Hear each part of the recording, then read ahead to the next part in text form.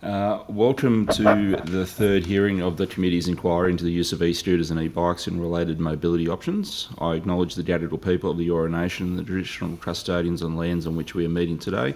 I pay my respects to elders past and present and celebrate the diversity of Aboriginal peoples and their ongoing cultures and connections to the lands and waters of New South Wales.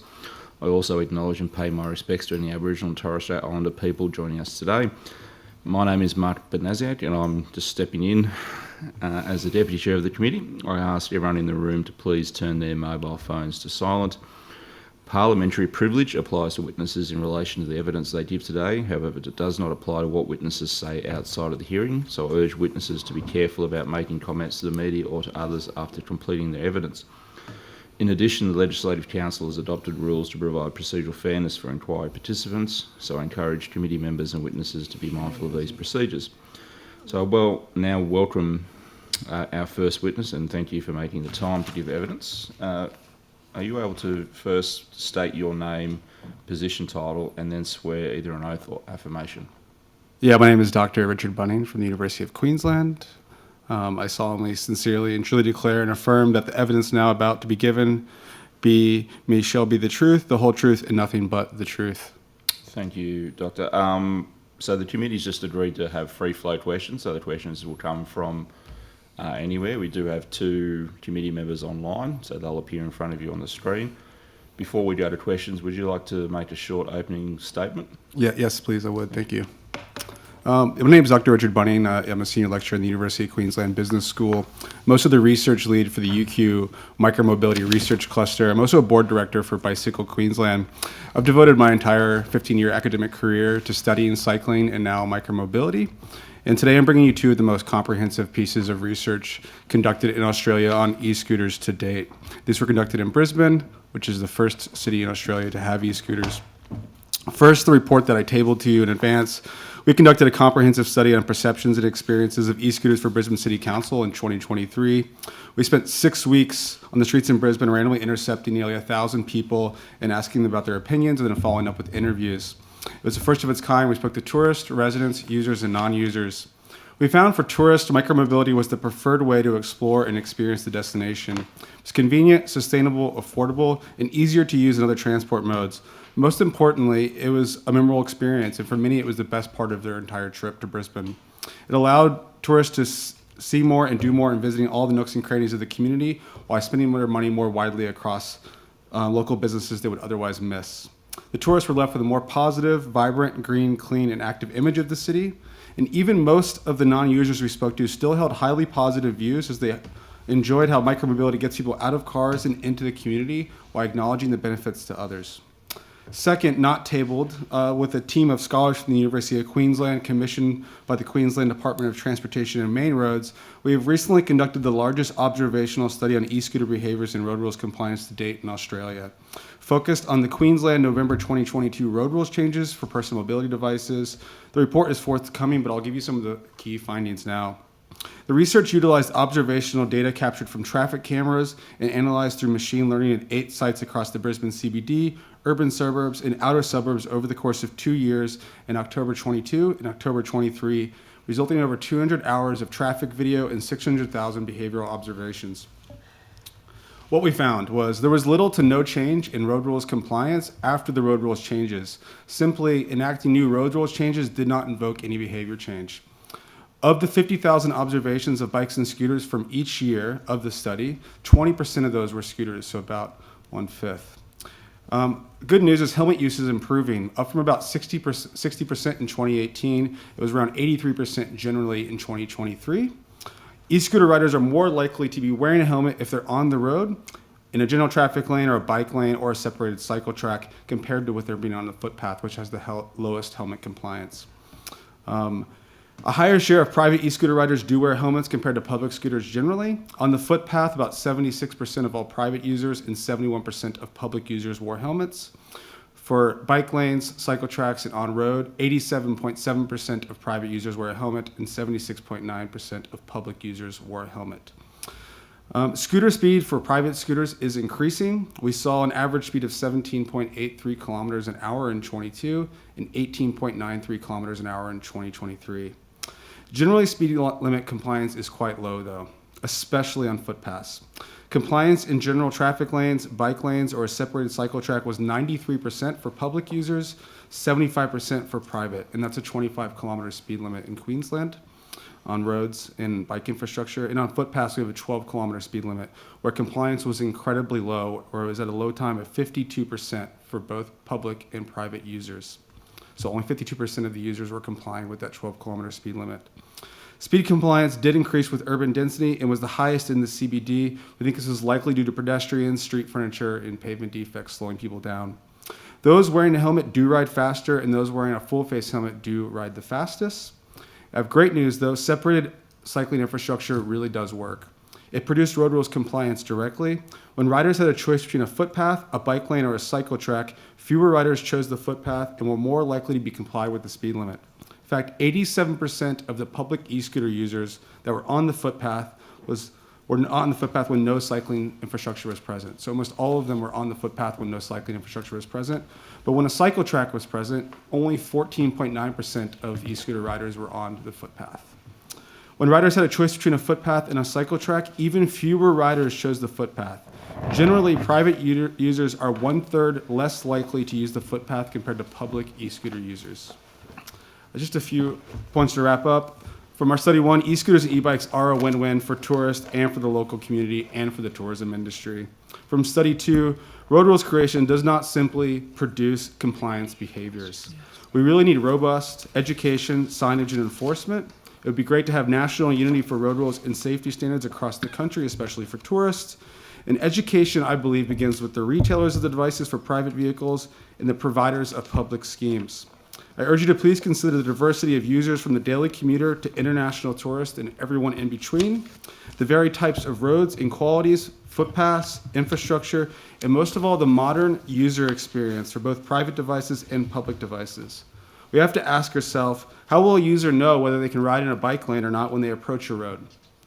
And we can use a combination of technology, policy, and infrastructure to combine the range of challenges to fully embrace the range of benefits. We still need further research. I encourage you to fund independent research of e-scooter use. And thank you so much for having me. I'm happy to take your questions. Thank you very much for that. We'll move to questions straight away from Mr. Benesiak. Thank you, Chair. I might just try and get my head around the Queensland experience. In terms of the public scooters and bikes, or the shared bikes, do they have any technology in place that insists on helmet use or supports greater uptake of helmet use, like some sort of kill switch that you can't actually ride these things without helmet use? That's a great question. We do. It could be better. It could be better enforced. Originally, when the public devices were unleashed in 2018, the helmets were just hanging on the handlebars. They ended up everywhere. They were floating on the river. They were everywhere. And in early 2020, they introduced a Bluetooth helmet lock. So now the helmets can lock to the devices. Those locks have even gotten better over the years. And now the shared device, the apps prompt users to use them. I believe that prompt could be pushed a little bit harder on the users, and also reminding people that if they aren't wearing a helmet, they're breaking the law and subject to a $250 fine if they get caught not wearing one. So it does encourage them. I think that encouragement is a bit light, though, in the app technology. So what do you put down to you talked about that compliance wasn't that great with initially the road rules changing, but that you saw it in increasing compliance. What do you put that down to in terms of that increase in compliance? I think it's highly related to the Bluetooth helmet lock associated with the e-scooters, where before the helmets were locked onto the e-scooters and required the user to opt into using it to unlock the helmet. Many times you'd find a scooter that wasn't wearing a helmet, or wasn't a scooter. You'd find a scooter that does not have a helmet with it because they weren't connected to it at all. They'd just be hanging on the handlebars or sitting nearby, and as you can see, they'd be all over the city because of that. Yeah. That innovation really came from Brisbane City Council investing in them and having two different providers kind of compete against each other to produce better technology, better equipment. I think it was largely related to that. I don't think from our research it necessarily had to do with the road rules changes because the helmet use did not change. It was always mandatory. Okay. Now, just the other thing I'm grappling with is in terms of infrastructure, whether you go to a majority shared path or shared zone approach, or you have a separation of pedestrians and e-scooters and e-bikes and whatever other devices. What's the Queensland, I guess, experience with that? You threw up a couple of figures there about compliance in different lanes, and it seemed to me you're indicating the separation of the two was a positive. Yeah, the positive I was saying is when we looked at the study we did with transportation and main roads, we looked at different examples. We looked at a footpath and just a general traffic lane, a footpath and a bike lane, and then a footpath with a separated cycle track. And then made comparisons about where people were riding and how fast they were going and whether they were in helmet use based on those infrastructure types. And if a bike lane exists, increasingly a lot more people are riding in the bike lane than on the footpath and complying with the speed limit. And then if a cycle track exists, or separated cycle path, even more so, only about 15% of people are riding on the sidewalk at that point. So when there is separated cycling infrastructure, people use it, and it makes them really no-brainer ways to comply with the speed limit compliance. Outside of a footpath, does Queensland have actually shared zones where you've got pedestrians and cyclists? Yeah, we do. And what's the experience there in terms of interactions and conflict and accidents?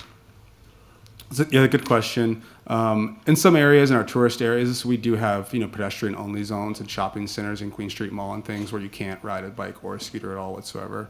Or in our pedestrian-only in certain high-traffic areas. In shared zones, like around our South Bank area where we have a lot of tourists, the public scooters are slowed down through geofence, which works really well in that area because it's not in a kind of urban canyon where GPS is limited. So devices are slowed down to 12 kilometers an hour. That's the shared... In the shared path where pedestrians, everyone's mixed together. But that's the shared scooters, the public scooters. How would... Correct. The geofencing doesn't work for the private scooters, so you could have a private scooter hooning around South Bank potentially. That's right. It would be up to their own willingness to comply with the law. Thank you. Okay, we'll go to questions from the opposition now. I think Mr. Fang has some questions online. Thank you, Chair. Thank you for appearing today. I've just got some questions about compliance issues. Is it the fact that people are not compliant because they're unable to, get the information, i.e. where there's a speed limit, are they able to read on their device readily that they're doing a certain speed, or is it that the device doesn't have a speedometer and therefore that's why they're exceeding the speed limit, or it's hard to read while they're riding, and that's another reason why there might be a compliance issue? That's a great question. I think the primary reason people are not complying with the speed limit is because they have no idea what it is, and they're confused on what it is in the place that they're riding.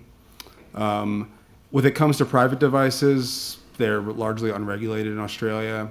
Whether they have a speedometer or pneumatic tires or suspension or a wide platform, it doesn't really matter in terms of the purchaser. Several organizations are trying to inform people when they're buying them of safety things to look out for in buying them. Some of the shared devices do have a speed limit, a speedometer on the handlebars. Others do not.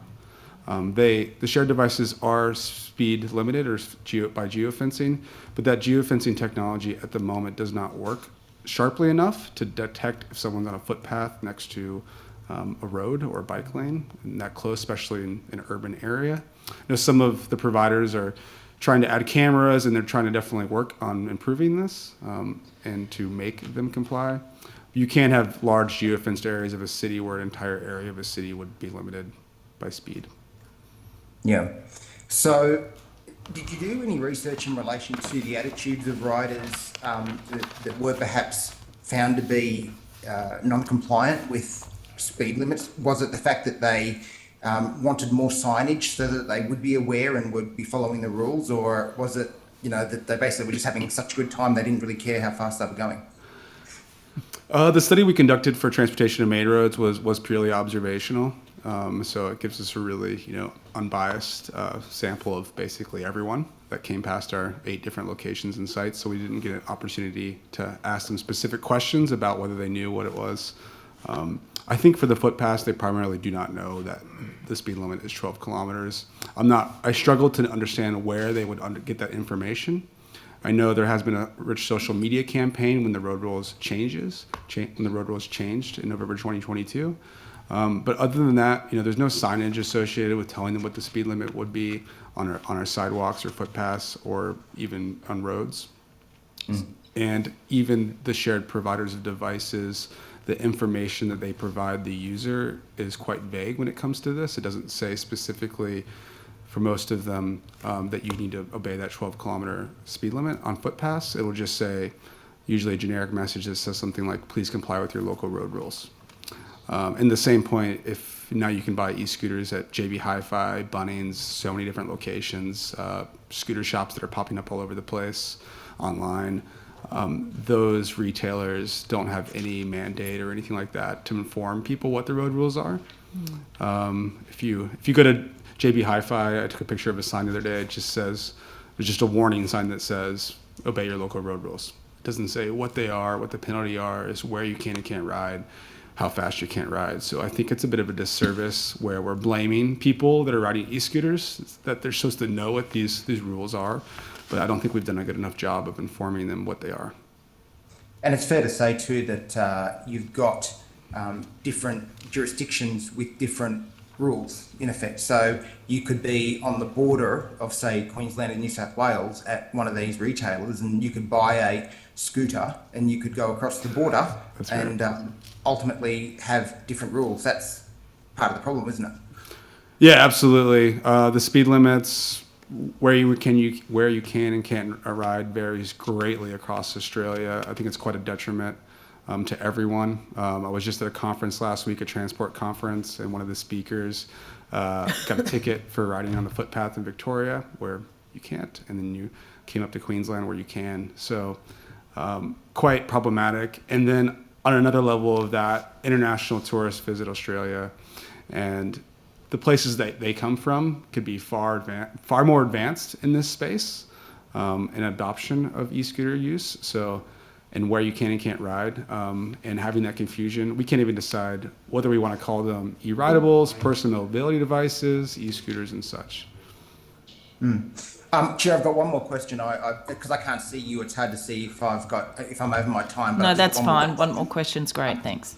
So, Dr. Bunning, is it perhaps the case then that whilst we're doing this work at a state level, work's already occurred in other states on this issue, and we've got the circumstance now that we've got the disparity between a number of jurisdictions?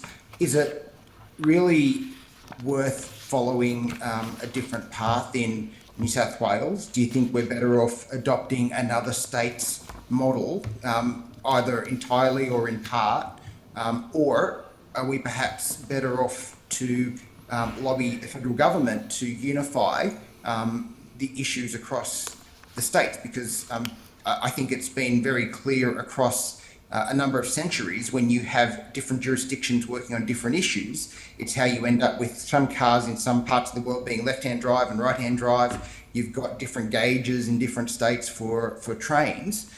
We're now at that point now where we've got jurisdictions across the country doing different things, and if we perpetuate those differences, where it's always going to be difficult to have a unified set of rules when international people come here, and that's ultimately something we want to do, right? It's a great tourist attraction to be able to use an e-mobility device around a city. Yeah, that's right. I wholeheartedly agree that we need to have unity across the country around around road rules for e-scooter use, personal mobility devices, e-ridables, whatever you want to call them. It just adds to a big layer of confusion across the country. I mean, you could be riding an e-scooter in Coolangatta on the Queensland side of the border on the sidewalk and then go across, and then all of a sudden you're breaking the law. And that's, I think, the problem with the road rules is they don't really match with the modern user experience. When someone's riding the e-scooter, they approach a road that has a bike lane on it, Yep. they're not going to look at the speed limit of the road, right? They're going to go, there's a bike lane. That's a safe place for me to ride. I don't want to be on the sidewalk. There's all these defects. There's pedestrians I have to dodge and everything. I'd like to be in cycling infrastructure. But with many of the road rules, that says that you cannot ride in that bike lane. But that's not what the infrastructure tells you. And I take it that Wes, sorry, I'm going to interrupt now just to go to government first. I'll come back to you if there's time. Questions from government members. So I want to just clarify, there's a couple of things that your evidence has raised for me. The first one is about the relative arrangements for push bikes versus scooters. So in Queensland, you can ride a push bike on the path as well? On what kind of path? On a footpath. Yeah. Yes. So it's lawful to ride a push bike and lawful to ride an e-scooter on the footpath. Yeah.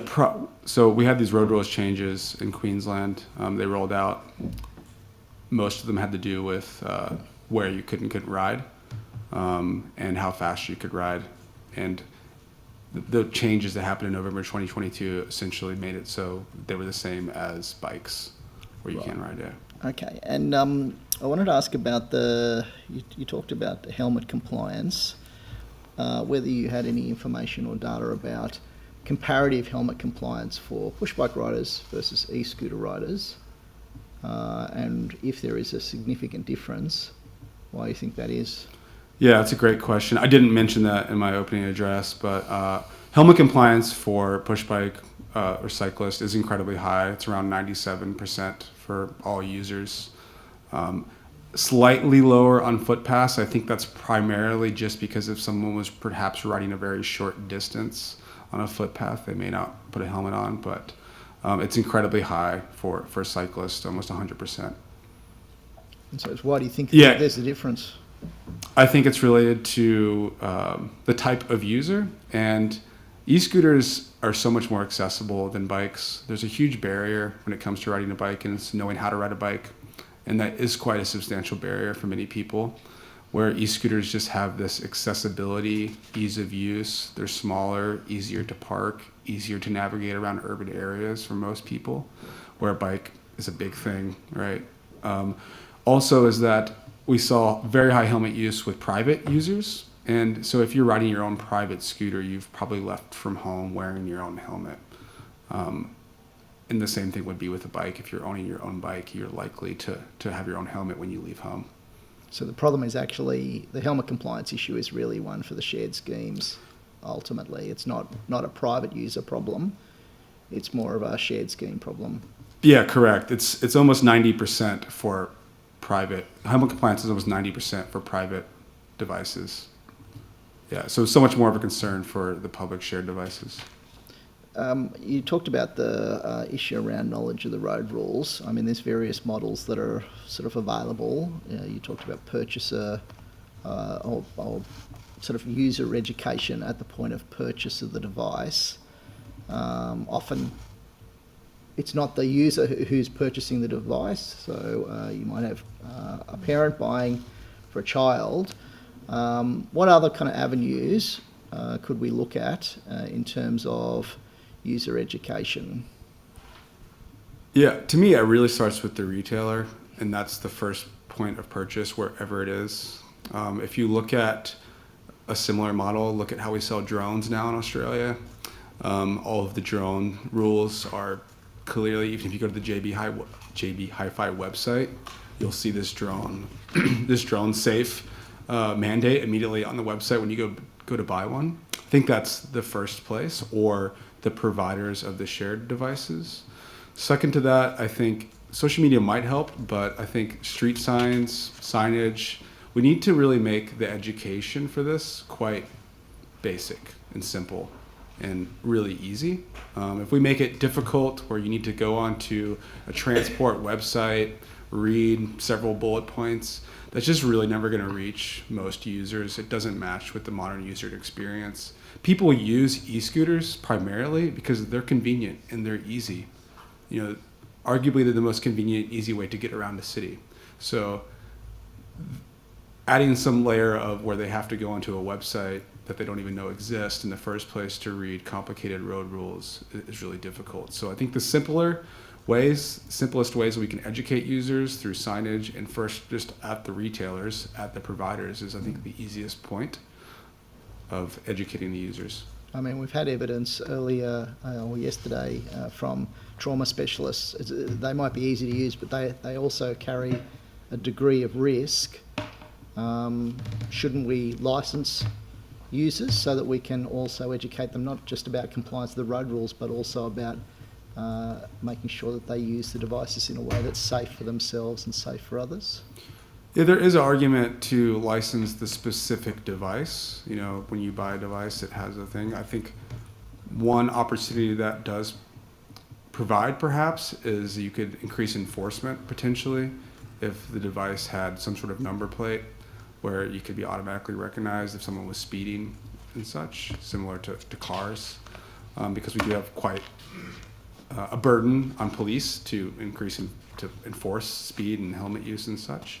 It does have an opportunity. The shared devices do already have a registered number plate on them that the providers use to locate and identify the devices. It is an option. I think, I'm not sure, I can't fully comment on how laborious that would be to pull off, but. Jim, last question from me. You mentioned that there was where there was dedicated infrastructure. Most users use the dedicated infrastructure, but there was still a reasonable portion, I think it's 10 or 12%, who still rode on the footpath. And the evidence that we've heard about people riding the footpath is where the user doesn't feel safe. But if there's dedicated infrastructure, that argument doesn't apply. So why do you think people, that 12%, would still be using the footpath in that circumstance? It's important to note the cycle track that we were looking at was in the Brisbane CBD. It was the CityLink Cycleway, which is goes right, it's on Elizabeth Street, goes right through the middle of the busiest parts of the city. Primarily, I think, because they could be accessing those businesses along the way. They could be making a delivery to one of those businesses. They could be going an incredibly short distance, a block or two. They could have been riding just around the corner.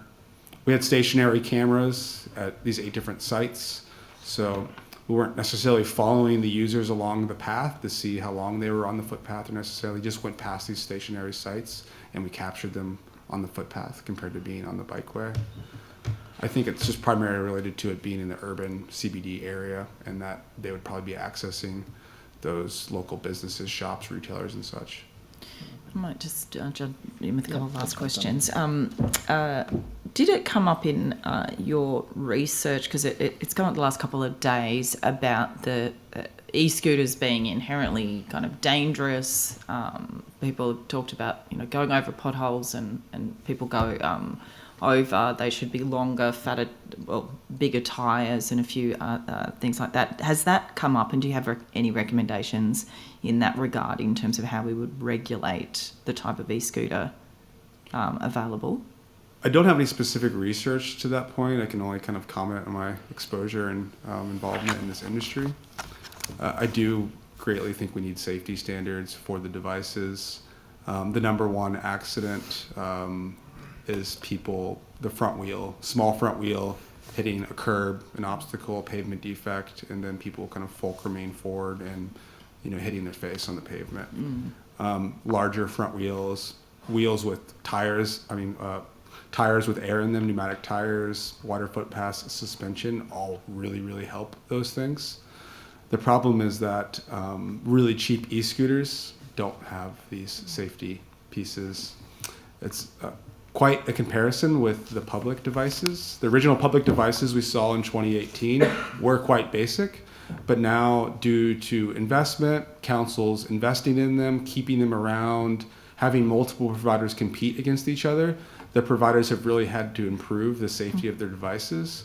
So now the most modern devices by all the major providers, Neuron, Linebeam, and so on, have a lot of these safety features, bigger front tire. Many of them are adding air to the tires, wider footboards, suspension and such, that really do improve the safety of them, better brakes and things like that. But someone looking for a really cheap way to get to work or to school And to buying a $200 e-scooter off of Amazon or Bunnings or so on, it may or may not have those types of safety features. Thank you. And just one final question from me. In terms of your comparison between e-bikes and e-scooters, people indicating a preference for e-scooters in terms of a shared scheme, I haven't said it in the questions, but I feel like it is a factor, and just wondering if it was that for women particularly who are out, what they're wearing makes a difference in terms of whether they're wanting to get onto a bike or not compared to an e-scooter. It's very easy just to jump on an e-scooter if you're in a dress or a short dress, short skirt. Much more difficult and for a bike. Did that come up? Because I do feel like that is part of the reason why e-scooters are a bit easier if you're out and about on the night and need to get from A to B. Yeah, that's a great question. Thank you. From the research we did with Brisbane City Council in April 2023, we looked into this issue a bit. First off is one of the benefits of riding an e-scooter is compared to being in a car or on public transport is you can get out of a situation that you don't want to be in, right? You have autonomy over your mobility. And so a lot of people do feel safer in that regard because of it. But the ease of use, what you're wearing, they're less active than riding a bike.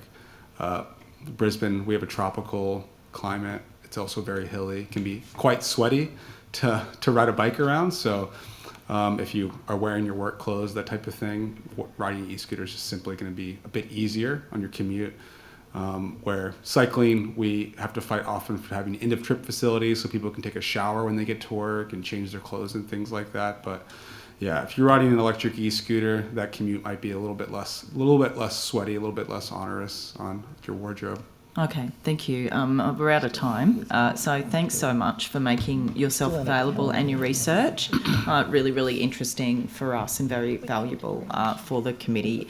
The committee secretary will be in touch if committee members have any further questions for you or if you took anything on notice. So thanks so much. Great. Thank you so much for inviting me. Thank you. Thanks, That Dr. was Bruce. interesting.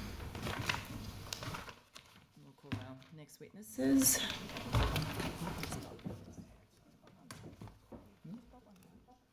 No, I don't think so. He's got COVID. Yeah.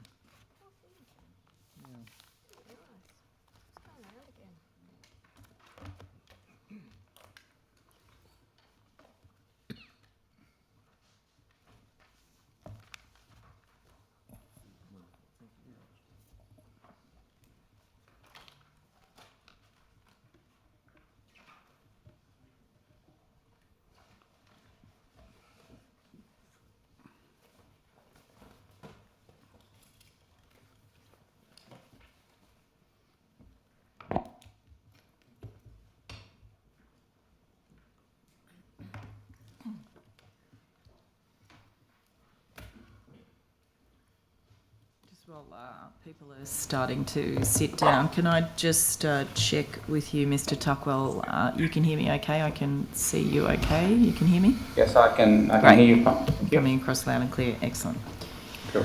Okay, all right. Let's kick off this next session. Welcome to our next witnesses. We'll begin by swearing you all in. If we start with, in fact, I'll start with you, Mr. Tuckwell. If you could state your name and position title, please, and swear either the oath or affirmation, which I assume you have in front of you. Unfortunately, I don't have it in front of me, but my name's Fred Tuckwell. I'm the chair of the Owners Corporation Network of Australia. Okay, one second. I'll just read out. Would you like to take the swear the oath or the affirmation? The affirmation, thank you. Okay, if you could just repeat after me. I solemnly, sincerely and truly declare and affirm I solemnly and sincerely declare and affirm that the evidence now about to be given that the evidence now about to be given by me shall be the truth, shall be the truth, the whole truth and nothing but the truth. whole truth and nothing but the truth. Okay, thank you very much. All right, we'll go with to you, Ms. Coopers, is it? Yeah, thank you. I solemnly, sincerely and truly declare... Sorry, if you could just state your name and position title first. I beg your pardon. My name's Aziza Kuipers. I'm the Policy Advisor at the Australian Council of Recycling, or ACOR.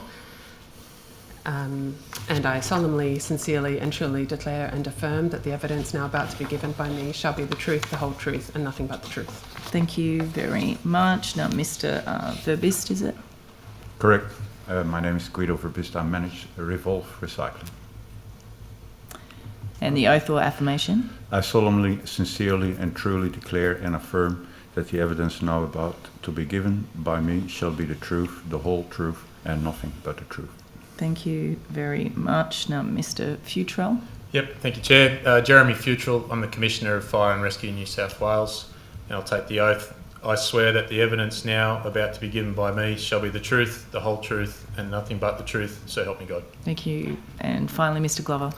My name is David Glover. I'm a board member of the Owners Corporation Network. I solemnly, sincerely and truly declare and affirm that the evidence now about to be given by me shall be the truth, the whole truth, and nothing but the truth. Thank you very much. Now, we might start with, why don't we start with the Owners Corporation first, in terms of, I think all of you will have a short opening statement to make. Who's giving that for the Owners Corporation? So that would be me, Ms Chair. Thank you, Mr. Tuckle. Good morning, and thanks for the opportunity to provide evidence. Owners Corporation Network is focused on helping apartment owners and residents. In relation to this inquiry, the overarching priority is to create a better, cleaner future that electric vehicles help to provide. We like to focus on that better future, and in that context, the really scary data is the impact of climate change, bushfires, floods, and the massive cost of more frequent events. Sensationalist media and biased opinion is overstating the fire risk of lithium-ion batteries. Fire Rescue New South Wales data shows that battery fires are far less frequent than other fires. In 2023, there were 4,500 household fires from about 3.5 million households, and just 285 lithium-ion battery fires from about 35 million devices, which is a very conservative estimate. Half the household fires are caused by cooking. So is a stove a fire risk? No, but misuse by leaving the stove unattended is. Is a clothes dryer a fire risk? No, but misuse by not cleaning the lint filter out is. Similarly, a battery is not a fire risk, but misuse is. Misuse by modification, leaving unattended while charging, using the wrong charger, or damaged cells. CSIRO principal research scientist Adam Best points out that the overall increase in battery fires is in line with the huge and growing number of devices. The reported increase in micro-mobility fires does not compare with the volume of fires caused by the misuse of stoves, heaters and clothes dryers. While shock reporting is good to get attention, we believe that proper consumer education, not fear, is key to reducing the risk and thus the incidence of fires. Some call for bans on micro-mobility, but in reducing such a small fire risk, this would also lose the benefits of sustainable, efficient and viable means of transport. To play our part in the education and risk mitigation in apartment buildings, OCN has presented webinars, compiled information, developed policies and a template bylaw for owners corporations to help manage this risk. Along with the ACCC and CSIRO, we continue to advocate for better regulation. We congratulate New South Wales Fair Trading for leading the way with new regulations relating to micro-mobility that take effect from February 2025. This will help consumers buy better products and help end dangerous imports. The government has stopped short of legislation to ban modifications, however. We will continue to advocate for such bans and to educate consumers on the risk. Don't put your life at risk by playing with any lithium-ion batteries or chargers. And this is a case for shock tactics. Thank you. Thank you very much. We will now go to the Australian Council of Recycling. Lovely. So yes, as stated, I'm the Policy Advisor at the Australian Council of Recycling, or ACOR. We represent the resource recovery, recycling and remanufacturing sector. Our membership is represented across the entire recycling value chain, including leading organisations in container deposit scheme operations, curbside recycling, recovered metal, glass, paper, plastic, organics, tyres, textiles, oil, battery, and electronic product processing and remanufacturing, along with construction and demolition recovery. These are organisations who have invested in recycling operations in Australia. Our mission is to lead the transition to a circular economy in Australia. On behalf of ACOR, we welcome this opportunity to comment on the opportunities and requirements for e-mobility devices at end of use, which include the priority of safe collection for either reuse, recycling, or safe disposal. ACOR and member organisation Revolve Recycling are focused on improving the management of e-mobility devices at the end of their life cycle. As the technology scales and becomes more widespread, it's crucial to establish requirements to ensure effective repair, reuse, recycling, and disposal processes. E-mobility devices present social and environmental opportunities. However, the batteries involved also pose safety risks at end of use for the waste and recycling sectors. I should say at this point that batteries are very safe unless but they're perfectly not designed to go into waste and recycling facilities. Everything that shouldn't happen to a battery happens in waste and recycling facilities, or particularly recycling facilities. They get wet in bins, they get crushed in trucks, they get driven over by front-end loaders on MRF receiving floors. So they should never go into curbside bins. Research by ACOR and the Waste Contractors and Recyclers Association of New South Wales this year revealed that there are between 10,000 and 12,000 fires and heat events a year across Australia's waste and recycling system as a result of incorrectly disposed batteries and consumer electronics which contain embedded batteries. Alongside significant infrastructure losses, recycling workers' safety and lives are at risk. We can't emphasise enough how concerned our members are at the potential loss of life posed by these incorrectly disposed of batteries. A major priority is expedited delivery of comprehensive extended producer responsibility and regulation for all consumer electronic products, including batteries from e-mobility devices, and to fully fund safe collection and, where possible, reuse and recycling, underpinned by a deposit scheme to strongly incentivise safe disposal of batteries. While the Product Stewardship Scheme B-Cycle has some e-bike and e-scooter batteries within its product scope, most drop-off points are not suitably equipped to receive e-mobility batteries. And Guido might be able to speak to that further. The scheme is collecting only 14% of in-scope material. A targeted collection rate must be supported by a detailed delivery plan developed in consultation with the waste and recycling sector, where the remaining 86% of in-scope batteries are ending up. The cost of collecting, transporting and processing e-mobility batteries are significant. Product stewardship arrangements often lack incentives for consumers to return items to away-from-home collection points that often result in poor recovery rates. A successful model to consider is container deposit schemes, which provide a refund for the return of beverage containers. The risks to health and the environment from improper disposal of batteries are not deterrent enough or not widely enough understood to motivate most community members to seek safe disposal options.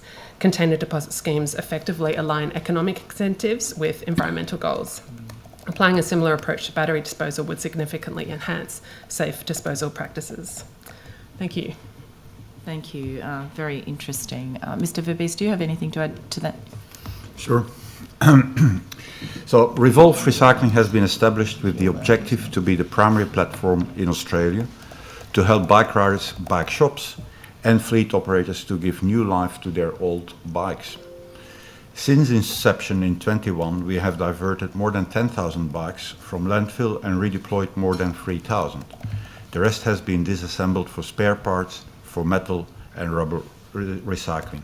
The volume of e-bikes and e-scooters we collect and process is growing rapidly, together with the alarming evidence that the usage, collection, storing and recycling of e-bike batteries is dominated by irresponsible and unsafe practice. There is no doubt in our mind that e-bikes and e-scooters are part of the micromobility solution, in the same way as an ordinary pushbike is. They also make public transportation more accessible by dealing with the last mile connection.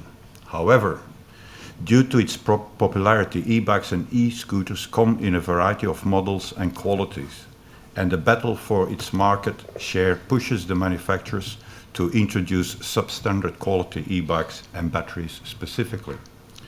This is one of the two leading factors why so many fires are happening with e-bikes and e-scooters. Most batteries are designed without a proper insulation or fire retardant casing of the cells inside the battery. So when one cell gets damaged and overheats, they all overheat and create a thermal runaway, which can be compared with a series of fireworks, which you can't stop easily and have to let burn out in a controlled fashion.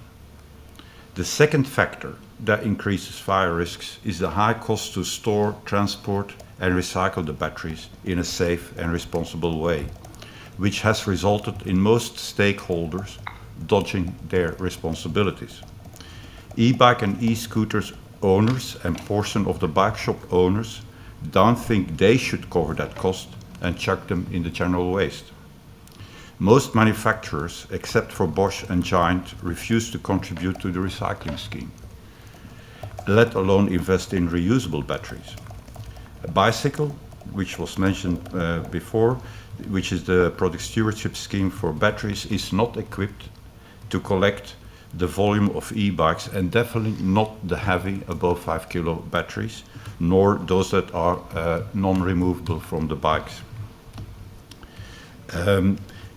And then there's the price of the private companies like Ecobat, who charge to collect batteries, is very high and beyond what bike shops and bike owners want to pay.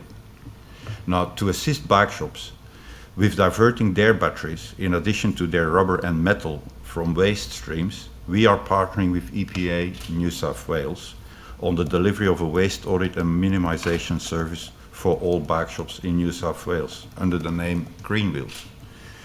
This Green Wheels program has given us the unique insight of how these batteries are treated and are frequently mixed with general waste. In response to a request from EPA New South Wales, we have submitted a new proposal for the introduction of a safe and responsible battery recycling program, which we hope to roll out in the coming year, and once it is approved. It will involve an education part, the creation of a market mechanism, and the infrastructure to store and collect those batteries. And I'm asking you to support this proposal. Thank you very much. And finally, Mr. Futrell. Yeah, thank you, Chair. I'm here today representing Fire and Rescue New South Wales, but also AFAC, the Australasian Fire and Emergency Services Authority Council, which is the peak body of fire and emergency services in Australia. As an operational response agency, Fire and Rescue takes a technology and energy agnostic approach while recognising the importance of alternate energy in the transition to more sustainable energy systems. Fire and Rescue highlights it is critical to understand and manage the risks associated with their use to protect the community, firefighters and our infrastructure. The uplift and expansion of these resources and technology creates inherent safety risks and unprecedented challenges for firefighters and emergency services, as well as an increased demand for services and specialised response. Fire and emergency service organisations need much greater community awareness of incidents involving lithium-ion batteries and micro-mobility devices, which includes safe handling and use and transport. The approach Fire and Rescue is taking is to address the rapid adoption and associated risks of alternate energy, including lithium-ion batteries, spans across three pillars. So they're protecting the community, protecting our firefighters and protecting our New South Wales infrastructure. Fire and Rescue New South Wales is working with industry across government and academic stakeholders on the following actions and priorities: promoting regulation and standards on lithium-ion battery products, expanding community education and awareness, investing in Fire and Rescue New South Wales-led research, and uplifting Fire and Rescue's capabilities and operational response. Fire and Rescue New South Wales and AFAC have raised concerns in a number of forums that the associated safety considerations for the implementation of lithium-ion batteries and the rapid adoption of micro-mobility devices requires greater attention to ensure all risks are adequately considered and addressed now and into the future. The rise in the number of products and applications utilising the battery technology around the world has been met with a steady increase in battery failures, resulting in thermal runaway events and fires that are challenging for fire and emergency services and sometimes tragic for the victims, and poses significant risks to the community, buildings and associated infrastructure. Lithium-ion batteries are most prevalent in micro-mobility devices such as e-bikes and scooters, and small portable devices such as laptops, mobile phones and power tools. Micro-mobility batteries are portable and can be taken into homes, workplaces and onto public transport.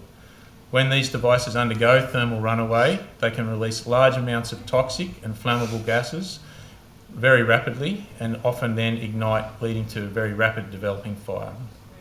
If I provide some statistics to you, this year Fire and Rescue New South Wales, up until the start of October, has attended 240 lithium-ion battery related incidents. 71 of those relate to e-mobility devices. Over the year to date, again to the start of October, we've had to evacuate 721 people from incidents involving lithium-ion battery fires. 326 of those were to do with e-mobility devices. This year to the start of October, injuries, we've had 22 injuries from fires involving lithium-ion batteries. 10 of those injuries were directly related to e-mobility devices. And tragically, we've also had 2 deaths which were related to lithium-ion e-mobility devices. We've found that incidents involving lithium-ion batteries mean that people are up to 4 times more likely to experience an injury than any other fire type. And we have a rate of 11.4 injured persons per 100 incidents compared with 2.8 injured persons for other fire incident types. We're seeing a significant increase in the number of these incidents with a 66% increase year on year in the numbers that we're attending. In a breakdown of battery incidents attended between 2002 and 2023, it was found that 72% of the micro-mobility incidents occurred in a residential or accommodation setting, 8% occurred in a commercial setting, and 12% occurred on a public roadway or open space. We are committed to ensuring the safety of firefighters and the public by supporting adequate regulation and prioritising research to inform prevention and education and to prepare our people for any response. Fire and Rescue has invigorated its historical partnerships with the Insurance Council of Australia to explore collaborative initiatives and achieve solutions to community safety and industry resilience. Fire and Rescue has established a policy leadership forum with New South Wales Fair Trading, New South Wales Environment Protection Authority, and we're bringing in other government partners to drive and support regulatory change and community awareness and education, and provide a coordinated, consistent approach across government on key priorities and requirements. We're also working closely with Transport and the Building Commission, given the risks in relation to public transport and the built environment. Fire and Rescue supports New South Wales Fair Trading in the implementation of the declaration of lithium-ion battery-powered e-bikes, e-scooters and e-skateboards and hoverboards, as well as their batteries and chargers as declared electrical articles under the Gas and Electricity Consumer Safety Act 2017. Fire and Rescue continues to work closely with New South Wales government agencies and industry stakeholders to ensure its training and responses cater to changes in alternative and renewable energy technology hazards.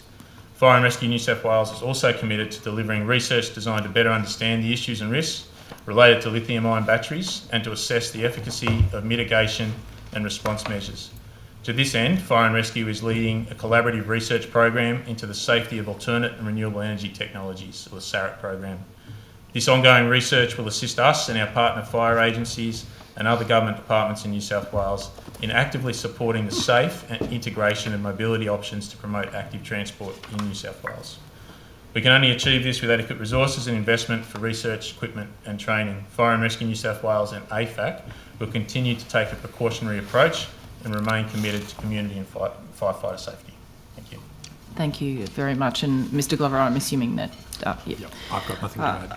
Okay, so there was that was all very interesting, lots of excellent information from all of you for the committee's deliberations. I just wanted to go to you, Mr Futrell, to begin with the statistics that you just provided around the 240 lithium-ion battery incidences. I think you said 71 related to e-mobility devices.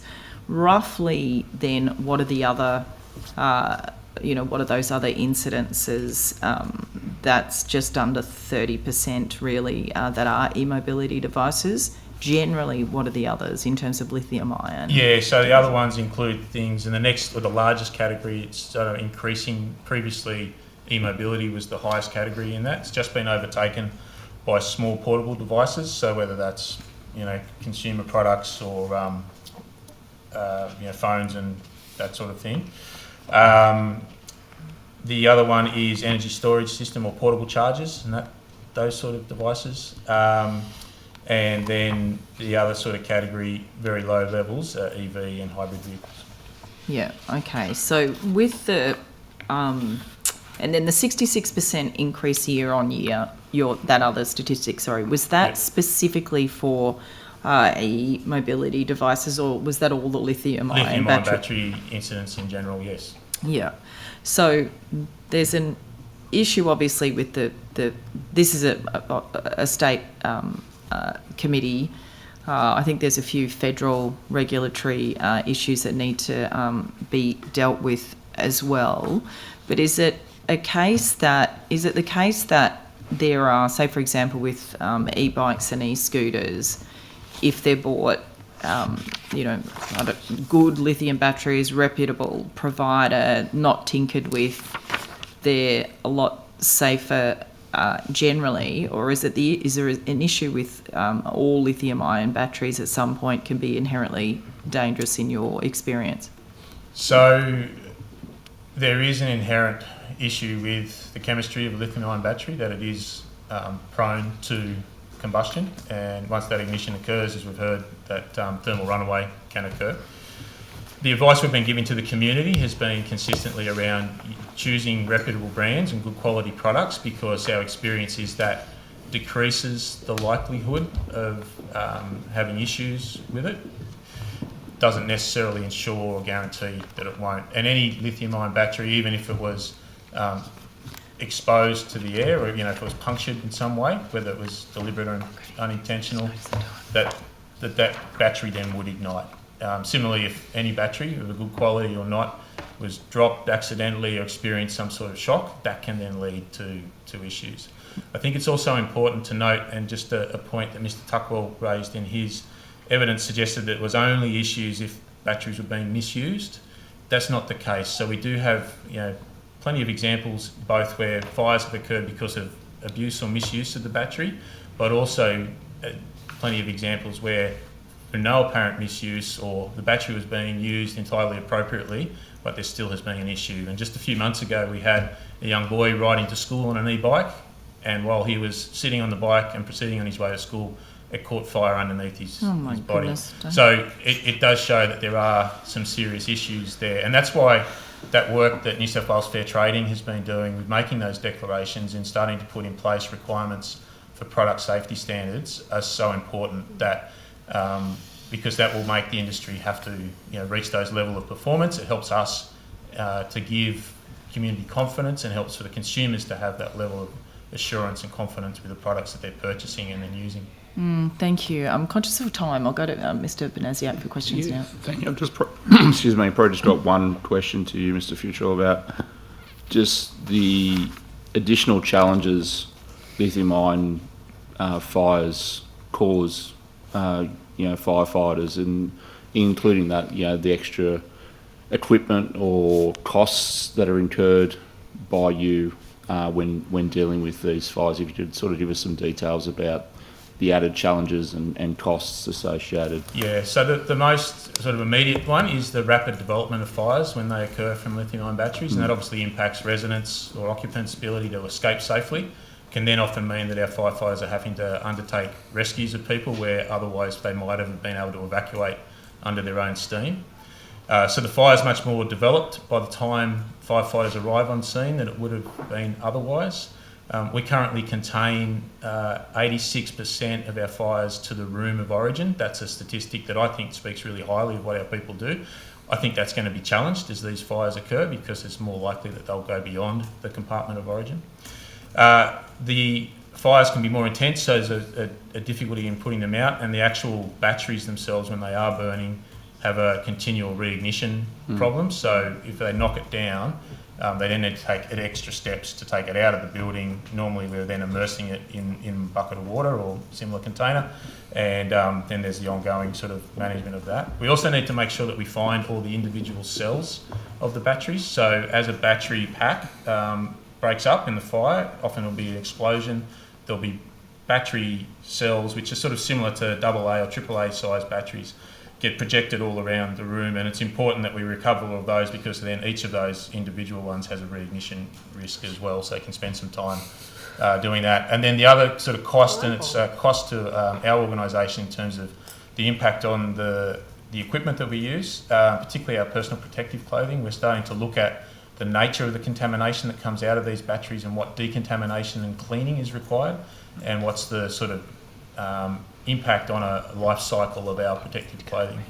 And then finally, just the general cleanup. You know, there's some very nasty chemicals that come out of those batteries when they do disintegrate, break down, or experience a fire, and it's important that occupants, building owners are properly cleaning and decontaminating their buildings before they're reoccupied.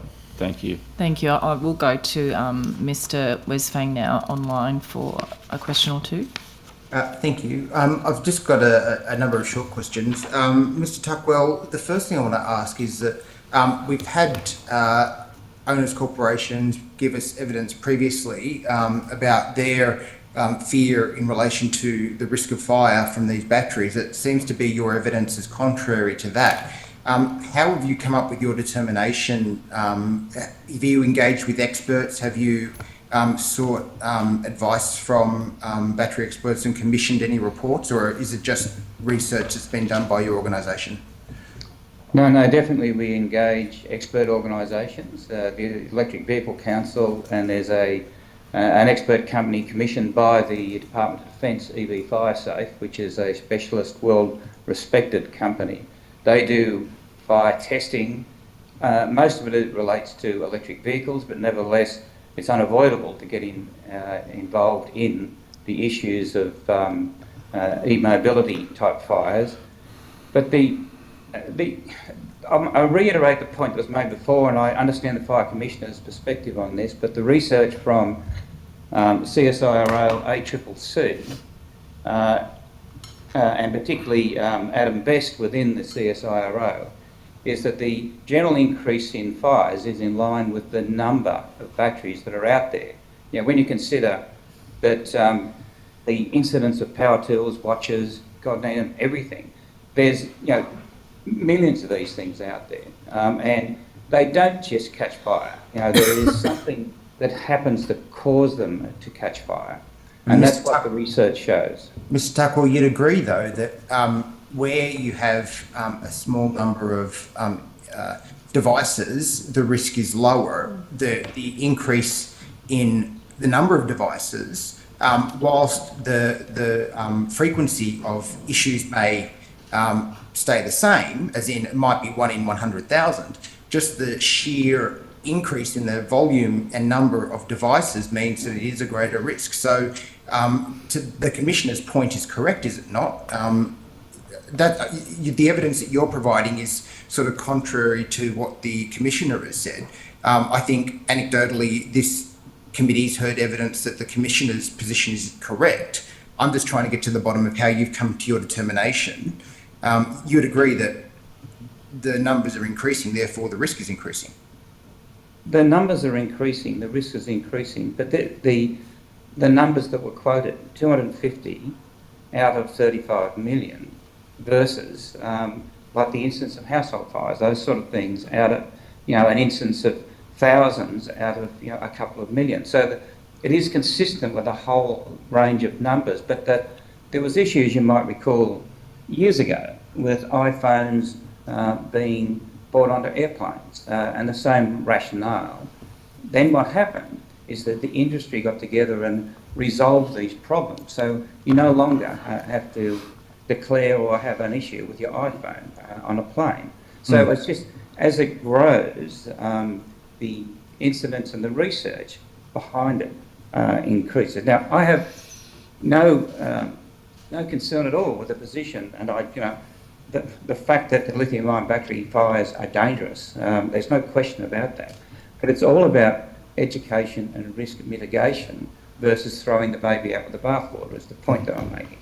I'd be interested to see the reports that you said you've got from those experts. Are you able to table those?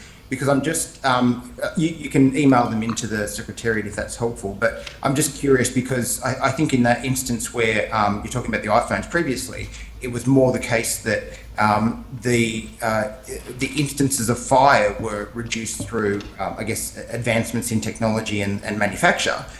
Therefore, the instances of fires dropped. What we're talking about here is the same frequency of fires, the volume of batteries is going up, therefore the number of fires is increasing. That's a different, I guess, example. I just wanted to... In answer to your question, the stats I will research is specifically the number of fires caused by misuse and damage, which is the major point that I'm making here. And I'm sure I can get that from EV FireSafe. It is very hard to get this data, you'd be aware. Yes. I will try to source it and bring it back on. Just turning to recycling now, because I know we've got some witnesses here, and this is actually probably one of the biggest issues we'll face with these devices. Just in terms of the way with which we dispose of and manage recycling of batteries, we know that the disposal of them into garbage is often part of the problem when the truck compacts it and causes fire, and we've seen a number of fires, an increasing number of fires in garbage trucks due to batteries. How do we encourage people to understand and know what devices they're throwing away, the risks? Because it's pretty clear that whilst the government may know this is an issue, the general public doesn't. Shall I answer that? Yeah, yes. Yes, well, I guess we feel that the first priority has to be making sure that there's a safe collection network in place, because there are lots of behaviour campaigns and education campaigns underway by lots of parties, councils, governments, recycling organisations, but without a positive action for where these goods can go, it's going to have limited effect. So that's our argument for a fully funded collection network. And we understand that the New South Wales EPA, and you might be able to speak to this, Guido, has now allowed for some batteries to be delivered to community recycling centres. I think it's in the vicinity of about 20 across New South Wales, but the scale of the batteries in the community is really the issue. And as we've suggested, for away from home disposal options, there really needs to be an incentive, because they generally have very low recovery rates. Yeah, I guess in that instance, is it the case that the recycling of a lithium-ion battery is a cost positive or a cost negative to the recycler? As in, do the elements within the battery provide a profit to a recycler, or is it the case that the actual act of recycling it is a cost to the recycler themselves, and therefore it's a loss-making exercise? Mr. Verbees, do you?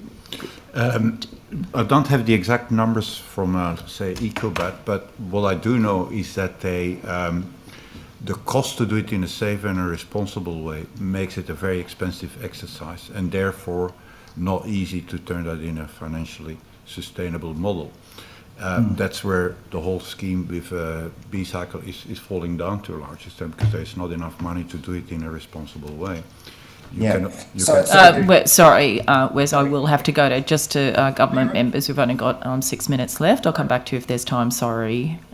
Thank Dr. you. Kane. I do actually want to pick up on some of those recycling issues. So am I getting a sense that, for example, textiles, it's the same issue? We've got lots of textiles to recycle, but not enough recyclers. So even if we have these extended responsibility schemes, we don't have recycling capability at the moment that would be able to do it? No, I think that it's a bit of a chicken and egg argument, but our position is strongly that the recycling sector is keen to take as much volume as we can. Again, they have to be safely disposed of first and foremost, and from that point, once they're aggregated, we can determine the recycling. Battery metals are infinitely recyclable. They don't degrade through the process. And as to the point of the value of recycling, it can be, depending on the battery chemistry, it can be a very economically sustainable activity. Currently we don't. We're presuming that the chicken and egg aspect will work, and that it will with the demand that will create. Would- Can I just, sorry, but just because you might be able to address a couple of things at once. With extended responsibility schemes, we do have them in other industries, for example, the tyre stewardship scheme. I've had evidence from them in another inquiry that an issue with them is that it's not compulsory. We now have Seamless, which is the textiles extended responsibility scheme, also because it's very new, not compulsory. Would you envisage, or do you think there's an issue and that we would need to make something like that compulsory to ensure that we do get it happening? Shall I? It will help if it is mandatory, but I don't think that's the ultimate solution. It's also the design of the batteries that can improve, and when the manufacturers should be held accountable to that part of the responsibility, that they design in a way that are safer. And there is ways to do that as well. So for the whole life cycle of a battery, there are actually solutions that makes them a lot safer. Ultimately, like was mentioned by Jeremy, there's always a risk with lithium batteries. That will never go, but it's design and the safety principles that they can introduce into them that can increase it to be safer and also easier then to transport, to recycle. So all of that is technically possible. It's just a cost issue. Ms. Kuipers, May I add to that? Just that it's been the experience of the recycling sector that unfortunately making a scheme mandatory doesn't necessarily make it an effective scheme. We have issues with the National Computer and Recycling, no, I get it wrong, the NTCRS, I'll say, where a product stewardship scheme has to fully fund the cost of collection, recycling, and secure end markets for the recycled goods. Recycling is a remanufacturing process. And so our strong position is that we need a comprehensive, holistic product stewardship scheme for all consumer electronic and electrical devices, many of which contain embedded batteries, they're often rechargeable devices. It's often a lithium battery in that instance. It needs to be a comprehensive scheme in line with European standards, unlike establishing a series of product stewardship schemes which can cherry pick the scope of the products that are brought within the scheme. So that sounds to me like quite a task. I guess what kind of time frame would you envisage, or what are the steps? Because that does seem big. That seems way out in the future. Yes, yes, and it was something that the Australian government was consulting on, but it seems to have been paused for the moment. We were very keen to see that process picked up again. In the interim, we're just urgently calling for a safe collection network, and once that's in place, a community education program to drive the batteries to those locations. Okay. And Mr. Verbers, you talked about the producers actually putting the onus on producers, and I think Mr. Futrell spoke about standards, sort of product standards, and I wondered if you could talk a bit more, Mr. Verbers, about what you mean by ensuring that the producers are doing the right thing, and then maybe Mr. Futrell about where that process of sort of product standards is up to. I actually have a picture here of one of those batteries when you open it, and it's probably, I can circulate it to you, but it shows here how they are designed, and all those individual cells, they're connected, but they are not insulated. And there are different standards and qualities in batteries. Bosch, for example, is one of them that does that in the right way. They have each individual cell insulated, and when one overheats, it will eliminate that one, and it will not be shared with all the others. And this is where they then all start exploding one after the other, and what Jeremy was saying, that creates those fires you can't control and can't stop. So actually, manufacturers can solve it if they want to do it, but it's the race to the bottom for the cheaper solution that leads to the design of more of those. And 50% of the e-bikes that are now sold are using those kind of batteries because it's a lot cheaper to design such a battery. It's still within the quality or the standards that are applied, but it's the lowest standard, and it's create an additional risk for the user. And at all stages of the use, when they charge it, when it's cracked or touch something dangerous, where it's in a warm environment, all of that, when there's an accident with it, all of those things can have an impact and increases the risk enormously. Can I jump in just in fact, about... there's also the evidence, insurance companies are currently no longer insuring companies that use those kind of batteries.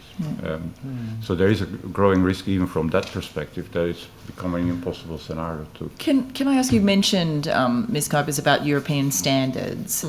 Can I just ask whether other countries, Europe, for example, in terms of European countries, but is there any, is that a standard into the future, or have they mandated that particular lithium batteries aren't available, shouldn't be sold in their countries? Are there jurisdictions that are doing this better that we can have a look at? I might need to take that question on notice, if I may. Okay.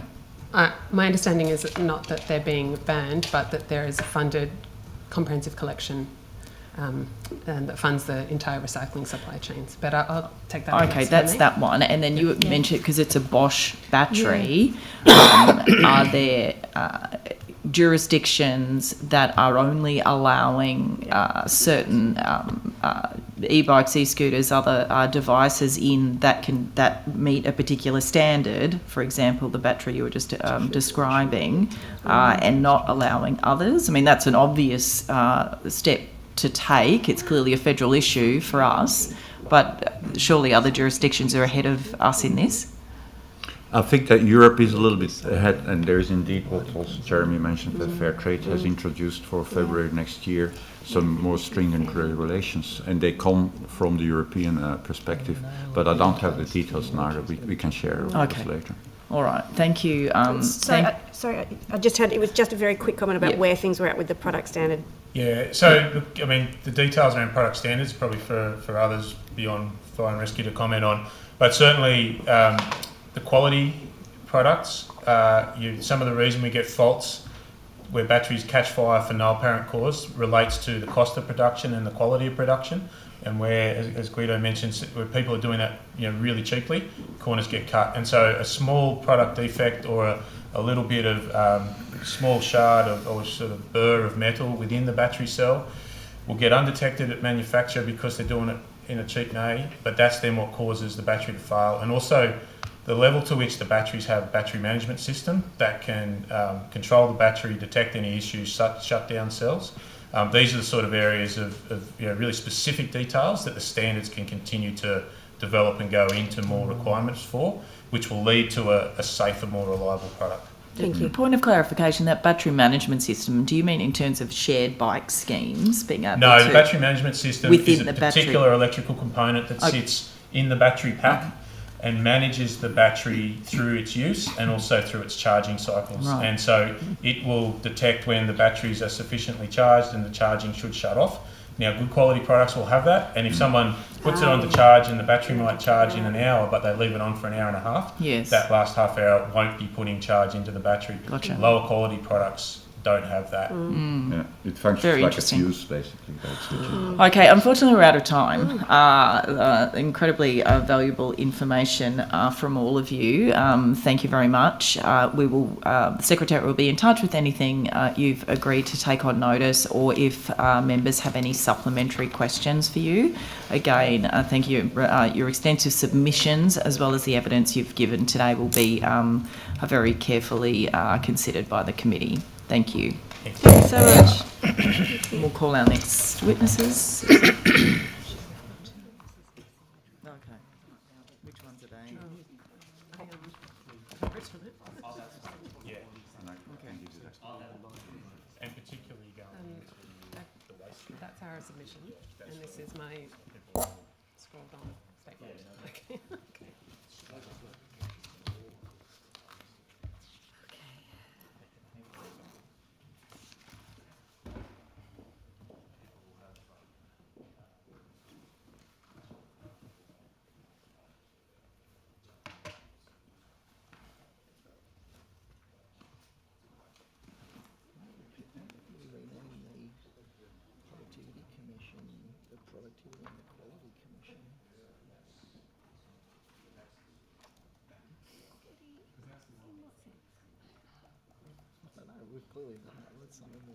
Right under my radar.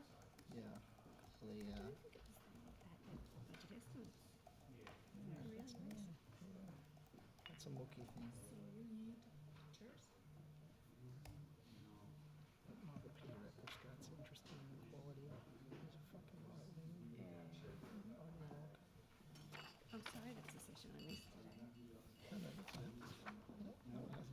No, I know. I'm going to miss it. Oh, you're going to miss it, are you?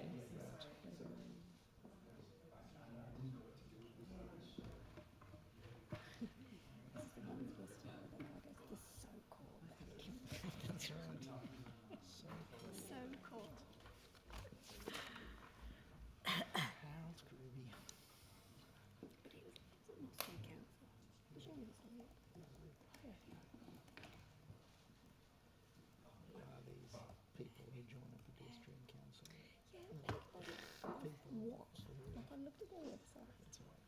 It's a self-appointed. Yeah.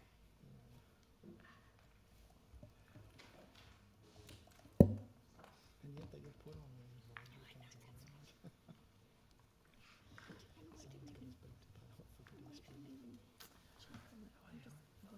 Welcome. As we're sitting, I'll just, Mr. Maguire, I can see that you are here via video conference. There you go. Thank you very much. I can hear you okay. You can hear me okay. All right. I can, yes. Thank you. Excellent. All right. If we are ready to start this next session, so welcome to our next witnesses. We'll begin by getting you all sworn in. So I'll start with to my left with Ms. Batchelor. If each of you could state your name and position title and then swear either the oath or the affirmation, please. Alice Batchelor, Senior Systemic Advocacy Officer at the Physical Disability Council New South Wales. I solemnly, sincerely and truly declare and affirm that the evidence now about to be given by me shall be the truth, the whole truth and nothing but the truth. Thanks so much. Mr. Morris. I, Edward Morris, Chief Executive Officer of the Physical Disability Council of New South Wales, swear that the evidence now about to be given by me shall be the truth, the whole truth and nothing but the truth. So help me God. Thanks very much. Ms. Tilbury. Ellen Tilbury, Principal Solicitor at the Justice and Equity Centre. I solemnly, sincerely and truly declare and affirm that the evidence now about to be given by me shall be the truth, the whole truth and nothing but the truth. Thanks very much. Ms. Balakrishnan. Thank you. Sheetal Balakrishnan, Senior Solicitor at the Justice and Equity Centre. I solemnly, sincerely and truly declare and affirm that the evidence now about to be given by me shall be the truth, the whole truth and nothing but the truth. Thanks so much. And finally, to you, Mr. Maguire. Thank you. Bruce Maguire, Lead Policy Advisor with Vision Australia. I solemnly, sincerely and truly declare and affirm that the evidence now about to be given by me shall be the truth, the whole truth and nothing but the truth. Thank you very much. Now, we have short opening you can provide short opening statements. So we'll go to the Physical Disability Council. Is that you, Mr. Morris, or Ms. Batchelor? Yes, Morris. Okay. So I'd say while innovations in active transport are generally considered a positive step by the disability community, and particularly in urban areas, there is a lack of cohesion and coordination between councils, government and private companies in the execution of introducing these mobility devices and the regulations of their use. Today, people with physical disabilities in New South Wales are being forced into dangerous situations due to e-bikes and e-scooters abandoned on pedestrian pathways. I'd like you to picture this: a wheelchair user having to navigate into a busy roadway where cars may not see them, having to risk their safety simply because the footpath is blocked. This is a story where we are hearing far too often by our members and by our broader community. No one should have to choose between their safety and their dignity on our public pathways. Some people with disabilities now hesitate to venture out into their communities, fearing a dangerous encounter due to footpath inaccessibility. This isn't a rare inconvenience, but a serious accessibility and safety issue. In a recent survey conducted by the Physical Disability Council of New South Wales, almost half of respondents with physical disabilities listed accessible communities as their top concern, the highest ranking issue overall in that survey. And in the response to, quote, what needs to change in the areas you selected, end quote, we had members say, quote, more needs to be done in making footpaths accessible. Regulations around share bikes and food delivery bikes need not be clogging up pathways, end quote. Another member of the disability community also said, quote, We need safe, available walkways around sports grounds and streets, and footpaths where no electric bikes should be left unattended. For many people with disabilities, a pathway blocked by a share bike isn't a minor nuisance, it's an unmovable barrier, sometimes preventing access to essential places like work or medical appointments. These shared e-mobility devices have become obstacles that obstruct safe, independent travel for people with physical disabilities, limiting their full participation in community life. The rollout of these devices has seen inadequate coordination between Councils New South Wales and private operators, and the lack of cohesive safeguards has led to e-mobility devices being scattered on footpaths, jeopardising the clear path of travel essential to people living with disability. We urge that local governments be granted clear jurisdiction over implementing and regulating where shared e-mobility devices can be parked to ensure these devices do not undermine accessible public spaces. Additionally, we recommend that shared e-mobility be incorporated into the disability standards for accessibility public transport standards to secure consistent standards and compliance across states and territories. A legislative and regulatory framework for active transport, co-designed with the disability community, is crucial to address these issues and restore safety and accessibility for everyone. I'd also just add a couple of recommendations to our submission. So we had New South Wales Transport release an action plan into micromobility yesterday, and whilst it was flagged that parking of these devices is an issue being looked into, there's no plan to do any consultation with the disability community. So I think that's really important, that there is representative consultation across particularly the 4 key disability cohorts, just to safeguard not only the safety of the disability community, but all people living in New South Wales. And I'll yield with that. Thank you very much. Thank you so much. We'll go to the Justice and Equity Centre now. Who's giving that opening statement? Thank you. Thank you. Thank you to the committee for the invitation to give evidence today. The Justice and Equity Centre, formerly known as the Public Interest Advocacy Centre, or PIAC, is a social justice law and policy centre that works with people in communities experiencing disadvantage, including people with disability. And we have a long history of involvement in disability discrimination complaints and public policy development, including advocating for public transport and infrastructure to be accessible for people with disability. And we do this work in consultation with disability advocates and representative organisations like PDCN and Vision Australia. And in terms of our work with e-scooters, we recognise the potential for new forms of active transport to bring substantial benefits to the community, including health and wellbeing outcomes, and reducing the use of fossil fuel burning forms of transport as part of important efforts to stop emitting greenhouse gases.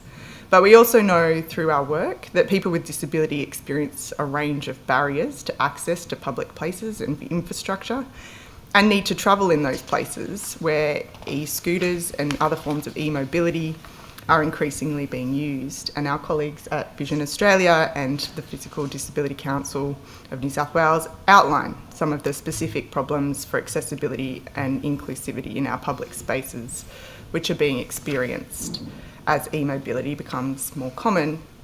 These issues demonstrate the need for a stronger regulatory framework to ensure the safety of all people, and so we urge the committee to consider how the continued use of e-mobility can prioritise accessibility for all people. And this is a good example of the need to build accessibility and inclusion into policy design at the outset, and to work towards the goals of meeting full inclusion and participation for people with disability in line with the Convention on the Rights of People with Disability and our state level goals. And so one reason for the need for specific regulation is that existing legal mechanisms, including anti-discrimination laws, are not sufficient to ensure the safety of people with disability. For example, the Commonwealth Disability Discrimination Act doesn't adequately protect people, including because there's a lack of clarity about what responsibility different levels of government and operators of devices bear for ensuring accessibility. The disability standards for accessible public transport are also not designed to regulate e-mobility devices and related infrastructure. Even if there's a viable anti-discrimination complaints process, that puts the onus on people with disability to raise deficiencies with the regulatory framework. And as we know, that's too late in the process to achieve accessibility and safety. I just note we also highlighted in our submission the importance of ensuring accident compensation measures are adequate to protect people in the event of accidents, and say that the New South Wales Government has a clear opportunity to develop an effective regulatory framework which puts accessibility and safety at the forefront, and that should address the clarity around stakeholder responsibility, including councils and operators, to ensure that there are strong enforcement measures for compliance, and to develop the framework in consultation or co-design with people with disability. We've looked into some measures in other jurisdictions, and we think there are some lessons to be learned there, and an opportunity for a proactive rather than reactive response to allow this to occur in an accessible and inclusive way. Thank you. Thank you very much. And finally, Mr. Maguire. Thank you, Chair, and thank you for inviting us to give evidence this morning. I've had the privilege of appearing before quite a few parliamentary committees now, and I always appreciate the opportunity to present the views, concerns and perspectives of people with blind and low vision. The introduction of e-scooters, e-bikes and other e-ridables over the past few years in different parts of Australia has caused extreme fear and anxiety in the community that I represent. And so people are looking to this inquiry with both hope and trepidation. Hope that it will pave the way for New South Wales to get it right, whereas some other jurisdictions have got things so seriously wrong. But trepidation that it will squander the chance to keep our transport safe and inclusive for everyone. Vision Australia is the largest provider of services to people with blind and low vision across Australia.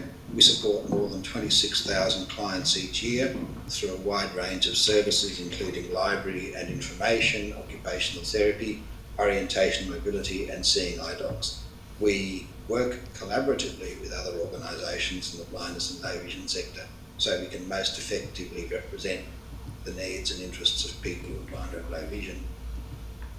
The final report of the Royal Commission into Violence, Abuse, Neglect and Exploitation of People with a Disability challenge us to embrace the root and branch change that is needed for Australia to become a society that is truly inclusive of people with disabilities. I quote, "A future where people with disability live free from violence, abuse, neglect and exploitation, human rights are protected, and individuals live with dignity, equality and respect, can take risks and develop and fulfil their potential." Okay.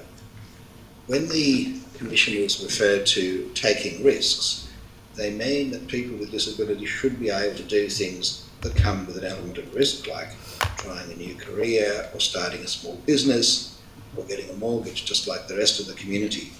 But what the commissioners do not mean is that if you're a person with a disability, you should have to take a risk every time you step outside your front door to walk down to the shops to buy a loaf of bread, or every time you walk to the bus stop to catch the bus to visit your parents or go to your grandson's birthday party.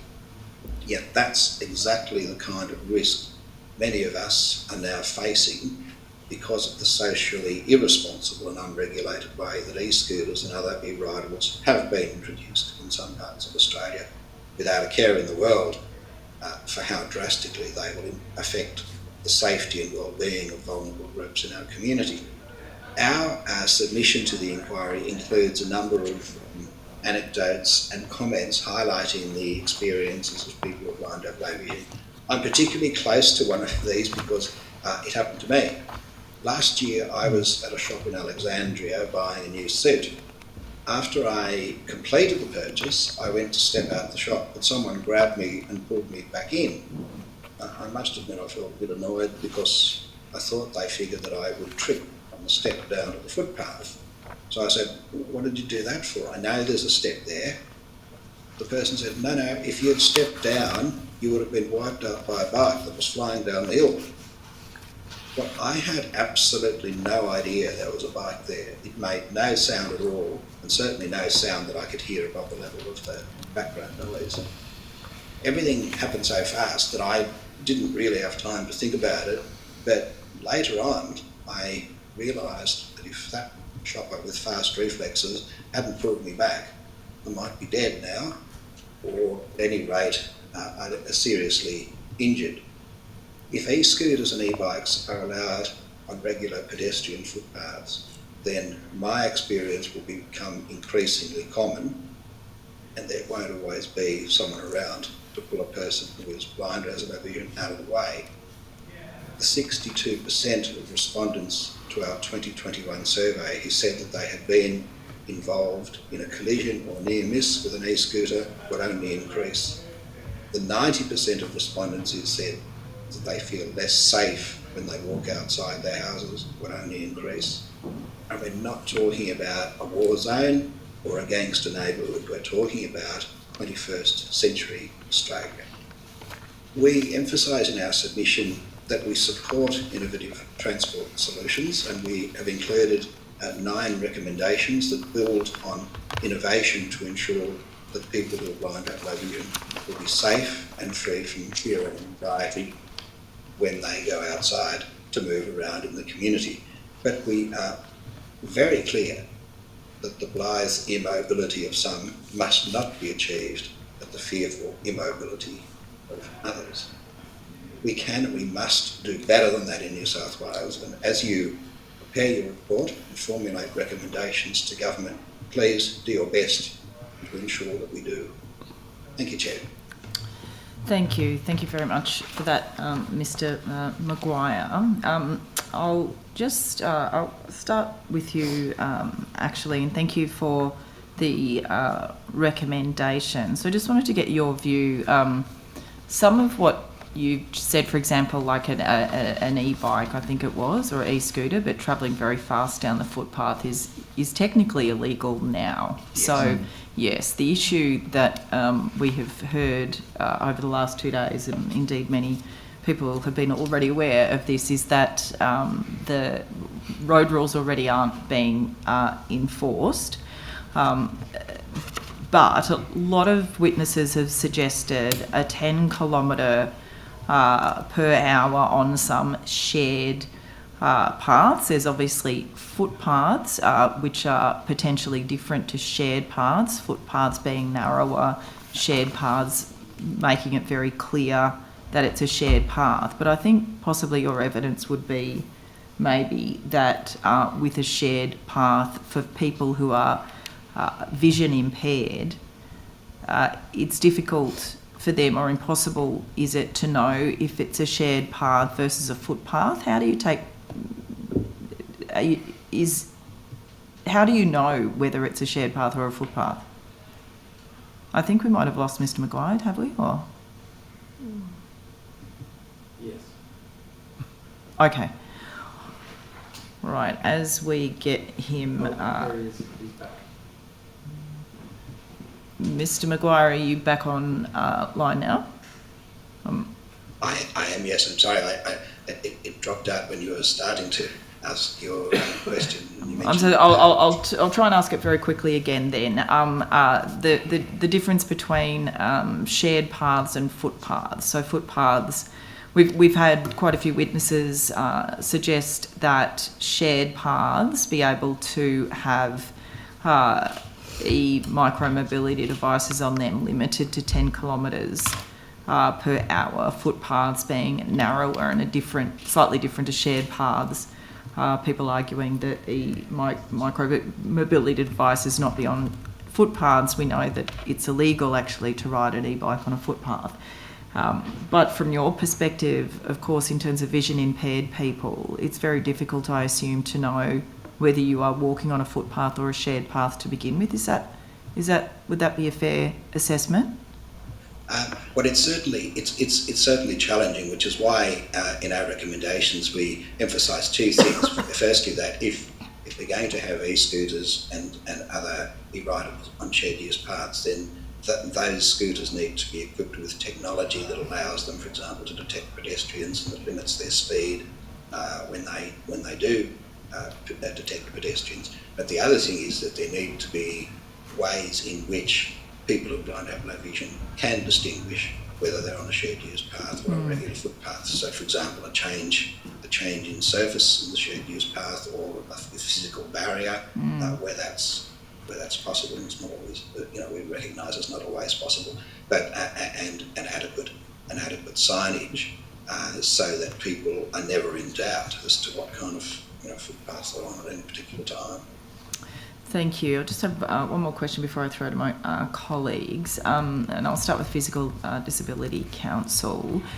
Is it fair to say that if we get this right in terms of regulation, there's no doubt that the regulatory environment needs to be improved in many, many areas, but if we get this right, including in terms of provision of infrastructure, making public places more accessible, that and if we, in terms of footpaths and public places, that it could be more inclusive and accessible for people with a disability if we make it more friendly for the riders and users of e-scooters and e-bikes, but also pedestrians in terms of safe, so the right speed limits, and we have separated infrastructure and what have you. It could be a win-win for people, for example, with disability issues, people who are using wheelchair in terms of access, which is why your voices are so important in this. Yes, Chair, I would agree with that. I think we're currently seeing a situation where people don't necessarily have access to footpaths in particular. Yes. So I think if that situation is fixed, and I certainly think it would bolster the inclusive nature of our cities, particularly urban spaces. Yeah, I would agree. Yeah. Okay, I'm conscious of time. I'll throw to Mr. Benaziat now. Thanks, Chair. Just a question to you all. We heard yesterday about a consultative committee about e-scooters and e-bikes that was conducted by the last government. Were any of your groups part of that group that made recommendations specifically around speed limits on shared paths? We can take that on notice, but not that I'm aware of. Okay. Thank you. Mr. Maguire, are you there? No, I'm not aware of those recommendations, so again I have to take that on notice. Sure. Well, the recommendation was that the speed limit be capped at 10 kilometres an hour, but a briefing has been given to members of that group in September, insinuating that the speed will now be increased to 20 kilometres an hour. I just wanted to get your group's opinions on, I guess, the impact of such an increase in speed to people with disabilities and their mobility and their safety. How would that impact your ability to negotiate shared zones? Happy to. Yeah, starting with you, Mr. Morris. Yeah, happy to go first. I think what's really critical here is that there's meaningful consultation with the disability community across the 4 key cohorts, as I said. The reason for that is disability is a very diverse space, and the needs of one sub-community can be very different to the needs of another. So I sit here today with multiple sclerosis and aspects of intellectual and physical disability, but I would never pretend to stand for other members of the community that I don't have knowledge of. So I think in answering that question, it's probably one that I can't take on face value. It's one that we would undergo consultation around, particularly focus grouping with key disability cohorts, and that's what I would recommend to the committee. Thank you. Any other comments from anyone? I think I agree with Mr. Morris that consultation, is really important. However, I would note that doubling the speed also doubles the potential impact if you get hit by one of these things. if you've got a 50 or 60 kilo rider travelling on a device and it hits you at 20 k's, so then it's going to probably do more damage to you than if it hits you at 10 k's, which is, I think underscores the importance of the kind of technology that we're recommending be mandatory for these scooters. And I think if you're going to, if you were looking at increasing the speed and particularly doubling it, the need for that technology becomes even more critical. Just one final question. A few of you have spoken about being proactive rather than reactive in regulation, given we are essentially reacting to these things have been on the market for quite some time now. Given that we're trying to legalise it now, what would that proactive regulation look like for your groups? What would you like to see in that proactive regulation? I guess even on notice some dot points, some must-haves. Happy to speak to that briefly first. Thank you, Sam. So I think there's a couple of things. We will take it on notice as well and come back to the committee. But for example, at the moment in the Public Spaces Unattended Act, I should say, the onus is really put on the individual and providers over where e-mobility devices are parked, and we're just seeing that that's not working.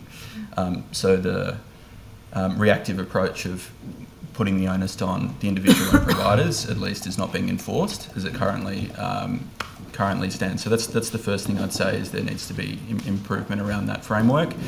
And the second suggestion would be, as I said earlier, the importance of consultation and really asking not only the physical disability community, but the intellectual disability community, psychosocial, neurodivergent community, what this actually looks like to make it safe for all members of all people living in New South Wales. So I think, coming back to that point earlier that I referenced around New South Wales Transport bringing out the action plan and there not being any stipulations around consultation, I think that's a really critical part of getting ahead of safety concerns, getting ahead of complaints, actually speaking to the people that have an intimate understanding of how their safety is being implicated. So in terms of getting on the front foot, becoming more proactive, that would be the primary suggestion I would make.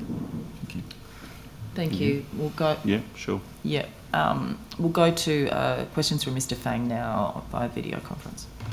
Thank you. Mr. Maguire, yesterday I had a chance to speak with a walking, cycling and kayaking group, and I asked them the question about, I guess, the fear of some of their members that they may get mowed down whilst they're on a pathway or a shared pathway, and I suggested to them that in the same way now that some manufacturers of EVs are putting speakers and making sure that a car makes an audible noise as it's active and moving, the same might be required of e-mobility devices whilst they're moving to provide people with, who are older or have low or poor sight, the ability to hear them coming. Do you think that would be of assistance in the circumstance that you spoke about, or is it that you're just not expecting it and therefore, regardless of the noise, it would actually be a risk? That technology is one of the technologies that we think is essential. It doesn't solve all of the problems, but it certainly makes those devices audible when they are otherwise inaudible.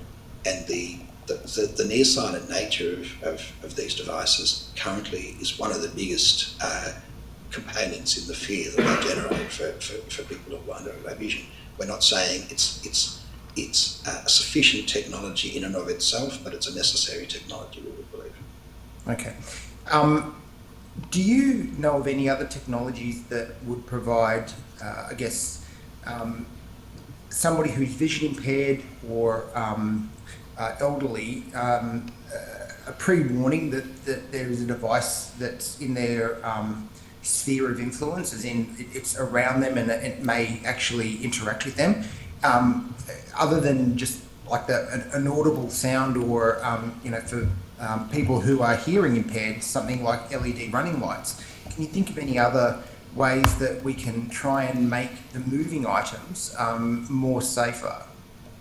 Well, one of the things that we talk about in our submission is the technology that can be fitted to the devices themselves that will, for example, detect a pedestrian using infrared cameras and whatever, and also technology that limits the speed of the devices when they are in an area known to be frequented by pedestrians. Now, not all companies have that technology, but we know that technology exists, and that some companies at least are experimenting with it. That kind of technology kind of takes the onus away a little bit from the pedestrian and puts it back onto the device, to the device itself.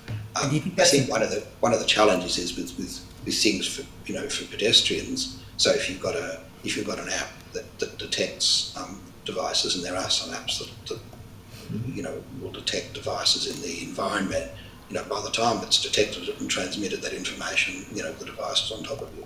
Yes. So do you think it's important that we actually shift the onus away from the pedestrians and the, hearing or vision impaired to the actual device and device users themselves? Look, I certainly think that's critical. Technology, we're certainly not against innovative transport sort of solutions. But if we do want these innovative transport solutions as a society, we have to invest in the infrastructure and the technology to make them safe, for everyone. So separate infrastructure, so that you're separating pedestrians from these, devices as much as possible, and the technology in the devices to kind of limit the dangers that they pose to pedestrians. And given that this technology is, emerging, as in it's not mature yet, and it's certainly, I think, in the experimental phase, do you think that licensing of riders for both e-mobility, e-bikes, e-scooters is something that we should be, rolling out in the first instance to make sure that riders are educated and aware of the risks that they pose to people that are hearing and vision impaired? Well, we would oppose introducing e-scooters until that technology is mature enough. Okay. But in the meantime, we certainly think that all e-scooters should be registered so that they riders can be clearly identified. So you think that should be mandated? Yes. Okay, Mr. Fang, I'll just thank you. I'll go to questions from government members if you've got. I've got just really one question, and it's broadly for the panel. So it's generally accepted that the greatest threat to pedestrians is actually motor vehicles. And we've heard evidence that where users of e-devices are on footpaths, they're doing it because the roads aren't safe. And so in terms of the deliberations of the committee, what we're trying to grapple with is the relative risk. If we force these riders onto the road, we know that that's going to result in more fatalities and more catastrophic injuries. And if we allow them to ride on the footpath, then obviously there's an attendant risk for people with disabilities. I mean, how do you think we as decision makers should be appraising and balancing those relative risks? Because no one wants people with a disability to be put in dangerous situations, but by excluding these devices from shared spaces, you effectively create another set of risks and another set of hazards that are going to have serious consequences for those users. So I suppose how do we balance those competing interests? But if I can make a comment on that, the first comment I would make is the risk. When we're assessing risk, it's not just the physical risk of injury that we've got to think about. It's the I guess it's a psychological risk. It's the fear and anxiety that is stopping people from leaving their houses, and that's just as much of a risk that has to be factored in. Now, so the second thing, we're certainly not saying that e-riders should be forced onto the roads, because that's obviously dangerous for them. However, we are saying there is no reason why they should be on a regular pedestrian footpath. They don't have to be on a pedestrian footpath. Certainly in shared use paths, we recognise that there is a sort of considerable pressure for e-riders in those spaces, and that's why we think that technology is so important to mitigate the risk in those situations. But we don't believe that they should be on a regular pedestrian footpath that you walk down when you're going to the shops or when you're going to the bus stop. We might add to that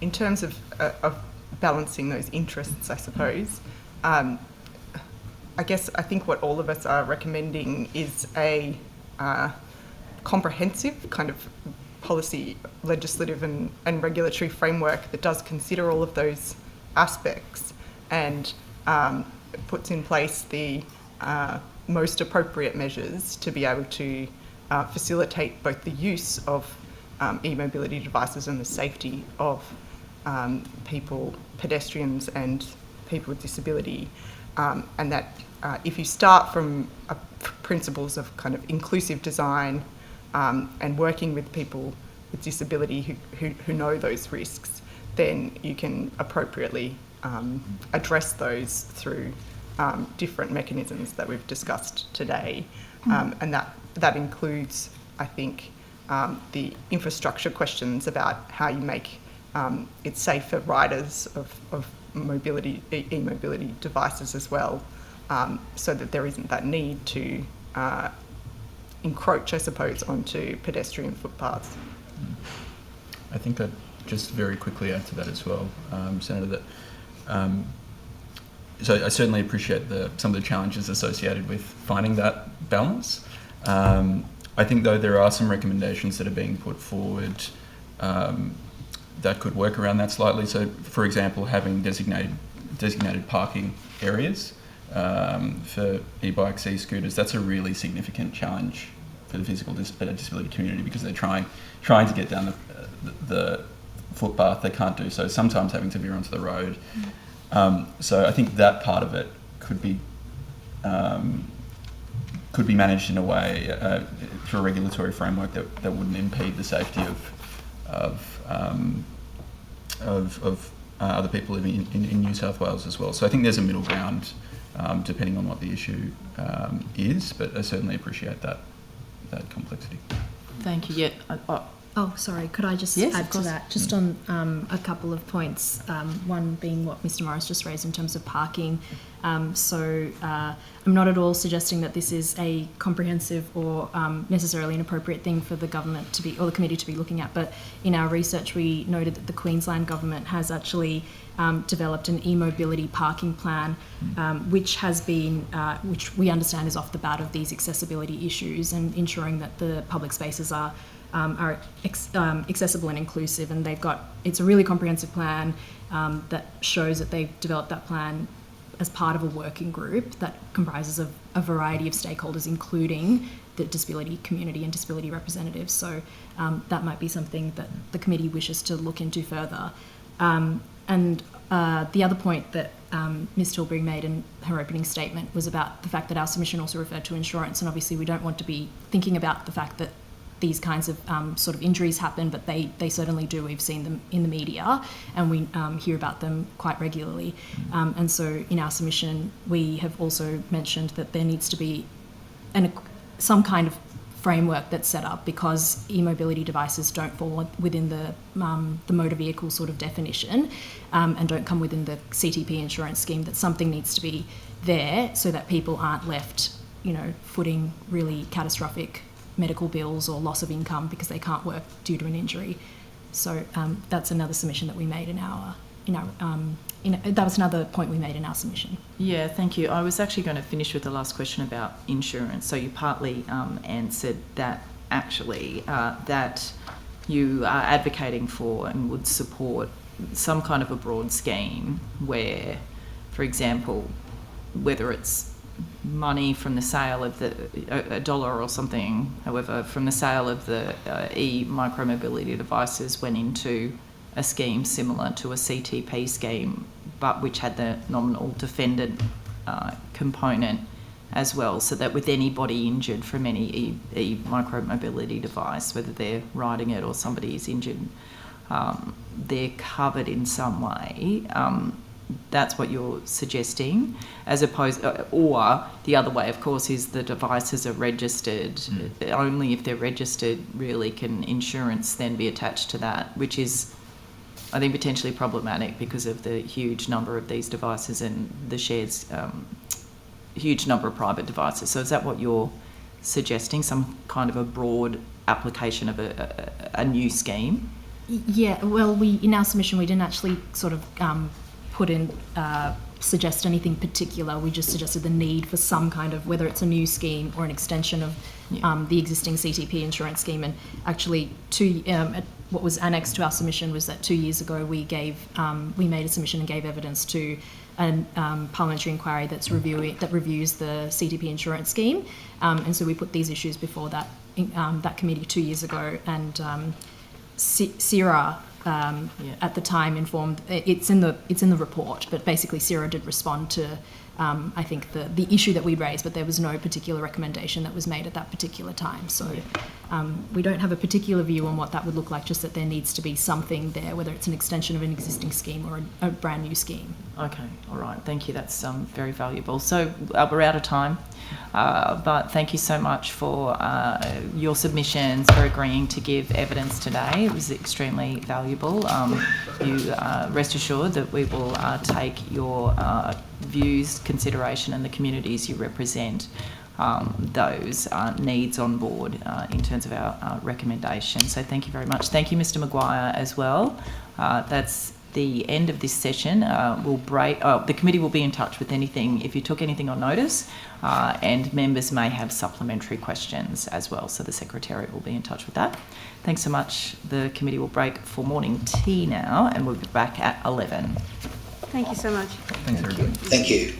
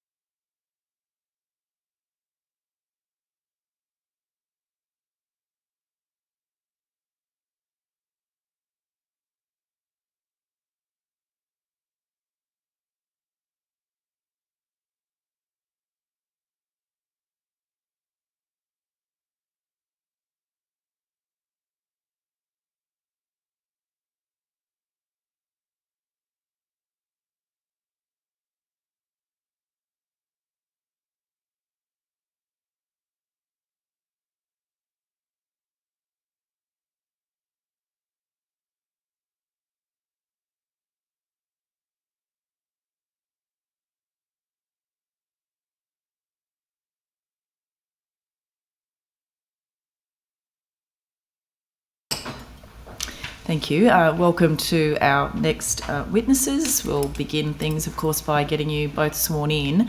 So we can start with you, Mr. Reynolds. If you could state your name and position title, please, and then either an oath or affirmation. Thanks, Madam Chair. My name is David Reynolds. I'm the Chief Executive of the Local Government New South Wales, and I'll be taking an oath today. I swear that the evidence now about to be given by me shall be the truth, the whole truth, and nothing but the truth, so help me God. Thanks so much. Mr. McBride. Yes, my name's Sean Christopher McBride. I'm the Chief Economist at Local Government New South Wales. I solemnly, sincerely and truly declare and affirm that the evidence now about to be given by me shall be the truth, the whole truth, and nothing but the truth. Thanks so much. Just before I ask you to for your opening statement, I will let you know that we do have two members of the committee online from the opposition. Ms. Natalie Ward and Mr. Wes Fang are online at the moment. So who's giving your opening statement? Thank you. I will be, Madam Chair. Thanks, Thank you. Thank you, Madam Chair, and committee members and those joining us online as well, for the opportunity to appear before this inquiry today. My name's David Reynolds. I'm the Chief Executive of Local Government New South Wales, which is the peak body representing all 128 councils across the state, as well as a number of related entities. Our President, Councillor Daria Turley AM, extends her apologies today. She's currently unable to join us. I have Mr. Sean McBride, our Chief Economist, also appearing with me as a witness today too. On behalf of councils, Local Government New South Wales advocates for policy and legislation to enable and regulate, amongst other things, active transport, including for e-scooters and e-bikes. Local Government New South Wales would like to acknowledge the recent New South Wales Government announcement made on Monday by Minister Halen. We welcome the New South Wales Government's release of the e-micro-mobility action plan as a roadmap in legalising e-scooters, and are pleased that it recognises many of the concerns raised by local government, and we look forward to providing more feedback on that in due course. Councils manage key infrastructure such as roads, cycleways, parks and open spaces, playing a key role in engaging with local communities on matters such as road safety. The rising popularity of e-mobility devices like e-scooters and e-bikes reflects the community's demand for more economic, efficient and sustainable transport options. Councils support e-mobility growth through programs like the current shared e-scooter trials and e-bike arrangements in parts of New South Wales, but urge the New South Wales Government to address some of the safety challenges and other concerns these devices present. Firstly, increased e-scooter and e-bike usage has raised concerns about community safety, particularly on shared paths and walkways, where improper parking and reckless riding have led to accidents. There are also conflicts between conventional cyclists and those on e-scooters and e-bikes. Safety concerns include, but aren't limited to, the inability of authorities to effectively regulate the speed of privately owned e-scooters and e-bikes, the young age of many riders, with many of the riders having none or limited knowledge and training on the road rules, and particular non-compliance with helmet use. More enforcement of road rules is required, with greater New South Wales police involvement needed to ensure compliance. A statewide education campaign is also necessary to promote responsible use and enhance public awareness. Secondly, councils are concerned about the rising incidence of lithium-ion battery fires, with nearly 100 battery fires reported this year by Fire and Rescue New South Wales, averaging some 5.7 incidents per week. The potential for disaster is exacerbated by higher density living and high-rise units, where, while the majority of fires seem to occur while charging, the transport of e-scooters and e-bikes on public transport also presents risks of fires in confined and crowded spaces. There is an urgent need for stronger regulation and public education on the safe use, charging and disposal of these batteries. Thirdly, the current infrastructure is not equipped to accommodate the expected increase in e-mobility device usage. Councils require funding and support to expand and maintain safe cycling lanes, shared paths and appropriate parking solutions to ensure the safe integration of e-scooters and e-bikes into the transport network. It's estimated that the costs of shared paths in major capital cities like Sydney range from $1.5 million to $3 million per kilometre.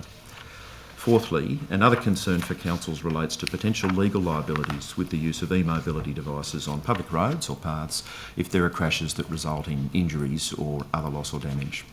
While personal responsibility of riders remains important, the courts still look to others, such as councils, for responsibility. As such, we would like to see clearer rules around these liability factors. And finally, it's probably safe to say that e-mobility devices are here to stay in New South Wales. As such, there should be a strong focus on the integration and regulation of e-scooters into the existing transport network in a way similar to how e-bikes are travelling. Local Government New South Wales would like to see the New South Wales Government develop a clear and comprehensive regulatory framework to address safety, infrastructure and enforcement concerns, ensuring the safe use of these scooters and e-bikes in New South Wales. It's crucial that close consultation continue regarding e-mobility regulation and related challenges. Thank you. Thank you very much. Now, just turning to the announcement on Monday, which you said was good to see that there is moves to tighten up and deal with the issue of lack of regulation in this sector. I assume Local Government New South Wales was strongly involved and consulted in that release of that action plan? No, we weren't consulted in detail on the plan. Obviously, the government's had a program of looking to do work in this area for some time, and indeed earlier structures of transport departments had active transport parts of the organisation set up. So they've been deliberately focusing on this, but in terms of the release of the documentation, no specific detailed consultation with us. So there may have been workshops and discussions, but in terms of sitting down, reviewing documentation before it came out, I don't believe that occurred. Okay, and there's an interagency group. Does Local Government New South Wales in that any kind of consultation group around this, or I assume not in that interagency group either, or? We engage with Transport across quite a range of topics, and we meet regularly with them at a range of levels through the department. I'm advised we have been on workshops. I'd have to take on notice if it's the specific, if maybe you could provide the specific name of the interagency group. We're happy to take that on notice. Okay, all right, we'll probably get that at some point. So one of the background to reforming sharing schemes, we've heard from a number of witnesses in the last couple of days about the need to really have ideally a statewide regulatory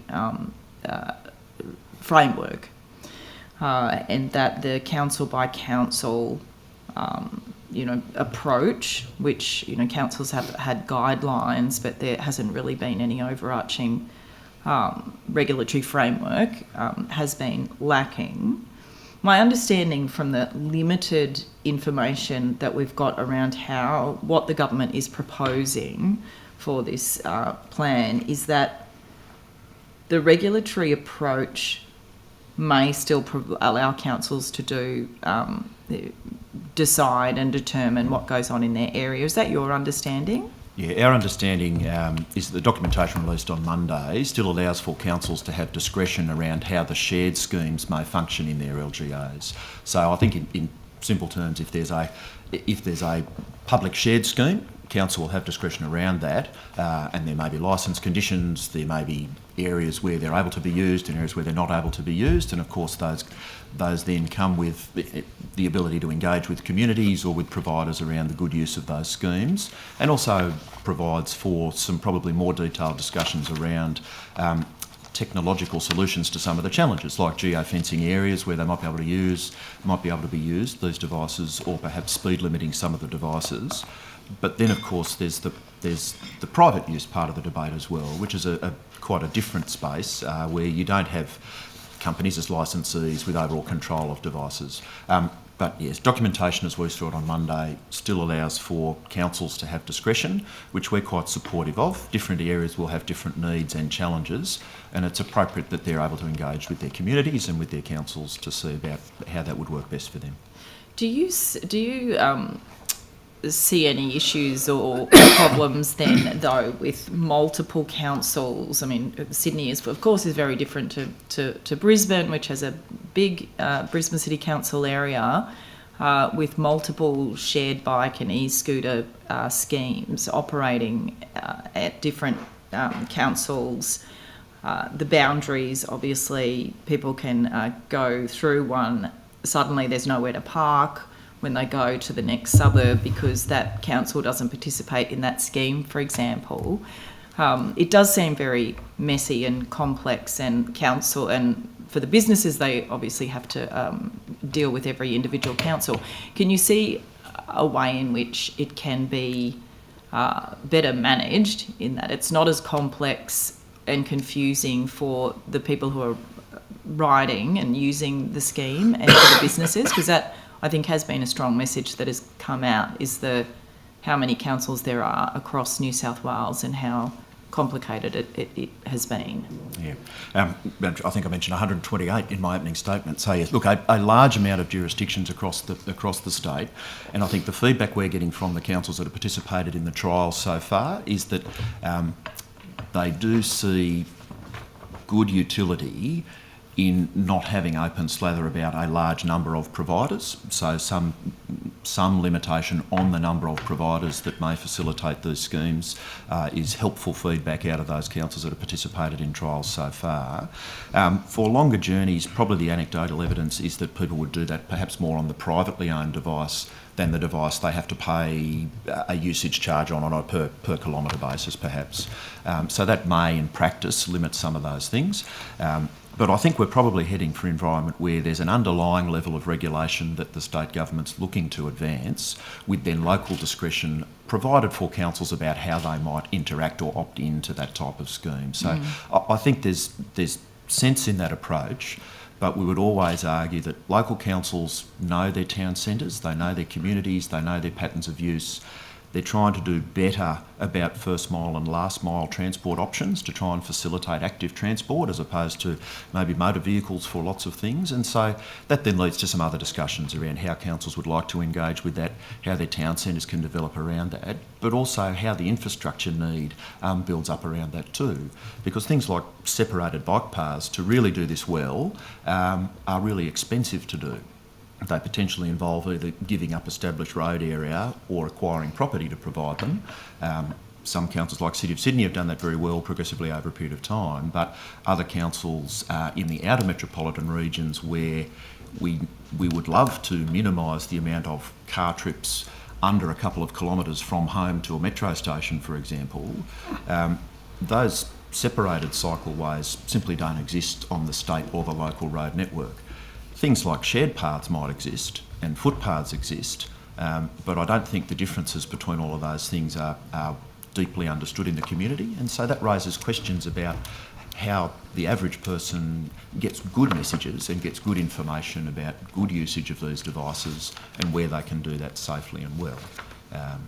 So this is my final question before I pass on to my colleagues. Do you have, local government New South Wales, have any specific recommendations in the area of state government and federal actually investment in cycling infrastructure to assist local government, but separated cycling infrastructure? We know that the spend in terms of the transport budget is far less on active transport than many experts are suggesting it needs to be. Do you have any recommendations or formal position on that? Look, I'm not in a position to put a number, but we would encourage the government to think about the outcome it would like and match its investment to that outcome. There's a role for this type of transport right across the transport network. So some of that is going to be along state classified and state owned and managed roads. Some of that is going to be on regional or local roads that are maintained and run by the councils. And so the government should be thinking in our submission around how the integrated system works so that the user doesn't really know whether they're on a council or a state road. They just get to use that device safely. But equally, we should be thinking proactively around how our contributions framework starts to collect for the type of investment we'll need to do this. So we can do this gradually and progressively as areas, roll out development. So in greenfield release areas, other government's policy settings and other councils' discussions with IPART, capturing this type of infrastructure spend that might need to be factored into contributions plans. Or, for example, if we're thinking about the government's programs around TOD development, are the infrastructure settings there capturing enough support for the type of on-road infrastructure we'll need, but perhaps also end-of-trip facilities at renewed station locations, because that, of course, manages some safety risk as well. If you can park a device with a lithium-ion battery safely, and so you don't have to transport it on an underground transport network, is that a sensible risk management practice? Arguably, in some cases, it probably does reduce some risk. So things like that we can knit together with good planning and good funding early. Thank you. I've got a question from my colleague, Mr. Benazir. Thanks, Chair. Just go to the part in your submission where you talked about you obviously consulted with your councils that had trials in their area, and you spoke about geofencing to assist with that, I guess, unsafe parking. Have you heard any feedback from your councils as to the success or otherwise of that geofencing technology in, I guess, alleviating the constant issue we're hearing about, these devices just being dumped anywhere across the town? Has the geofencing technology worked, or does it need to be refined? What's the feedback you're hearing? Yeah, thank you for the question. And look, and the feedback we're getting from the trials is generally positive, and they are trials so that the councils can explore and find out about these things. So within the ambit of being generally positive, I think the geofencing is proving to be helpful, but not exhaustive in eliminating the problem, I think is the fair feedback. I mean, on the walk from our office to here today, we would have seen many different devices left in different positions around the city streetscape, some with helmets, some without. Geofencing, I think, has a role to play in limiting location, but also particularly for devices in the shared schemes around combining with the ability to limit speed in particular areas. I know in some of the government's work and in our submission too, we acknowledge that there's probably some thinking that needs to be done around different speeds in different environments, and so the combination of the technological approach there is probably helpful for that. But certainly in the shared schemes, that's one of the conditions that can be featured in licences, and if suppliers aren't maintaining good compliance with those, then of course that should be questioned and should be tidied up, because we don't want unattended property in public places. There's the Unattended Property Act, which of course gives councils an ability to enforce compliance with property, and I'm not suggesting there's a role for councils in enforcing compliance with usage. We think very clearly that's a matter for police around speed and helmet and location. That's not a council role. But for, if you think about an e-bike or an e-scooter the same as you think about a shopping trolley left behind, occasionally councils may have a role in working with the suppliers to tidy those things up.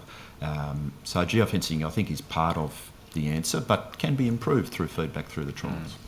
Have you heard any feedback, more particularly from regional rural councils, about what they would like to see in regulations, whether there's any nuances for regional and rural councils around not just the shared scheme, but the private e-scooters and e-bikes?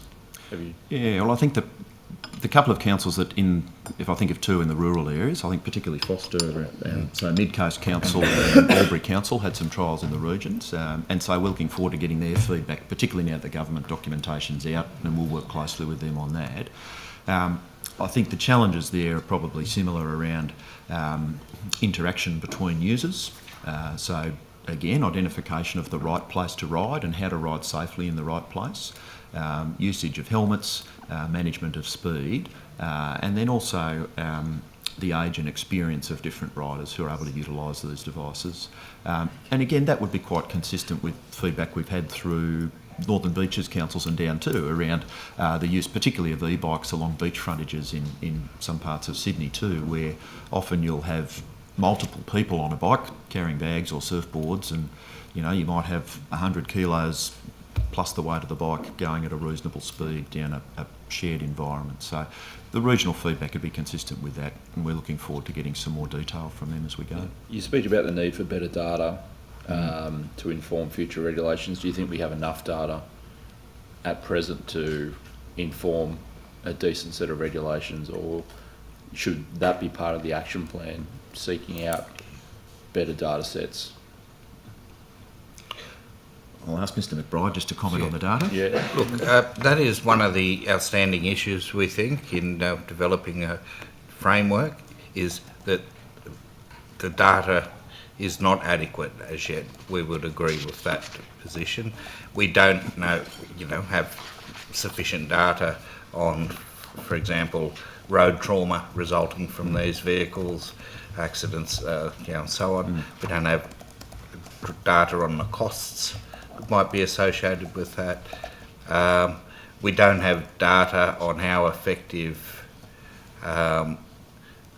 these alternatives are in shifting transport mode, like shifting people from cars to scooter or so on. We have asked for that in, even of the councils in the trials, and none of it, and they all said they didn't have that data yet. They can't tell if the person riding the e-bike their mode shift has been from walking or from a regular bike, that they've shifted that way. We don't know if that was their move or whether they actually stopped driving a car and took up a bike. So there's a whole lot of data that needs to be collected to fine-tune the regulatory framework. Thanks, Chair. Okay. I'll go to Ms. Natalie Ward now, who's on video conference. Hi, Chair. Thank you very much. Could you let me know if the sound gets glitchy at all? It's all good for now. Yeah. Thank you. Thank you very much for your attendance of your submission and your work in this area. My question is related to your paper referring to the previous trials. Understanding there's current trials going on and we'll await outcomes and feedback from those. But the previous trials in Western Sydney Parklands, Australian Botanic Gardens and Lake Macquarie, do you have any data from those about what the feedback was, what the issues were and what their recommendations were out of those trials, given they've concluded? I'll ask Mr McBride if he's got some information on that data for you. We don't have the data on things like Western Sydney Parklands and so on, the other ones you have mentioned. Was it Armidale you mentioned, I think, as well? Your submission, page 3. Yes. Yep, previous trials in Western Sydney Parklands, Australian Botanic Gardens and Lake Macquarie. Right. No, we don't have data on those projects, and or Lake Macquarie. So. All right. Could you maybe invite you to take it on notice if you're minded to provide information to the committee about those, given it would be helpful given that occurred. I'll move on from those then. So in terms of different councils and different dynamics, appreciating that the Northern Beaches surfboards and congestion is different to City of Sydney, is different to Wollongong and the other councils. How do you see managing those different dynamics? Is that something I think you've talked about councils know their areas best. How do you give consistency to the rider getting on, hiring a bike, coming to Sydney, perhaps having a day at Manly and a day in the Sydney CBD, to understand what the rules are, what the speed is, what they need to do in terms of scooters and bikes? How do you sort of weigh up those different dynamics if the different councils? Yeah, thank you. I think I'd take you back to my earlier answer where I suspect there's good logic in an underlying regulatory framework that applies consistently, with the ability of then for councils to opt into the shared schemes if they feel that's appropriate, and they can then maybe set out some additional licence conditions around supply of equipment, maintenance of equipment, areas where equipment can be stored or charged. But underpinning that should be a well-communicated consistent regulatory framework, because a good part of our submission is around education of the public and education of users as to what those things are. So we think that that's something that the government needs to be quite active in that space on, because exactly the example you give, if you come for you catch the train in from the Blue Mountains or Wollongong or something like that, and you'd love a day around the harbour or Manly, you should be able to do that with some understanding of how you can conduct yourself properly in that environment. So we think that's appropriate that people know that and that's educated well. All right, and so just getting to, I guess, the practicality of that, given the government's already gone out without consulting, without waiting for doing the courtesy to this inquiry of waiting to see what the recommendations are and announce this will be legalised, and given there have been trials already that don't seem to have had information taken into account from those that have concluded, how do you see that working? Is that government should consult with those councils first to come up with sort of some shared, agreed, if you like, agreed facts or agreed starting point on the regulations, and then whose responsibility do you see as to where the differentiation between councils is implemented, communicated and educated? Well, I think we're looking forward to giving feedback on the work that the government's put out this week. That obviously progresses a level of detail that's not been available to give feedback on before. So we'll be engaging with our members and capturing their feedback on exactly those points that you've raised, and doing some more work with the government on that. And we think clearly that it's a government responsibility around communicating the base level of regulation and the base requirements.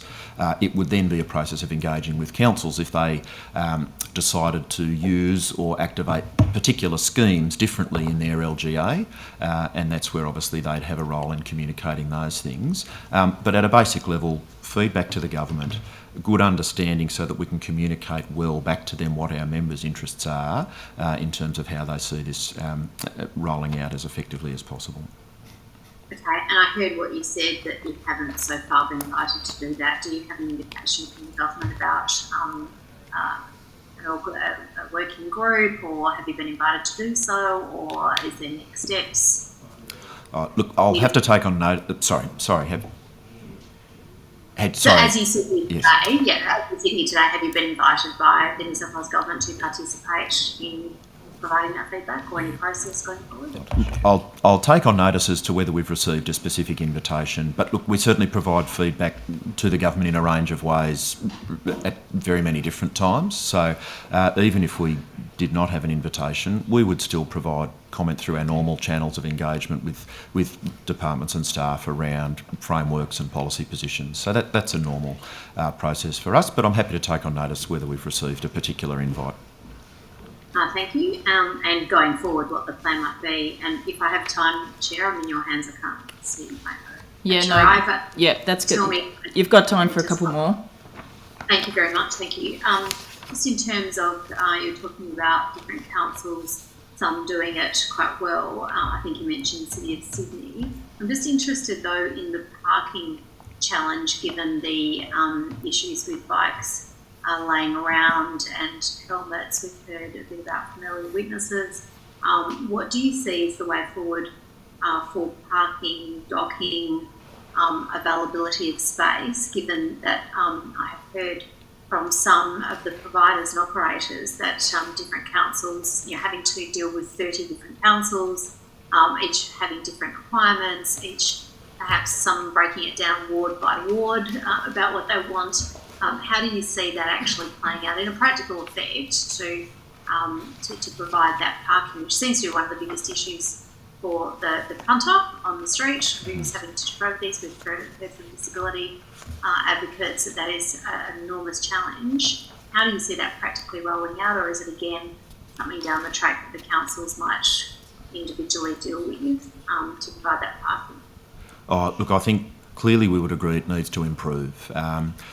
The situation where if you think about it just as property left on the streetscape, that's not a great outcome. I heard as part of your question issues raised by disability advocates as well about their use and amenity and the ability to move around effectively as well. So we think that needs to get better. What we have are businesses who are engaging with council around running these schemes, and so those businesses need to run themselves well. They need to continue to engage with councils and communities well around good parameters for their schemes. I do take your point that there's quite a deal of differentiation across lots of different councils, and as you say, even within some councils, about the nature of the areas, whether they're split between wards or whether even different town centres with different characters across perhaps some LGAs have different needs and characteristics, which mean different practical outcomes for how schemes run. So I think it would very much benefit from ongoing discussions around how that could be improved, but we would agree it needs to be improved. Sorry, just to follow that through though, that's high level, but how do we get that improved? They are saying they're having 30 different conversations and more than that. Is it that councils perhaps should be invited to provide space, provide the opportunity for that infrastructure so we can tackle that pretty immediately, or are you just saying, is your evidence that it should be an ongoing conversation with each council and that's on the operators? Yeah, thank you. I think my response is in a couple of different parts. I think if councils are being asked to provide space for commercial operations. That's a conversation that council could have with a commercial provider around perhaps the leasing or licensing of a space that supports a scheme in their area, because obviously they're generating income out of the use of these devices. If it's parking for private devices, and then so my comments would then go to things like proper collection of funding through infrastructure contributions or usage charges for proper end-of-trip facilities or proper storage and charging facilities to make sure that the utilisation stays safe and effective. Thank you, Ms Ward. I might just see if there's government questions. We can come back to you if there's time. Sure. I wanted to ask about the regulatory powers of council. So what prevents a council from impounding a shared bike that's been, left in an inappropriate place currently? Well, there's provisions under the, and I'll get the title right, but the Unattended Property Act, for want of its better term, where if property is left for a particular period of time, council's able to give notice to the owner of that equipment, and that can either 7 result days, in... isn't it, though? It's a long time for... I'll just let Mr McBride find the particular provision. I could refer to it in detail, but I think there's a range, but if it's in a location for 7 days, that allows for some particular action. I'm happy to provide more detail on that, but councils can give notice and either fine or impound, and then depending on the action that follows that, they can then on-sell. So probably my high-level observation about that is that the fine amount is probably less than the average price of an e-bike. So I think under that particular act, and Mr McBride will correct me, it's about $1,300 odd is the corporate fine for that type of property being left there. Our information is the average price of an e-bike in 2022 was about $2,300. So there's probably a question there for the government to work through in its regulatory framework or its legislative framework around whether there's actually enough incentive in the penalty there to try and incentivise the action that we'd like to be taken there. But clearly, even if there is some fine available or some action available to council, that's a drain on council's resources. We would much rather be doing something else than chasing a shopping trolley or an e-bike or an e-scooter and tidying up after that kind of activity. There's other things that council resources can go to. So we'd love to be in the conversation to try and minimise the opportunity for that occurrence to happen. Isn't it the case with compliance activity that it's not as if you're going to have to necessarily being repeatedly having to do this, once you start to enforce, impound, the providers are going to get the message, aren't they? It's going to be too costly for them not to deal with the issue through proactive measures rather than just reacting to the council's compliance activity. That is the eternal hope. Yeah. Yep. So do you believe that there's a necessity to change the sort of time frame in terms of, or have very specific regulatory measures that would enable sort of more immediate action? I think there's a good conversation there around the type of device we've got, the risk that goes with that device of having lithium-ion batteries in the community and other uses for those, and good engagement with providers. But again, I'm very conscious that if there's an expectation created that council will be out within 2 hours to move that device, I'm not sure that that's an appropriate... councils have an appropriate ability to respond in that environment. So we had the disability advocacy organisations in earlier. If a device is obstructing access and egress to a particular place, whose responsibility is to move it? There's an immediate problem for members of that community. Their access is obstructed. How do we have a system that makes sure that is immediately rectified if council is saying, no, well, we're not going to come out and move it, it just gets left there, and the consequence of that is that members of that community are obstructed from just doing their daily business. Yep. So what's the solution? Yeah, thank you. And to be quite clear, my submission is not that council would leave it there. It's that we would love to have a system that means it doesn't get put there in the first place. So it's not a drain on council's resources to have to respond. And I think that starts in a few layers. I think good education around personal responsibility, whether it's a private device or whether it's a shared device, leaving it in the right place so it doesn't obstruct a public pathway or a right of way, I think that's the starting point. Beyond that, if it's a personal device, then obviously it's quite a different system of response because the time frames are probably quite different. But if it's a shared device through a scheme, then obviously we would say if the rider leaves it in the wrong place, it should start with the rider. If the scheme agent knows where each of their devices is because they have the chip in them and they can be geolocated, they should have a responsibility to act within a short period of time to remove a public obstacle, or potentially there may well need to be a liability consequence that goes with that. And council's at the end of that line. Council shouldn't be earlier in that line than it needs to be, because we do take that responsibility seriously, but in discharging that responsibility, that's an opportunity cost for council. That means we're not doing something else with the limited resources that councils have. So we would do it to look after our communities, but it would mean we're not doing something else at the same time. Don't you want to have a compliance system that ultimately shifts the cost of the compliance activity to the offender rather than the council? What needs to be done to actually shift the burden to those people who are responsible for the non-compliant behaviour? Yep.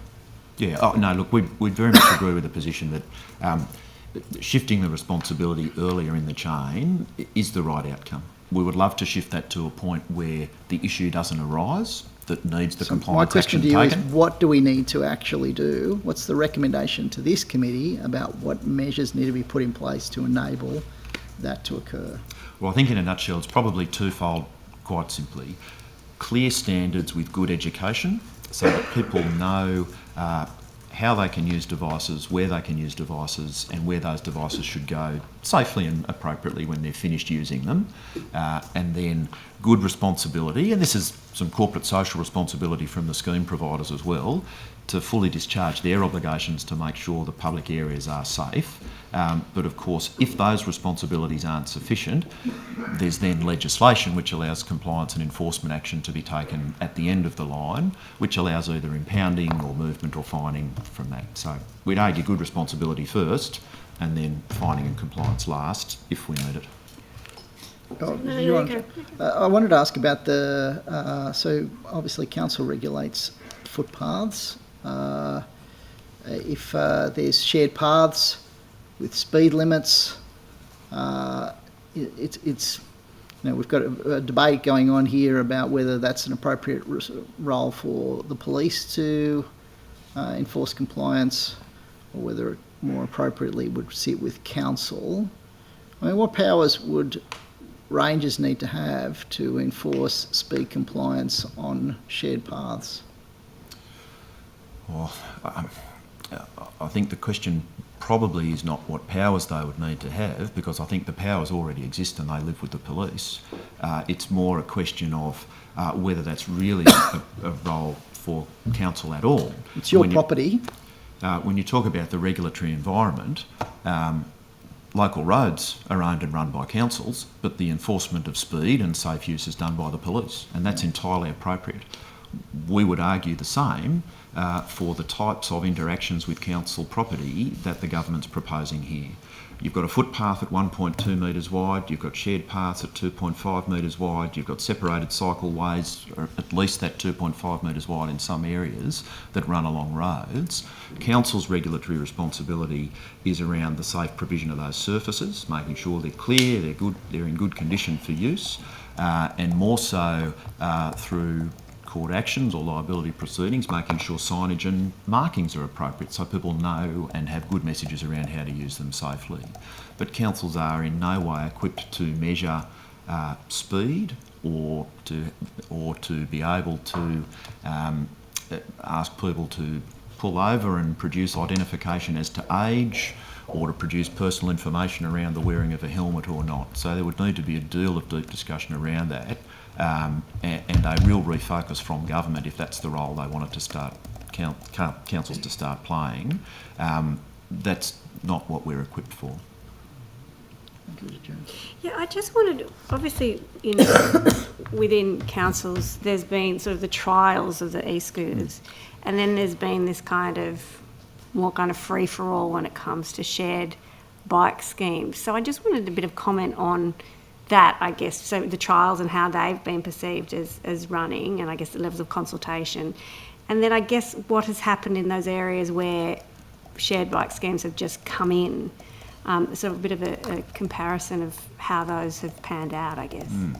Mr McBride, I'm not aware of where shared bike schemes have just come in. I think the trials have been received generally positively. That's the feedback from the councils and the government agencies who've collectively worked on those trials. I think I mentioned before there's good learnings out of those around how you can manage locations and how you can manage speed and the use of the devices.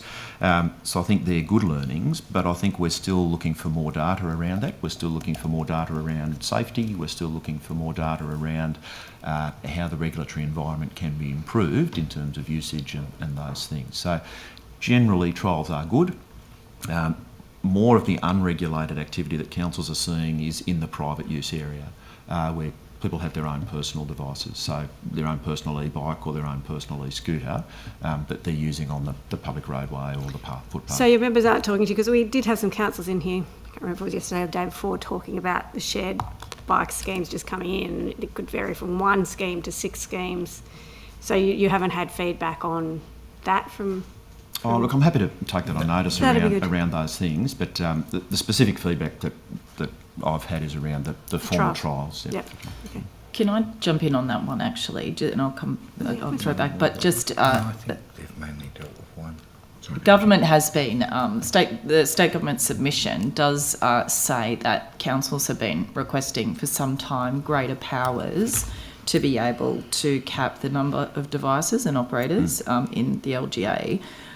What do you know the history of that engagement and requests from local government, whether it's from local government New South Wales or individual councils to state government to request that power, to request the legislative change, whatever's required? Do you know the history of that and why there's been resistance or delay? No, I'd have to take that on notice, and we could do some more engagement with the particular members to try and provide that information. Okay, thank you. We do have state government coming up, but I just wanted your view. Good. Okay. Any further questions? In fact, we're almost at time. Okay, all right. Thank you so much for giving evidence today. Obviously, we always appreciate local government New South Wales' perspective. The committee secretariat will be in touch if you've agreed to take anything on notice or if members have any supplementary questions. Thank you. Thank you very much. Thanks. Thank you. We'll now That last one. call next witnesses.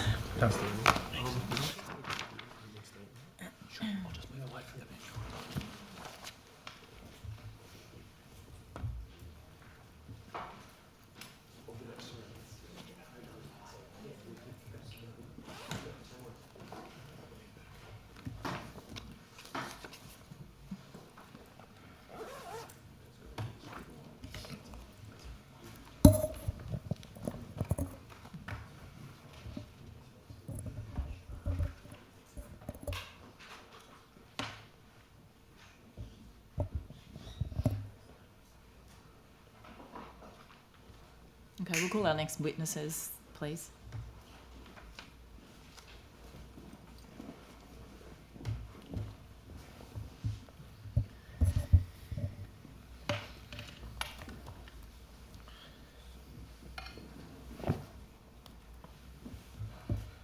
Thank you.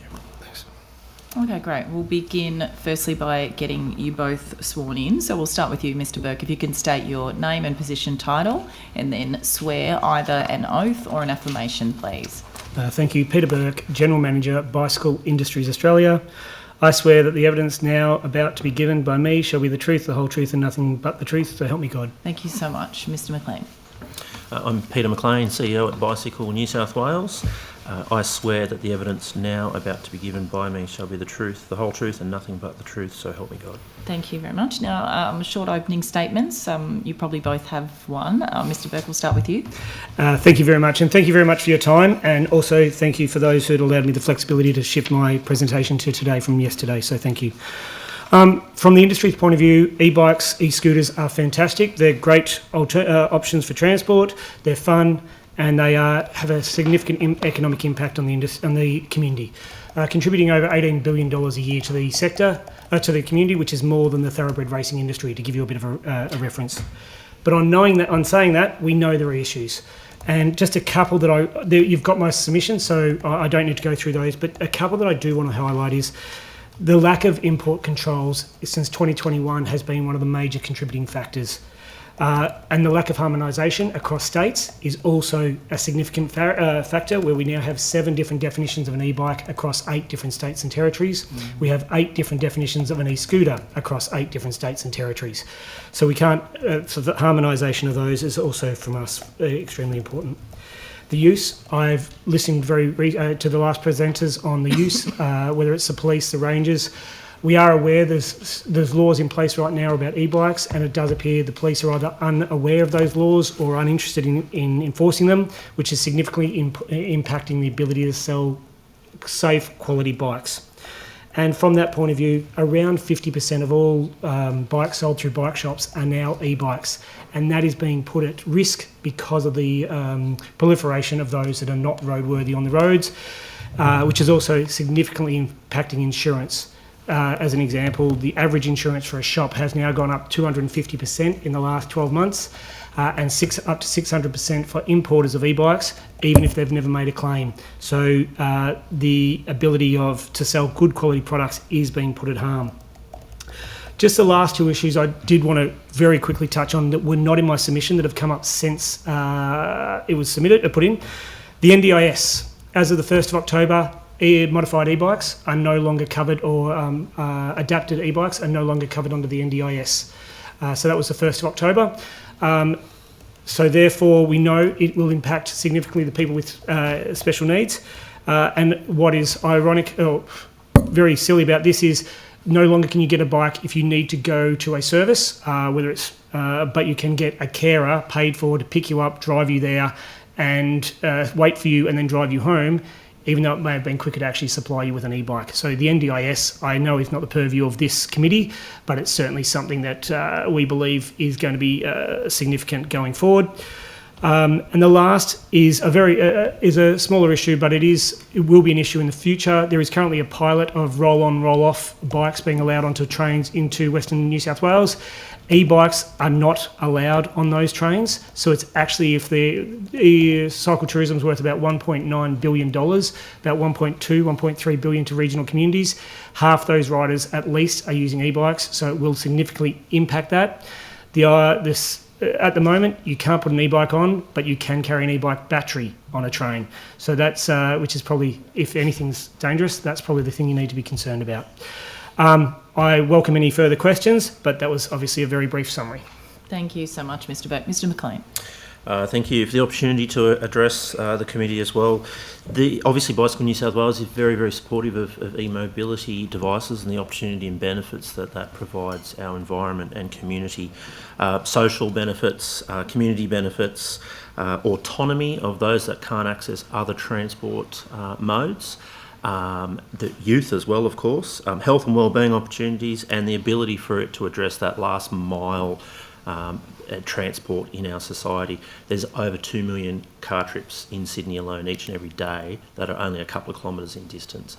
We can walk them, we can ride them, we can e-scoot them, and that's a significant opportunity in reducing traffic and being more efficient. There are, of course, those challenges, and Peter Burke's mentioned a number of them. They are the regulations, they are the standards. There is certainly a lack of education and awareness, but certainly the key point I want to highlight is infrastructure. We have a lot of user conflict and user challenges because we just simply do not have the appropriate level of fit-for-purpose, efficient infrastructure. And that is something that we are very, very slowly improving that in New South Wales, but we need to significantly continue to improve that as well. There is, of course, quite a strong risk at the moment of over-regulating this space. We need to get the regulation right, but certainly from Bicycle New South Wales' point of view, we don't want to see it over-regulated with things like licensing schemes, registration schemes and the like. We know that the New South Wales government has looked into this on a number of occasions. We actually have one of the reports of registration schemes not being supported with New South Wales government analysis, and happy to share that if you wanted to see that. It overwhelmingly highlights the barriers that it creates. Cost of living obviously is an issue.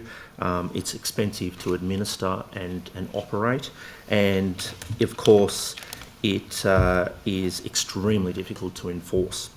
And around the world we do see that behaviour change and education programs overwhelmingly get a better result. So we still believe if insurance is a risk control opportunity that could be provided, and we have looked into that on a number of occasions at Bicycle New South Wales over the years, and I'm pleased to say that it still is actually a viable option to achieve from a public liability point of view, and we have ideas there. But also we are experts in the education space as well, and have a number of ideas to look at how we can engage youth in responsible use of these e-mobility devices, as well as other targeted sectors of our communities as well. So with the right regulations and points in place, we believe that we can take advantage of this opportunity safely and efficiently for all members of our society. Thank you.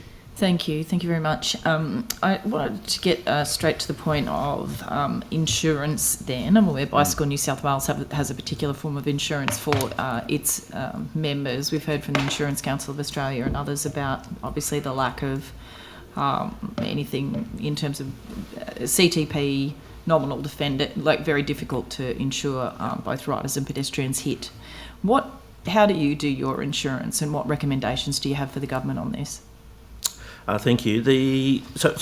Bicycle New South Wales has been providing comprehensive personal accident and public liability insurance to their members for decades, and that is out of private healthcare expenses for personal accidents, out of Medicare expenses, rehabilitation, lots of other income protection insurance, of course, as well. From the public liability side of things, we provide $20 million of public liability injury if a bicycle rider is proven to be, I guess, negligent in terms of where they're riding and how they're riding. That's caused injury and harm to property or a person. And that is certainly so that's afforded to all of our members, many thousands of them across New South Wales. But that is something we have looked at. I have spoken to our underwriters, and it continues to be a viable option. It needs to be investigated further, but I was only speaking with them yesterday, and we could provide a very, very cost-effective solution to all bicycle riders in New South Wales if that was an option, at a very, very cost-effective price. A fraction of the toll rebate of the New South Wales government currently provides people for using tollways in New South Wales, for example. Can I check with that, because whether it's is there a difference then in terms of cyclists, non-e, standard bicycles compared to what we heard was Insurance Council of Australia everybody being incredibly nervous actually around the increases in injuries from e-scooter and other, everybody's talking about fat bikes and the kids on fat bikes. Is that standard across all micro mobility devices, do you think, in terms of a willingness by that provider to cover all devices and people injured by all devices? So currently it covers all legal devices. In some of our 24 recommendations that we've made in our submission does highlight how we can have sunset clauses and how we can have an interim processes and procedures put in place to better regulate the illegal devices out there, which are too fast and too powerful, and can create much increased levels of risk. But currently it does provide public liability coverage for all non-e and legal e-bike devices, and it can provide it for e-scooters if and when they become legalised in New South Wales as well. So, but we should also point out that the inherent risk here is that e-mobility devices are not the major risk and behind driving the injury and fatality data in our country. and in our state. Last year we saw 1,266 people die on Australian roads, and on average it's almost one person dies in New South Wales each and every single day on our roads. They're not as a result of e-mobility devices, even the illegal ones. I'm not saying it's not an issue, but our risk perception here is being shifted away from the absolute tragedy that's coming down onto us every single day on New South Wales roads. So we should just make a note of that as well. And most pedestrians that die in New South Wales, on average 36 per year, this is all Centre for Road Safety data, are dying from motor vehicles, not from interactions with bicycles or e-bikes or e-scooters. Thank you. I want to ask you both this next question then, which leads on to the suggestion, I know, by cycling advocates for lower speed limits generally, if the government is wanting to ensure that more of the legal e-scooters use roads and separated infrastructure, but we know that there's many places where there's not cycling infrastructure. What are you advocating in terms of speed limits for vehicles in both state government streets as well as council-owned streets, and why is that important? Mr. Burke, do you have an opinion on this first? Without a doubt, the reduction of speed limits within the built-up areas to 30 kilometres an hour is the safest speed limit that's currently being utilised across Australia in various jurisdictions. As we go to higher quality roads or higher priority roads, state roads, that I can't give a blanket ruling on. Obviously, if we're travelling on the Hume Highway, I'm certainly talking differently to if I'm travelling down various other main roads. But if we're talking about the built-up communities, the places people live, the places where many people travel, 30 kilometres without a doubt is the priority. And for us, we understand that as a driver, we understand that it feels slow, but the ability, the impact on lives is so much greater. If there is an incident, we know the impact is so much less. And as a driver, until that happens, you don't realise how important that speed actually is.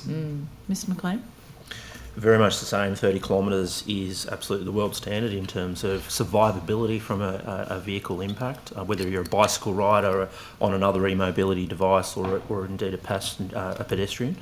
And it's from a infrastructure point of view as well, and I am only talking about 30 kilometres in highly built-up urbanised areas, and I'm not talking about highways and rural and urban arterial roads. The bicycle infrastructure is inherently very expensive and sometimes in some instances very, very hard to achieve in terms of separated cycleways. There are opportunities if certain streets are reduced down to a 30 kilometre speed limit, that bicycle infrastructure is very much just an integration of that shared space. And so we are very, very strong advocates around that. That's important, thank you. Last question from me is the importance of education.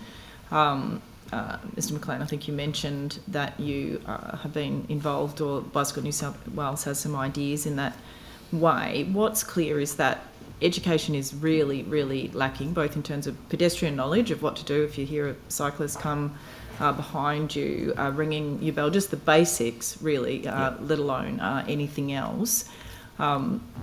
What do you suggest the government needs to do, the kind of low-hanging fruit, if you like, in terms of education for not just cycling, but new micromobility devices? I'll go to both of you as well, so Mr. McLean. Yeah, there's quite a long list, but certainly one that comes to mind is we would certainly really like to see a basic online digital program integrated into our schools.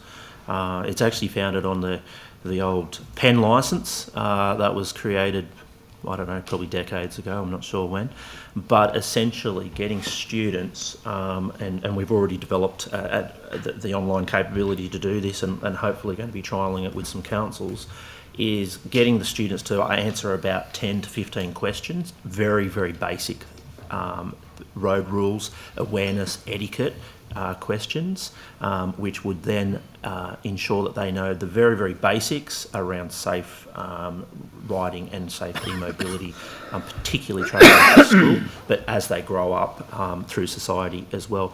That then gives their parents a bit of an understanding that they know the basics, and it also provides some knowledge to the school that their students also have that basic awareness as well. So that would be something that's very, very easy and cost effective to deliver, and would bring about some widespread change as well.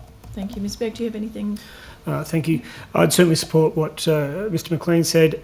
So general bicycle education for all is certainly a high priority for us, but I'm going to take a slightly different angle. It's also talking about the product that the consumers actually take on board, and we do need to strongly look at how we educate people on you get what you pay for. We are aware of fires as an issue. We are aware of products that aren't of an Australian standard. We are aware of a significant flow of product that is not what we would call desirable. So it's education in terms of that regard. In my role, I'm also the chair of the Australian Standards Committee, and we aim to have a new standard on e-bikes out by the end of this year. Whether we achieve that or not is always a question. And elements of that will have strict anti-tampering clauses. And so not only will we have the mechanical elements of that, we aim to also have that promotional element with that would also, for me, be a strong element to ensure that people understand why that is in place. Both the safety as a product, but also the safety as a road user as well. Thank you. Questions from Mr Benazia. Thanks, Chair. Just to you, Mr McLean, you spoke about the Centre for Road Safety when you were talking about dropping the speeds of motor vehicles to 30 kilometres an hour.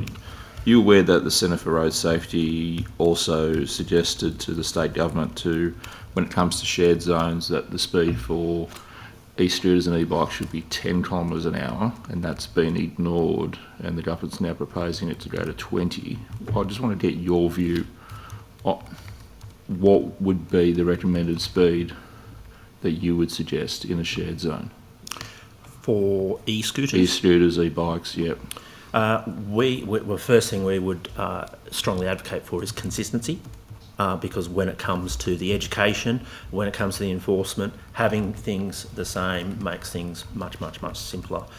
So we would see that we should have the same speed limit for all devices, whether it be a unpowered bicycle, an e-bike or an e-scooter, just for that point of consistency. In terms of the speed limit, we're less focused on the exact speed limit because we want to regulate that on people's awareness and behaviour rather than having a heavily regulated speed limit highlighted in specific areas, which also gets confusing. A really good example of that is I rode my bicycle to the train station this morning, e-bike actually, to the train station this morning. I can very comfortably at 5 a.m. in the morning on a shared path ride at speeds of over 20 kilometres an hour and even 30 kilometres an hour in some spaces. No one's on that space. It's got clear sight lines and it is safe to do so. When it's busy, it's not safe to do that. Or if I'm riding on a shared path in the city, it's absolutely not safe to do that, and it's not safe to do even 10 kilometres an hour. So we want to try and regulate people's behaviour based on respect and education and awareness for their sort of fellow road users at the same time, which is very, very important.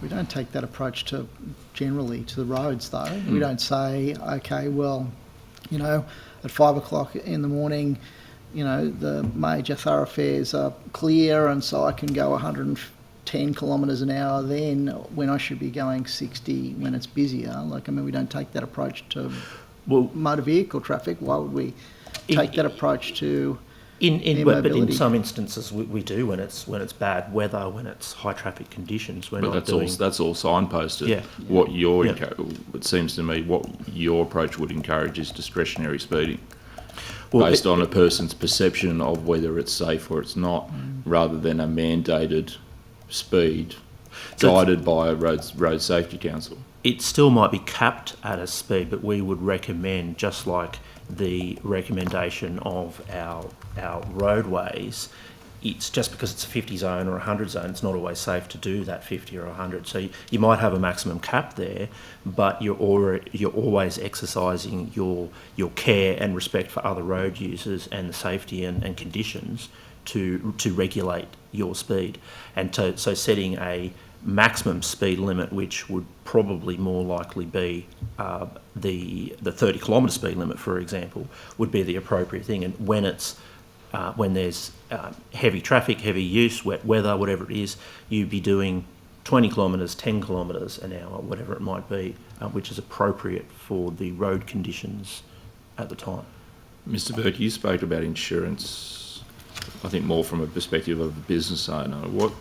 What insurance products are you struggling to afford as a business owner as it relates to e-bikes and e-scooters? The e-bike market the insurance market has dried up in terms of access for insurance for business, property, liability, and as I said, because a number of underwriters have withdrawn from the market. We are aware in the last 12 months, certainly some have actually withdrawn altogether, even though you may have had insurance with them for 10 years. So it is literally, we now have importers that are self-insuring because their insurance has gone up by up to 600%. And even though they have never made a claim, their product mix has not changed. They cover quality brands.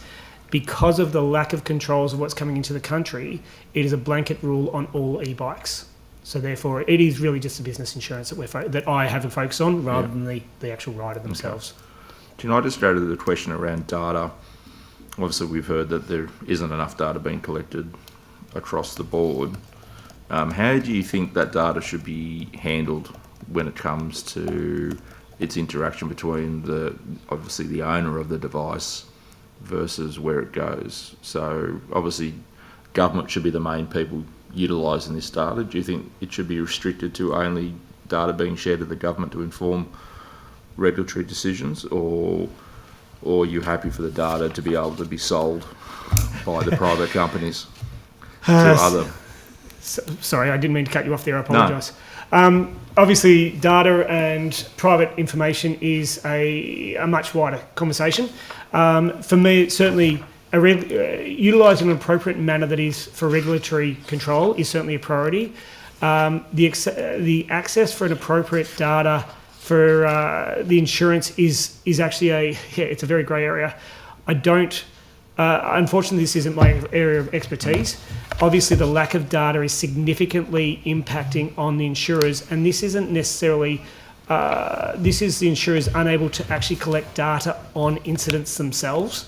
So the availability of an appropriate data on incidents, whether that's injury or fire, and that's probably the fire is the main one we're finding, is the provision of appropriate data to them on incidents they're involved in is actually one of the biggest shortcomings. Unfortunately, I'm not able to answer your question directly because, I'll be honest, it's not my area of expertise, but to be providing them with some level of data on incidents is, for us, something that we do need to see. We heard from some of the recycle people earlier about the lack of uptake in shops in joining part of a sensible recycling program for batteries. I'm just wondering whether you think, what is the reason behind that low uptake in adopting some sort of joint recycling program for these lithium-ion batteries? Yep, thank you. The Battery Stewardship, or the Battery B-Cycle, is a member of Bicycle Industries Australia, and we work with them. And I'm in a working group with the EPA and DECA as well as the B-Cycle, so I'm very aware of that program.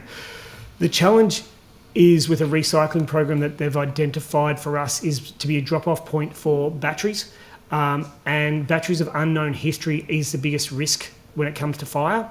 We've had 2 shops in Australia that have burnt down as a direct result of batteries or poor quality batteries of unknown history. And so even with the provision of a storage box, an appropriate storage box, which we've developed standard operating procedures, we've developed storage boxes that they could and should be using, insurance will still not allow them to accept batteries that they do not know the history of. Or sorry, that's not quite right. They will allow them, but obviously there'll be a severe penalty on insurance. So maybe the data we collect should actually include something around battery maintenance, battery replacement, battery disposal, perhaps, to help with that insurance. Yeah, one of the key criteria in Office of Fair Trading, since this submission were put in, Office of Fair Trading has obviously gone through their process. They've introduced, or they will introduce in New South Wales, a requirement on the 2nd of August, a requirement to meet EN 50604 or IEC 60335. That is a unique standard in Australia, a unique position in Australia. No other state or territory has that position. So you can actually have any battery there is no requirement, there is no barrier to entry of any quality of battery to Australia. So therefore, the data that is kept doesn't include the quality of the battery, the type of battery, or whether it actually meets any standard at all. So first is to stop them coming to the country. The second is to record what's actually happened. Yeah, thank you. Okay, we'll go to questions from government members now, Mr. Dion. Yeah, I just wanted to pick up on this issue around importation and standards. Firstly, I wanted to ask whether you would support a registration scheme, like a vehicle registration scheme, as a means of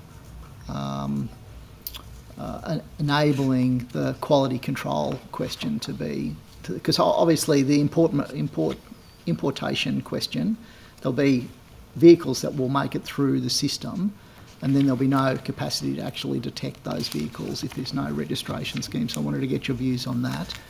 Before I touch on registration, prior to 2021, when the then junior minister to the Transport Minister updated the Road Vehicle Standards Act and removed the AA and the AB category vehicle description from the Road Vehicle Standards Act.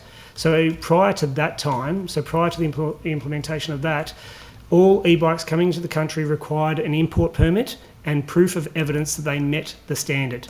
So we already had in place a system that actually required paperwork and a chain of paperwork to identify what standard and that they had actually met that standard. I can tell you quite clearly now with the advisory notice, and you now apply for, if you wish, you may wish, pay $49 and you may wish to apply for an advisory notice, and it's literally titled, "That thing is not a motor vehicle." And if you apply for that, it will send you a letter that says you do not have to provide any evidence. So we actually had a system in place. We walked it backwards. And so it would be, registration is not necessarily the immediate solution. It would actually, this sounds wrong, but go back to where we were, and we actually have a paper chain. It's a stronger system, isn't it? Because, you know, you've got, if you want to insist on vehicle standards, then, you know, there's obviously opportunity to modify vehicles in Australia. So they've come through the customs system, but they're in Australia, they get modified locally. Unless you've got a registration system, you know, you've got no way of actually detecting those modifications. So if we wanted to impose speed limitations on the vehicles, there's no mechanism, is there, to enforce those requirements without a registration system?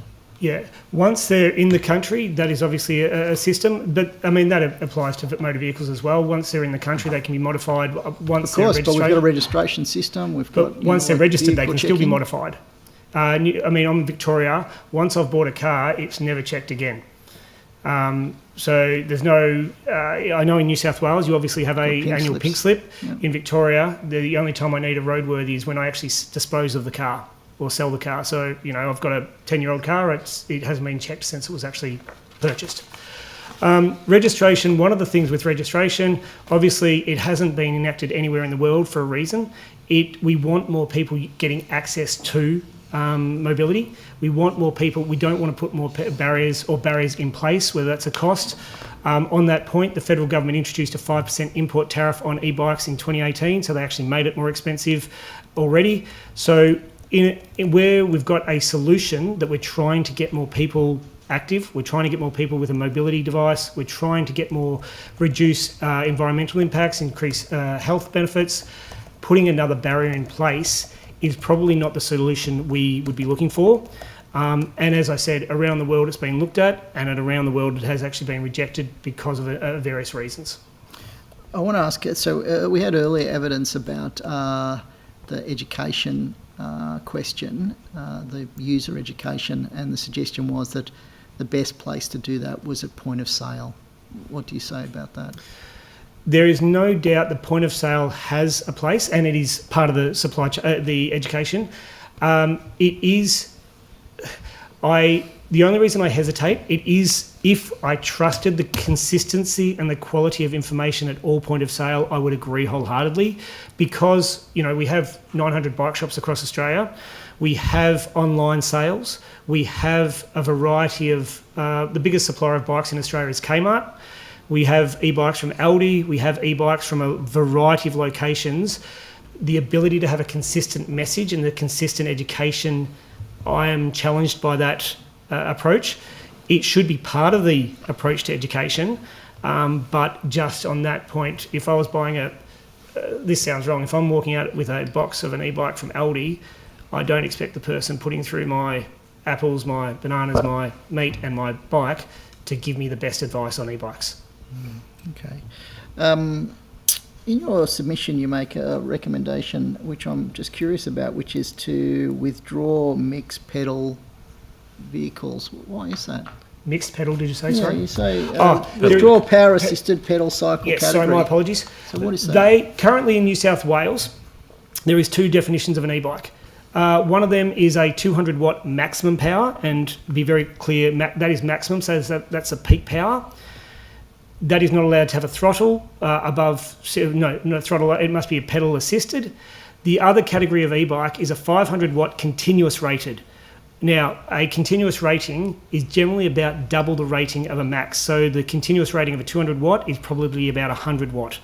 So I would be hesitant to find a road legal bike that actually fits that definition that is on the road in New South Wales right now. So what it does, it muddies the water, it creates another definition and another pathway for someone to either believe they're doing the right thing or use it to try and get around the actual law. Currently it's defunct as a definition, is the real answer. Right. Can I jump in terms of that? Sure. Just because I see in your submission as well, Mr. Burke, that you've made mention of the regulation that was introduced. It seemed to be very last minute, potentially before the last government went into caretaker mode, to be honest, having a look at it. You said March 2023, but I've just looked it up and it was February 2023. Apologies. That's okay, when the regulation, because I was wondering how that could have happened because of the election timing, but that the regulation was introduced to in fact allow and increase that 200 watts, was it, to 500 watts, the continuous rated power limit, and there was a few other changes along with that, which is very interesting. Do you know where that came from in terms of the industry? You said you've been working in standards, that you're professional in that area, where this came from and why? You said it's kind of rather unique to New South Wales. I'm not sure the background of how this was, how it came. I have received under the Freedom of Information, I've received a series of documents, but I still can't find the background to it. We were consulted as an industry in January 2021. We strongly advised against the transition because it created a grey area. It created a unique situation or a unique legislation in Australia. None of the major brands, I shouldn't say quality, but none of the major brands in Australia provide a bike to 500 watts in New South Wales. Australia is a very small market when it comes to the e-bike in the world sense. New South Wales is even a smaller market. And it is a challenge to actually provide the correct wattage to different jurisdictions across the country. The major brands supply a single unit to every jurisdiction in Australia. They do not mix across it. So if you buy a Trek, a Giant, a Specialised or whatever, they will be 250 watts in New South Wales. The brands that do provide a 500 watts are more, generally your smaller, more flexible brands, but they're not the major brands. So as a whole, it limits the market. It provides a grey area for importation and sale. I understand that 500 watts for end of trip may be beneficial. We did recommend, if you're looking at an end of trip, look at the European model, which there is a defined category called the L1EA, which is a specific cargo bike standard, which is 1,000 watts. So it's actually double. But we actually did identify that and said, please do not go to the 500 watt category. Obviously, we've had that change and no other states followed. The other scenario there is at the point of import, a bike to be a road legal e-bike cannot be over 250 watts. So therefore, a bike to be imported at 500 watts technically is against the importation legislation. So it's all very, very confusing, and as I think you said at the beginning, Ms McLean, like in terms of enforcement as well for the police or whoever else it is who's supposed to be enforcing this, who I think we've worked out is probably the police. It's not going to get enforced. It's not being enforced. Extremely, yeah. What people are riding, very rarely, I assume, police are stopping people to have a look at the electric vehicles, micro vehicles that they're riding. Very rarely, and the enforcement regulation, the enforcement records highlight that. Just to add to that, I mean, the issue is strong bicycle tourism in southern New South Wales, northern New South Wales. You ride across the Murray River from Albury-Wodonga, and you're then on an illegal bike. And the same with, up into Queensland as well from northern New South Wales. In the ACT, it's different as well. So, I mean, if there's really one thing that comes out of it is to try to see how we can unify and standardise these regs and not have this 8-country approach that we currently take. And how does we were given something yesterday by the Pedestrian Council of Australia, which is quite extraordinary. Actually, it's a printout of a electric scooter available online from an Australian bike business, Yep. which is speed up to 120 kilometres per hour, 240 kilometres range, 5,000 watt peak motor, $5,350. I mean, these types of things. That doesn't meet any Australian standard either, obviously, but is still available for sale. And I think that's what you're saying in terms of something needs to happen to stop these things being available. Yep. Just to touch on that point, we currently have a situation where we have import regulations which allow that to be imported. We have sale regulations which allow that to be sold. We have road laws which do not allow it to be used. In the similar way, I often use a comparison to a Formula One car. It's legal to import a Formula One car, it's legal to sell a Formula One car, it's legal to own a Formula One car, it's not legal to use a Formula One car. And unfortunately that bike is the same. And I am dealing with a coroner's report in Victoria where a guy died, I think it was 124 kilometres an hour on a unicycle. Oh. And unfortunately we know the outcome, but we would love to see the limitation of those into the country and sale of those, obviously. Yeah, thank you. Are there any other questions for these? Yeah, I wanted to ask about just the question around mandatory standards and whether you support speedometers on e-bikes and e-scooters. I mean, if we, assuming, I'm not sure, Mr. Burke, whether you've put on record your position around speed limits, but if we accept that we want to have speed limits applying, then you need a speedometer on those devices so that the users can know whether they're travelling at a lawful speed or unlawful speed. And I apologise if I smirked at that comment. It does come back to 2016, the Federal Department of Transport banned the importation of all e-bikes that had speedos on them. So why did they do that? Good question. It took them 3 weeks to wind it back, but so unfortunately this goes to answer your question. Sorry, I didn't answer your question. Yes, speedos. I am supportive of speedos. No dramas, but it does come back to the fractured nature and the fractured approach to the way we look at these vehicles or these mobility devices. We need clear harmonisation across every jurisdiction if we're actually going to achieve the outcomes that this committee is looking for. And just one last question from me. So we heard evidence earlier, Queensland, e-bikes, e-scooters and normal push bikes are lawful to be used on footpaths.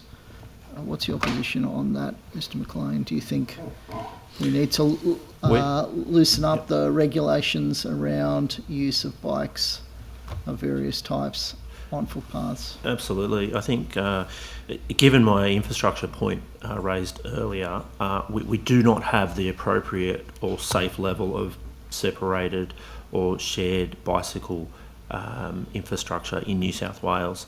So we're very, very supportive of, in fact, loosening those regulations just like we've seen in other states.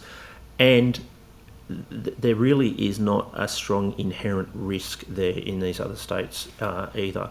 We've got, currently I ride my bicycle on the footpath with my daughter, who's under the age of 16, because I'm allowed to do that. If you have a medical exemption, you can do that as well.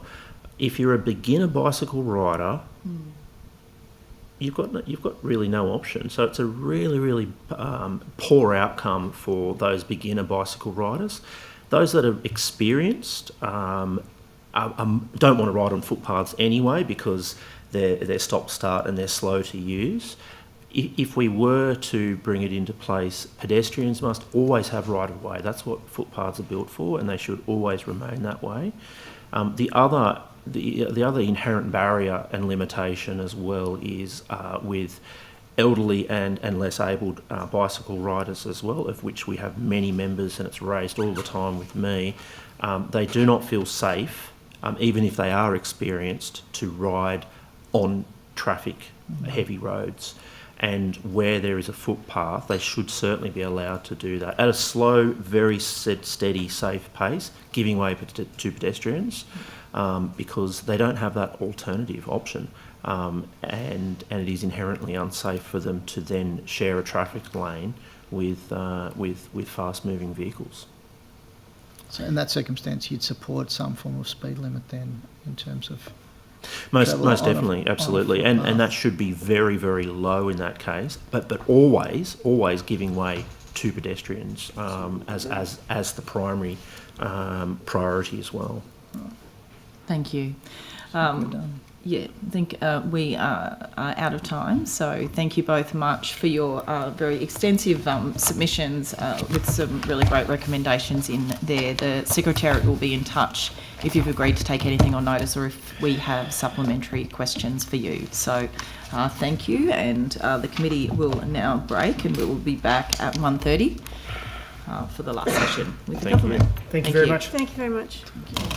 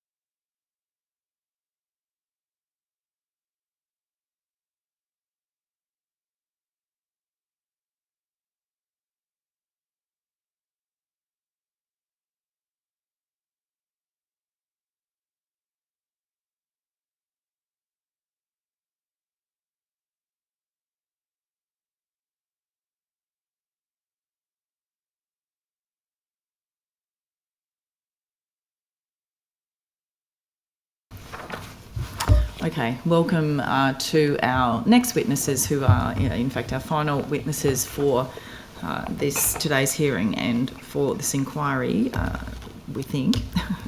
We'll start by getting you sworn in. We'll start with my left. Mr. Carr, your name, position, title, and either the oath or affirmation, please.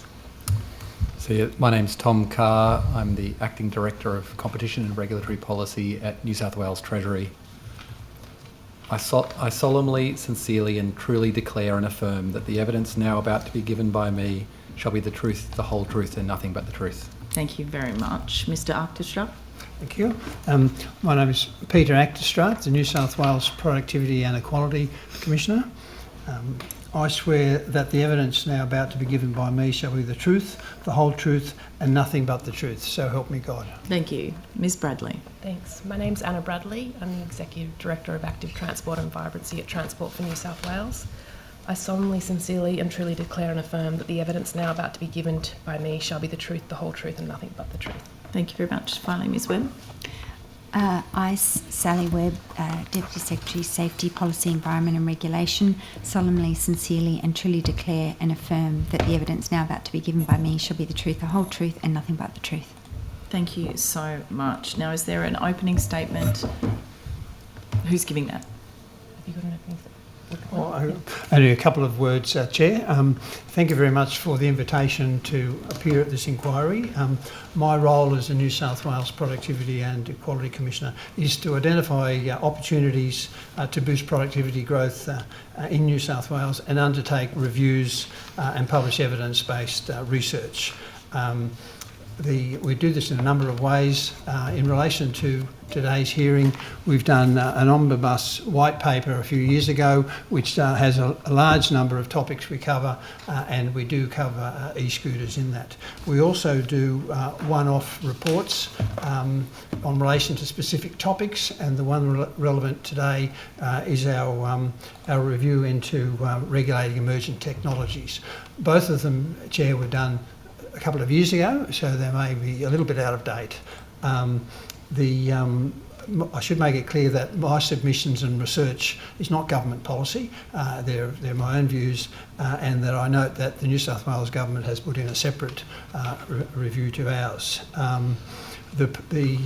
guess the basis of our report, it found that if we could have greater use of e-scooters in a safe, regulated way, it can improve productivity, getting people to the train station quicker and safer, and reduce congestion, emissions, and give greater access, particularly to people who maybe can't afford cars, etc., greater access for people to transport. We found we also focused in one of our reports on the first and last mile, which is what the main area where we see productivity improvement. So instead of people taking the car to the station or to the transport hub, if they take the e-scooter, there's less cars on the road, etc. Sometimes if someone were to get into the car to drive to the station, they think, oh, I might as well drive all the way into the city. So this reduces that. We do have figures, not 2021 figures, Chair, which show the dollar value, and there's benefits in relation to reduced congestion, reduced times of travel, and we do counter that by some of the costs in relation to health issues and things like that. So that's about it from myself at the opening. I'm glad to take questions in due course. Thank you very much. Ms. Bradley or Ms. Webb, do you also have an opening statement? We do, thanks. Thanks. And thanks for the opportunity to appear before the committee today. In my work as Executive Director, Active Transport and Vibrancy, I'm obviously interested in active transport, vibrancy, placemaking, design quality, and micromobility, especially e-micromobility, because it has the potential to help connect people to move between buses, trains, ferries, and light rail. It has the potential to link people within and across communities to jobs, services, public spaces, town centres, and places of interest. It supports social interaction in the outdoors, delivering wellbeing benefits, and it can be a viable and efficient option for first and last mile freight. Importantly, it can help us reduce our reliance on cars, reducing congestion and delivering sustainability outcomes. And it can help communities and individuals overcome transport and social disadvantage. We want to help people choose active transport and to reduce reliance on cars, particularly for short trips, which we believe can change the way our cities and centres function and help to improve the vibrancy and livability of our public spaces. We also know, and through our research, that there are a large number of people already making that choice. Our research found that around 600 households in New South Wales own one or more of these devices, an e-scooter or an e-bike, and about 1.5 million devices across the state already. 20% of people in New South Wales ride e-bikes already, and about 11% ride e-scooters. Interestingly, about 80% think that e-scooters are legal, or they're unsure about their legality. To achieve the full benefits of e-micromobility, we know that there's work to be done, and we know that there are concerns and risks, and that is why we're exploring the key regulatory functions and the work that's underway within the agency. Our work and our proposed policy settings are in draft form, and consultation is underway on these key pieces of reform. So exploring the options for the sale and for the safe introduction of e-scooters, and exploring the regulatory regime for share scheme providers. So far, in shaping our policies for e-micromobility and understanding the issues, we've directly engaged and listened to representatives of at least 186 organisations. We've had two-way discussions, workshops, small group discussions, and we've invited feedback through an online form and through email. We've also thoroughly reviewed and assessed all the submissions made through this inquiry, and we've been listening intently over the last couple of days, and we really do welcome this inquiry. The timing for us is really great, as it can inform part of the work we're already doing and we're intending to do, and the feedback through this process and from the committee will certainly inform those proposed settings and regulatory options.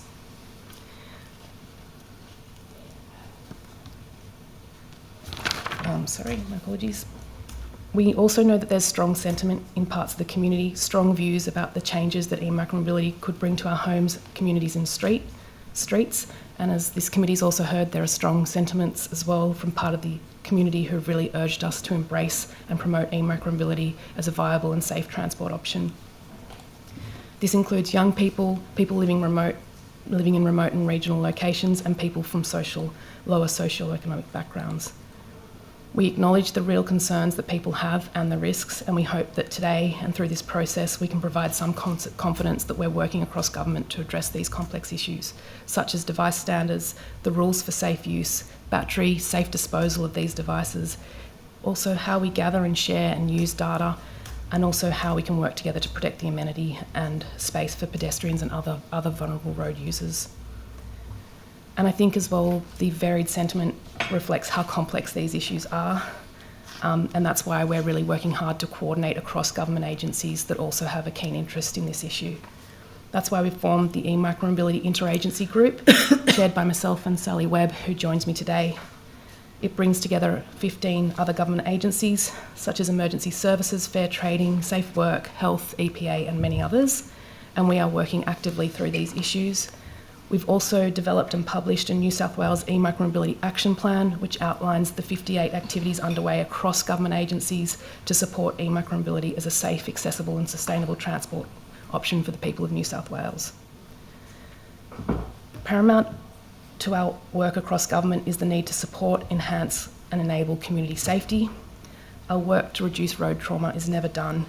We need flexible, responsive regulation to help us maintain pace with emerging modes, such as e-micromobility. When introduced well and supported by good regulation and policy, e-micromobility can be a safe, accessible and sustainable transport option. And we need to take a safe systems approach. So this means thinking about the built environment and infrastructure, the behaviour of people, the choices they make, the speed settings in our street, and the quality and standards of these devices. There's no silver bullet, and we need to address all of these. Thanks again for the opportunity, and we really do welcome the feedback and findings of this committee. Thank you. Thank you. So why has it taken so long then to regulate private e-scooters in New South Wales? They've obviously been purchased for a very long time now, and we know people have been riding them. Indeed, many people have been riding their private e-scooters, and it's been the biggest, everybody knows that it's illegal, but they write it because they're not caught. Why has it taken so long for the government to look at regulating it? Is there a reason? I would say that the opinions, as you would have heard through this process, are very divergent, very strong views both ways, in support and not in support of the use of these devices. Our work in this space has been continuing since 2019 as an agency, working with key stakeholders. The initial step with those stakeholders that we were working with was to establish an advisory group to enable the commencement of some trials.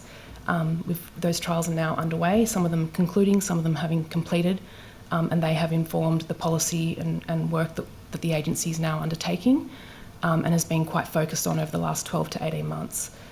So it's been a considerable and focused piece of work over the last 12 to 18 months to develop the policy options and the draft settings that have been published quite recently. You said it started in 2019, though, in terms of the work, or recognising that this was an issue and you needed to look at what a regulatory framework looked like? Yes.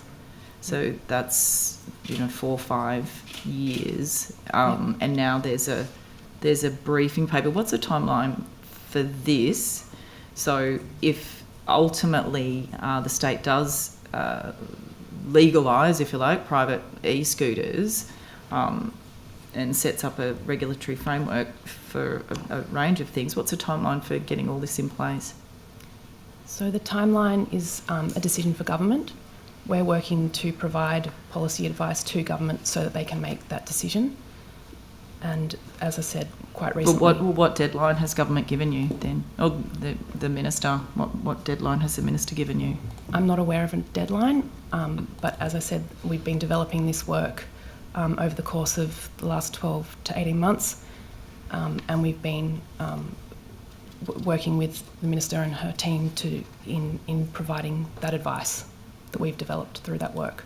Okay, so if there's no deadline, what's the next step? There's a briefing paper that Pedestrian Council of Australia in fact tabled yesterday for us, for the committee, that was from the Road Safety Advisory Council on the 11th of September 24, and there's the draft action plan, I think, online. That might have the next steps in it, does it, in terms of timeframes and deadlines? The timeframes for feedback? Yes, so the timeframes are not confirmed because it is a decision for government, but we've published the draft settings, and then obviously there's this inquiry, so we're really hoping to gather input and feedback through this inquiry to further inform those policy settings that we've published for consultation. So what would your recommendation be then for parents this Christmas? I mean, there's a range of different things around various e-bikes, e-scooters, whether they're legal or not in terms of the speed and what they can do, but just broadly around buying an e-scooter. Does the government put out messages at this point that they're illegal? They're currently illegal. E-scooters are currently illegal. Our website and all of our materials reflect that, and I can't advise on timelines because they're not confirmed. Oh, so we don't know whether Yeah. anything would happen in terms of them being legal for Christmas. Is that fair? Yes. Yeah. I'll just ask a couple more questions and then go to my colleagues and indicate to everybody that we'll be able to probably do several rounds each. So councils have been asking for greater powers to cap the number of devices in terms of shared bike schemes. They've been asking to be able to cap the numbers of operators and bikes. I didn't realise that they kind of really didn't have any control in that area. So why has the state government refused to act? Where can the state government step in that situation? And firstly, and why hasn't the state government done anything? So part of our work is looking at the regulatory settings around the shared scheme operations, and we've also consulted on that. So the e-scooter legalisation proposal, the share scheme kind of go hand in hand, because if scooters are legalised, then there'll be share scheme e-scooters operating on our streets. So this is shared bikes, particularly shared bikes. Yes. Yep. So we've been also doing a piece of policy work looking at the shared scheme framework for the operation of shared schemes, acknowledging that at the moment there isn't really a regulatory framework that applies other than the Public Spaces Unattended Property Act. So essentially in this state at the moment, if you wanted to put a number of share scheme bikes on a footpath anywhere in the state, you can do so without agreement or licence. So that's the piece of work that we're looking into. Okay, I'll come back to that. I'll go to Mr. Benasiak for questions. Thanks, Chair. Can I just pick up on the Chair's questions around the briefing? What speed limits did safety experts from New South Wales Centre for Road Safety recommend for e-scooters on shared paths prior to you creating this briefing? Might be a question for Ms Webb. I can answer if you like. I'm not aware of specific advice from Centre for Road Safety around the e-scooter settings, except to say that we're working as an integrated team across Sally's group, safety experts and our group to develop the guidelines and the proposed settings. So the proposed settings that have been published and the speed settings are detailed in those proposed settings on our website. And there's a number of factors that have gone into the development of those settings, not just advice from safety. Obviously, that's the paramount issue, but not just advice from safety. So looking at other jurisdictions, feedback, market research, independent evaluation as well of the shared scheme trials. So the evidence that we've received was that the Centre for Road Safety actually recommended a speed limit of 10 kilometres per hour, and then this briefing paper is recommending a speed limit of 20 kilometres per hour, and the rationale for it is apparently that some riders feel a bit wobbly at 10 kilometres an hour. And if we talk about other jurisdictions, which you referenced, Queensland dropped to 12 kilometres per hour because of increase in traumatic crashes. Victoria's at 10 kilometres per hour.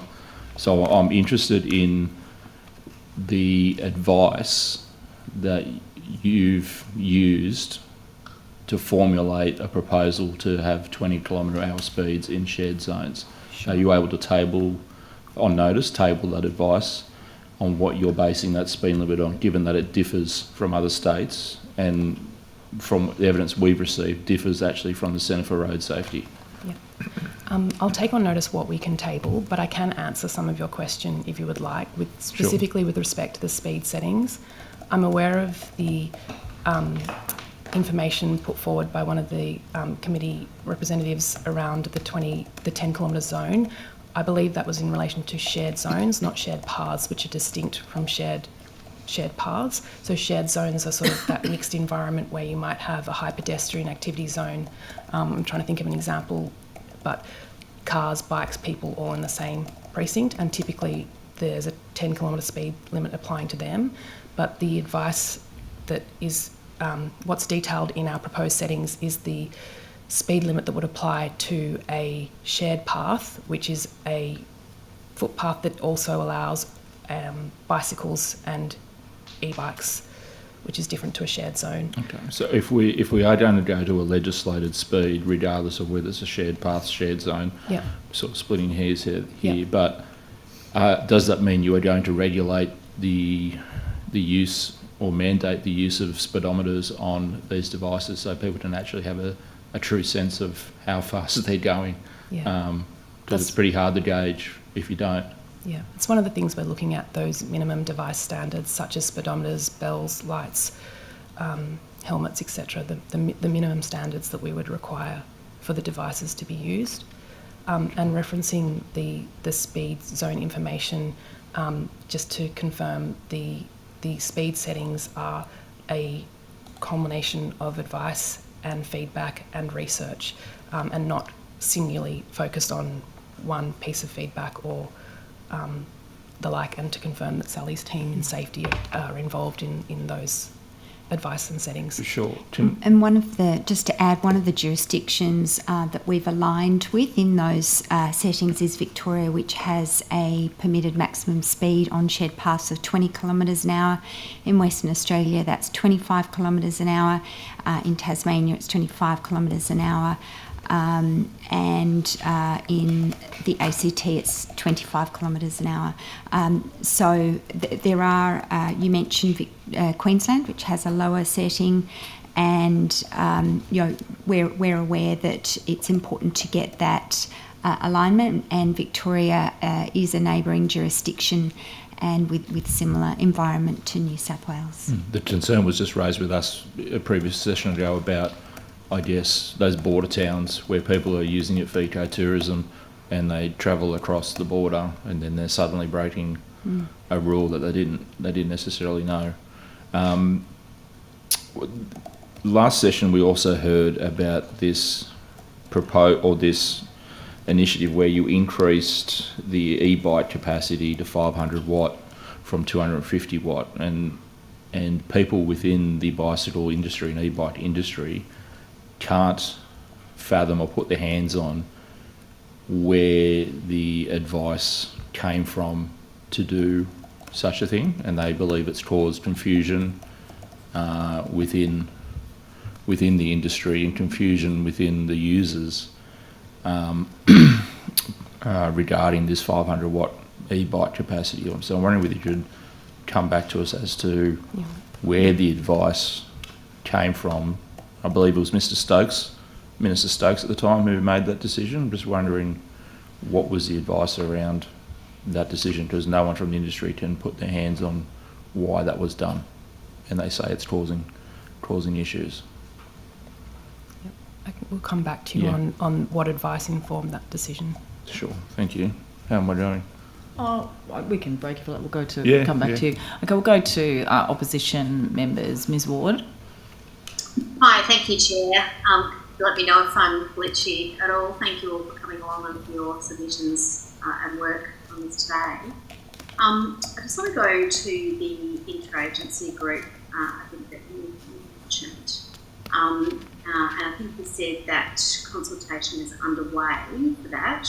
Are you able to take on notice, perhaps, to provide details on what precise consultation has been undertaken, including what format it was in, on what dates that was held? Sure. Thanks for the question. I've actually got a document we would like to table, which is a summary of all of the engagement we've undertaken to date in relation to e-micromobility. And I can quickly, if you want me to, read out some of the highlights of that document. Essentially, that would be great. Thank you. Yep, that's helpful. So with the interagency group that the government set up, did that interagency group approve the announcement for the e-scooter reform that the Minister announced on Monday? No. Did it have any input? The interagency group has had input to the action plan, the parliamentary submission, and we have shared with them and briefed them on the proposed settings, which are currently the subject of consultation and feedback with respect to both shared schemes and the e-scooters. Okay, all right. And then, so in terms of that, I'm going to go to my colleague's question around the speed limit. Did the Centre for Road Safety approve that speed limit for e-scooters, or is that a policy decision? It's a policy decision and a decision for government, but we are seeking the advice of safety experts in developing those policy options. I might just add to that, the Centre for Road Safety is within my Transport Safety branch, and members from the Centre for Road Safety / Transport branch are members and you are a part of the interagency group. Okay, but just to be clear, the speed limit that was announced, that's a policy decision of the government to take. It wasn't approved or input on that, signed off on by the Centre for Road Safety, is that correct? So as the Centre for Road Safety includes policy officers, and the settings that have been suggested or taken to government include advice around settings that have come from members from the Centre for Road Safety. Sure, but I guess my question is a little bit more specific than that, Ms. Webb. Did they approve that speed limit on that announcement? There was a specific speed limit, or did they approve that, or did they provide any clear advice regarding speed matter? Look, I think it's fair to say they provided advice. The safety settings are very much what we're trying to achieve, or government is trying to achieve, is mobility with safety at the core. So, it's not possible to look at one setting in isolation. So, the policy team, the safety policy team, has been providing advice on all of those settings. Okay, so when do they provide that advice? Oh, that advice is being provided over months. In fact, I would say years since 2019. Yeah, and we've got internal working groups that feed into the EIG as well at that intergovernment level. All right, so I just want to be clear about this. So they didn't provide specific advice or approve the announcement on Monday, but you're saying over time they have provided advice. I didn't really think this. So can we just be clear, because I think it is a bit more black and white. What was their advice? So the policy settings that have been developed are based on the advice from our internal experts, feedback from the trials, a lot of work and analysis looking at other jurisdictions, and also there's some broader policy considerations around compliance. And one of the key pieces of advice from our safety experts is the extent to which we can achieve consistency in the settings will support compliance with the speed limits. So, what did the Centre for Road Safety say about the speed setting? So the centre, the policy team, which includes members from the Centre for Road Safety, has provided advice regarding a range of speed settings So what was their in different specific scenarios. Yeah, I think you're answering a slightly different question than perhaps what I'm asking. So I'll just be clear about what I'm asking. What was the Centre for Road Safety advice on this speed setting? So their advice, obviously, with increased speed comes increased trauma, and that of course has been part of their advice. They have articulated the specific features of e-scooters with their lower centre of gravity, their small wheels, etc. They have provided us with data regarding the trauma profile, and they have provided advice regarding the different speed settings in different jurisdictions. And what was their advice in relation to this specific speed setting or Monday, that announcement? They have provided advice on a range of speed settings in different environments, and their advice has been very much not looking at one setting in isolation, but looking at the package of safety settings as part of this initiative. All right, and what was the number, the speed number that they? I get it's complex. I get there's a number of settings. I get there's different areas and different jurisdictions, but what was their advice on the number, the speed that they recommended? So we have recommended speed settings for in different environments. So on shared paths, it's 20 kilometres an hour. On roads, it's 20 kilometres an hour. The speed limit of the road is 50 kilometres an hour. And in those shared areas, you have the opportunity to go to 10 kilometres an hour where that's signposted. And that was the Centre for Road Safety specific advice.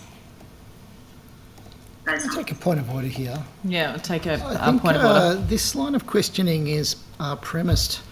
My point of order is about procedural fairness. This line of questioning is premised on an assumption of the role that the Centre for Road Safety is playing as a sort of independent institution. I think the way it's been described by Ms Webb is that representatives from the centre are integrated into the policy formulation process, and so repeatedly asking this question is actually, I think, being unfair to the witness. The witness has answered and explained the relationship that is in existence, and the continual framing of the question is actually prejudicing the answers. Okay, I think part of your reasoning for taking a point of order I don't uphold in terms of the role of the Centre for Road Safety. That isn't part of it. However, I'll just remind Ms Ward that Witnesses, of course, are allowed to take questions on notice.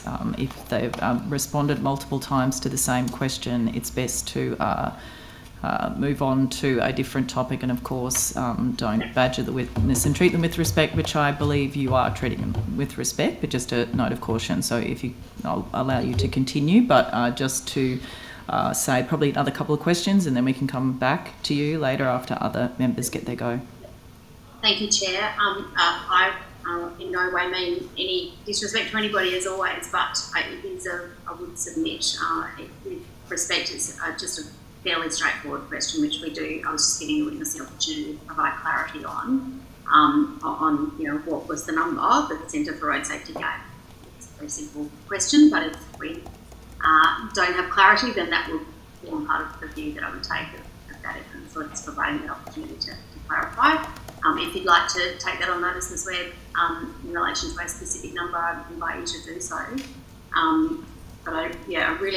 All right, I might ask it this way then. Did the Centre for Road Safety provide advice that it should be 20 kilometres per hour on shared paths? The Centre for Road Safety, or the policy team within the Transport Safety team, which is part of the Centre for Road Safety, have provided advice regarding the impact of different speed settings, and they have advised that, of course, the trauma profile from a speed setting of 10 kilometres an hour is going to be lower than the trauma profile with a higher speed setting. Sure. So based on that, I'm a little bit more specific. I might just ask it again. Did they provide advice for 20 kilometres on shared paths? They have given us advice regarding 20 kilometres an hour, regarding the consistency with other jurisdictions, the ability to understand putting a framework, a safe systems approach, which has a range of settings, and the idea is to provide a mobility option for the community with safety at the core, which includes a range of safety settings. I will go back and speak to the team as you've requested, and take on notice whether there's any specific document in which a different number has been provided over time. And now I do know that and Anna, you might speak to this further, that the share schemes originally started with a speed setting of 10 kilometres an hour. So I'm sure at some point advice has been given regarding that setting as well. It's not a trick question. We're just trying to reach, what basis. It's 20 Ks. We know that's the answer, but we just want to know who advised that and what the basis was. Did they ever say that that's the speed that they believe is appropriate? And if you need to take that on notice, that's fine too. They believe the appropriate speed for shared paths is 20 kilometres. So the role, the role of the Centre for Road Safety, those policy advisors within transport safety, is to provide advice. They provide advice that's informed by data, that's informed by research, that looks at benchmarks across other jurisdictions. Okay, order, Ms. Ward. I do want to check. Mr. Fang, do you have questions as well? Because the opposition's had almost 12 minutes in this round. Have you questions as well now? Because I've got to go to... Very happy to let Ms. Ward continue. She's well... It's almost up in terms of sharing around twice for members. So, Ms. Ward, maybe one or two more questions, but I need to throw to government. Right, sure. Can I just go to the submission? Your submission states that you're, I'm just quoting from the submission, you're investigating a review of the Roads Act 1993. This is sort of new terminology that I'm not quite familiar with. I haven't come across that before. What specific steps are involved to investigate a review?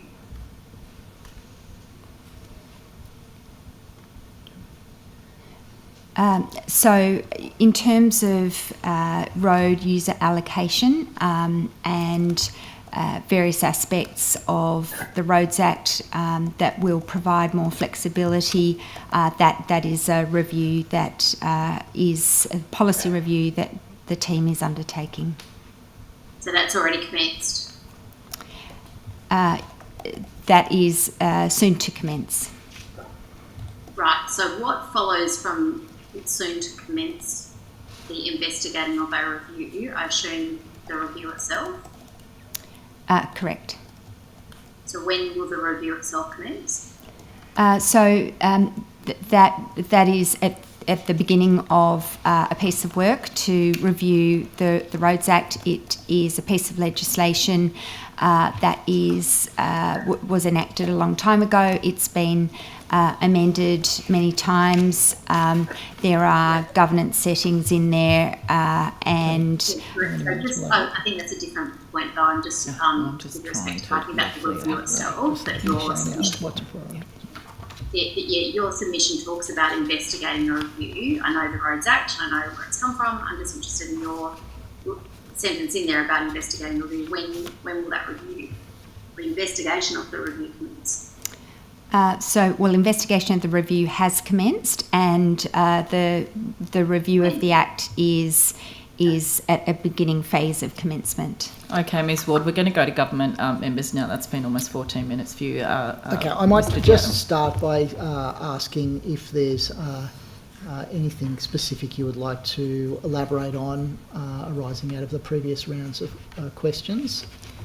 I can speak to the proposed settings if you would like. Yes, I understand. And just to reiterate that they are proposed, and we were very keen to publish them so that the inquiry could consider them, and so that the participants in this inquiry could consider them as well. And we've also undertaken some fairly extensive consultation on those settings as well to inform ourselves. Did you want to I think you had a document. I have there, a document if you'd like to table that I would like to table, which is that summary of engagement to date. And I will just note that the proposed settings are on our website with some information about why that's a particular setting. But I know the speed limit is an area of concern for everyone, ourselves included. And I think we've heard a variety of views, and no doubt you have as well. I know you have because I've been listening. But essentially, there's a multitude of factors, and really one of the things we are looking, and I think with all forms of legislation, consistency and clarity. So having that consistency across zones and absolutely allowing councils to signpost otherwise for high pedestrian areas or really busy parts. If you can think about recreational spaces where you might have a promenade, you might want to signpost lower, and certainly that's happening in other jurisdictions where these devices are legal. And absolutely through the shared schemes as well, through the geofencing, those speeds automatically change with most devices now. So as you transition into different speed zones, the devices automatically slow. So that consistency is really important to get compliance. But another big factor as well, and I do acknowledge the concerns, particularly from our most vulnerable road users, so pedestrians with physical disabilities, vision impairments and the like, that it is a legitimate concern that perception of safety is real. There's another safety element that we've thought about as well, which is if we make those speeds too low, then people will be encouraged to ride on the road, which we also don't want to encourage. So it's finding that balance, and we're not saying that we've found it yet. We absolutely want to hear from everyone, but that's kind of where we landed on the proposal for consultation, and really welcome feedback. And just to add to that, the suggested age limit is part of that equation as well, around getting that balance of settings to encourage safety. So we know that younger ages have poorer motor coordination and cognitive development, and so that feeds into setting an age limit, a proposed age limit of 16 years. Thanks. So there's been a number of trials. Are you able to elaborate on how the data from the trials has informed the settings? Yes, we've had 8 trials, I think since 2022. I'll need to check my numbers, but 8 trials. There are 4 that are active. Some have completed, some are continuing, some have extended.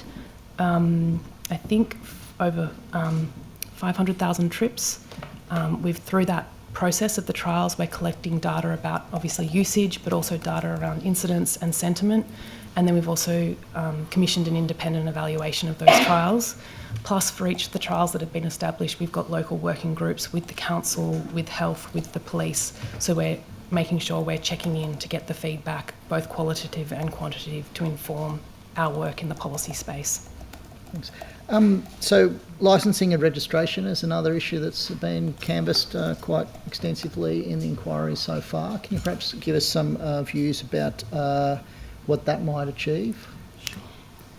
So the settings that are proposed would not see licensing or registration, and as part of the work that we've done, we've been trying to explore how we can best enable and promote e-micromobility, and we're very keen not to introduce red tape unless it's going to contribute to safety.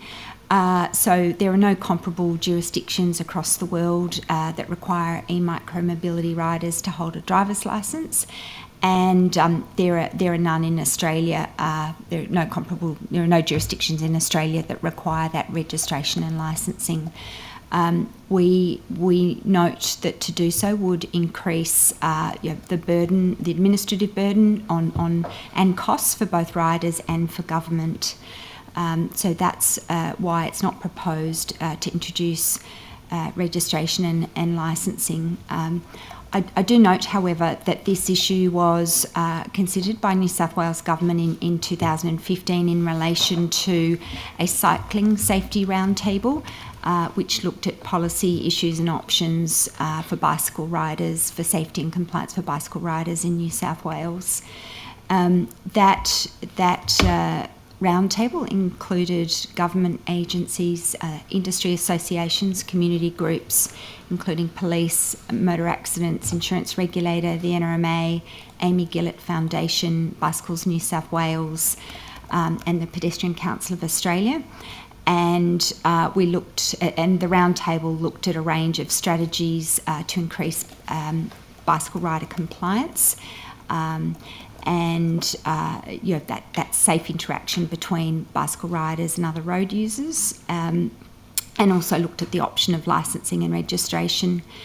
And following review of the evidence, the costs, the complexities, it was considered that registration outweighed any potential safety benefits. So obviously an area that we've proposed, and that's the proposed setting is in the proposal that's been tabled.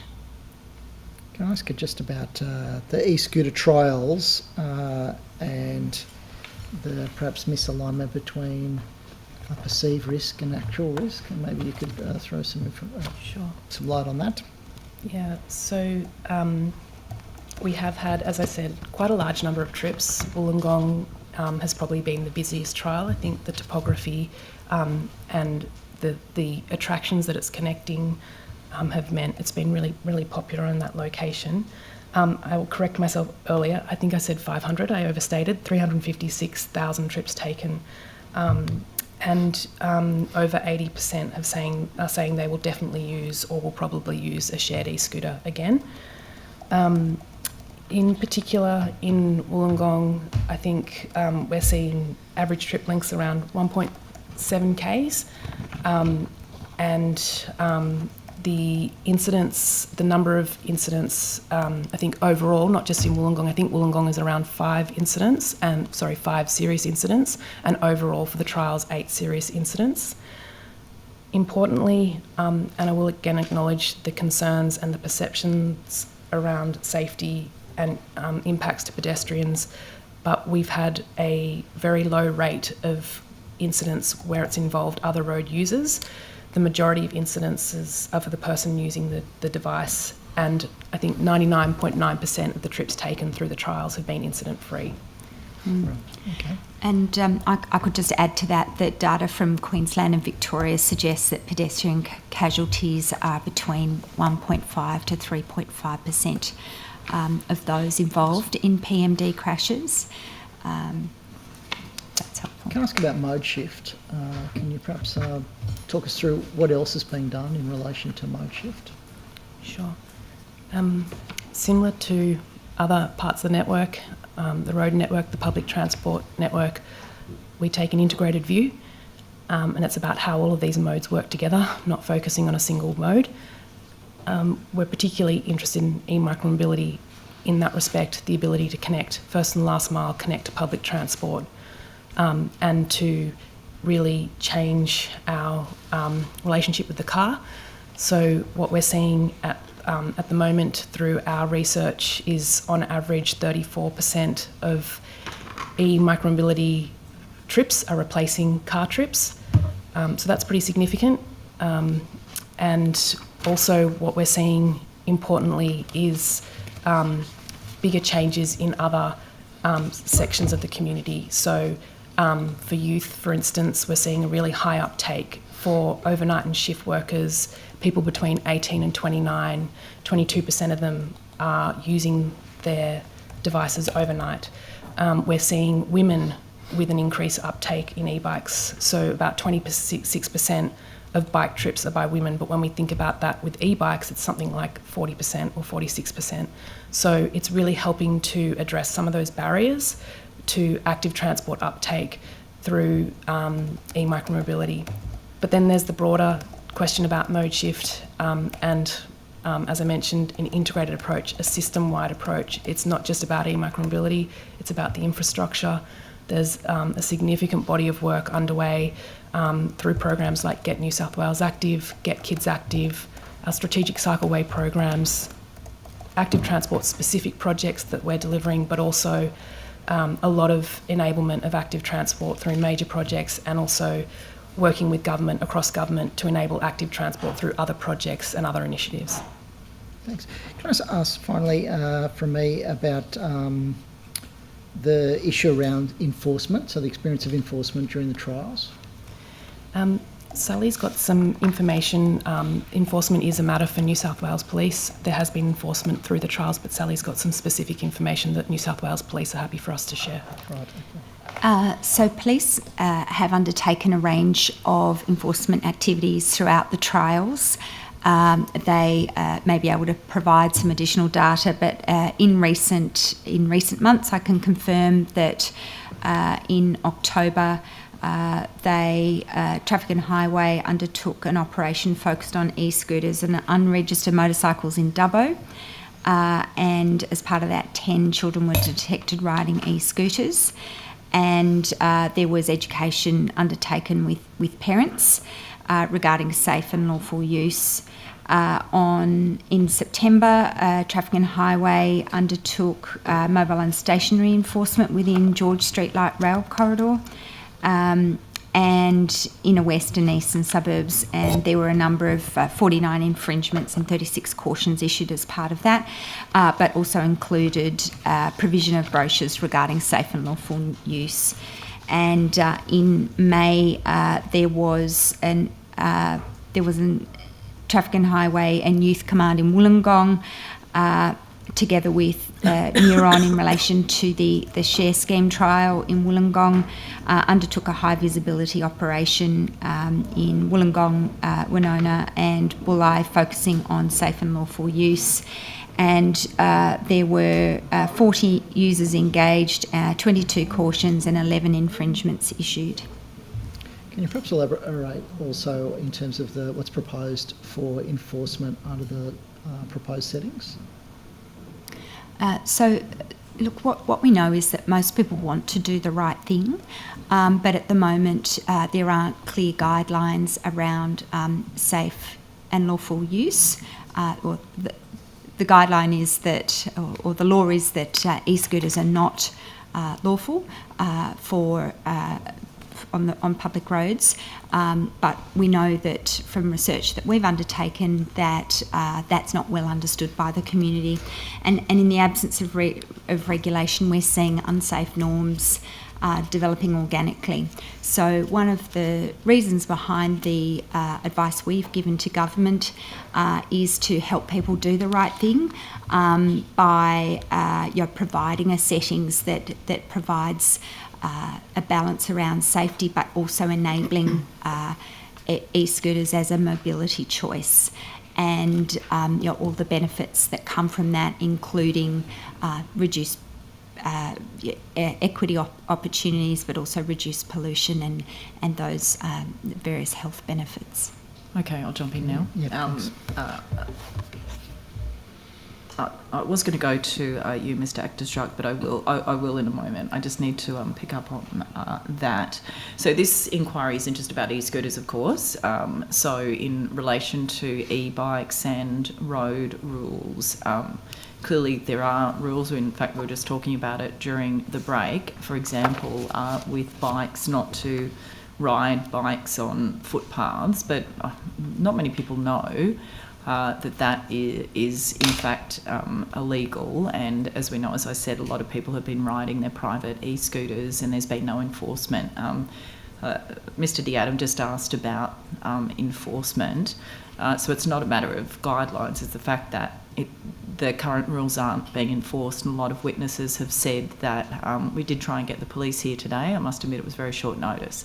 But is there any move by the government with this policy to enhance the education around the existing rules for people, firstly, and then enforcing it? Because if people think they can get away with it, which is clearly the case with, I'm not somebody that's trying to reduce the use of e-bikes by any means. Of course, I want more people to do it, but it's really annoying people, and it's dangerous that people are zooming past them at a very high speed on these e-bikes, for example.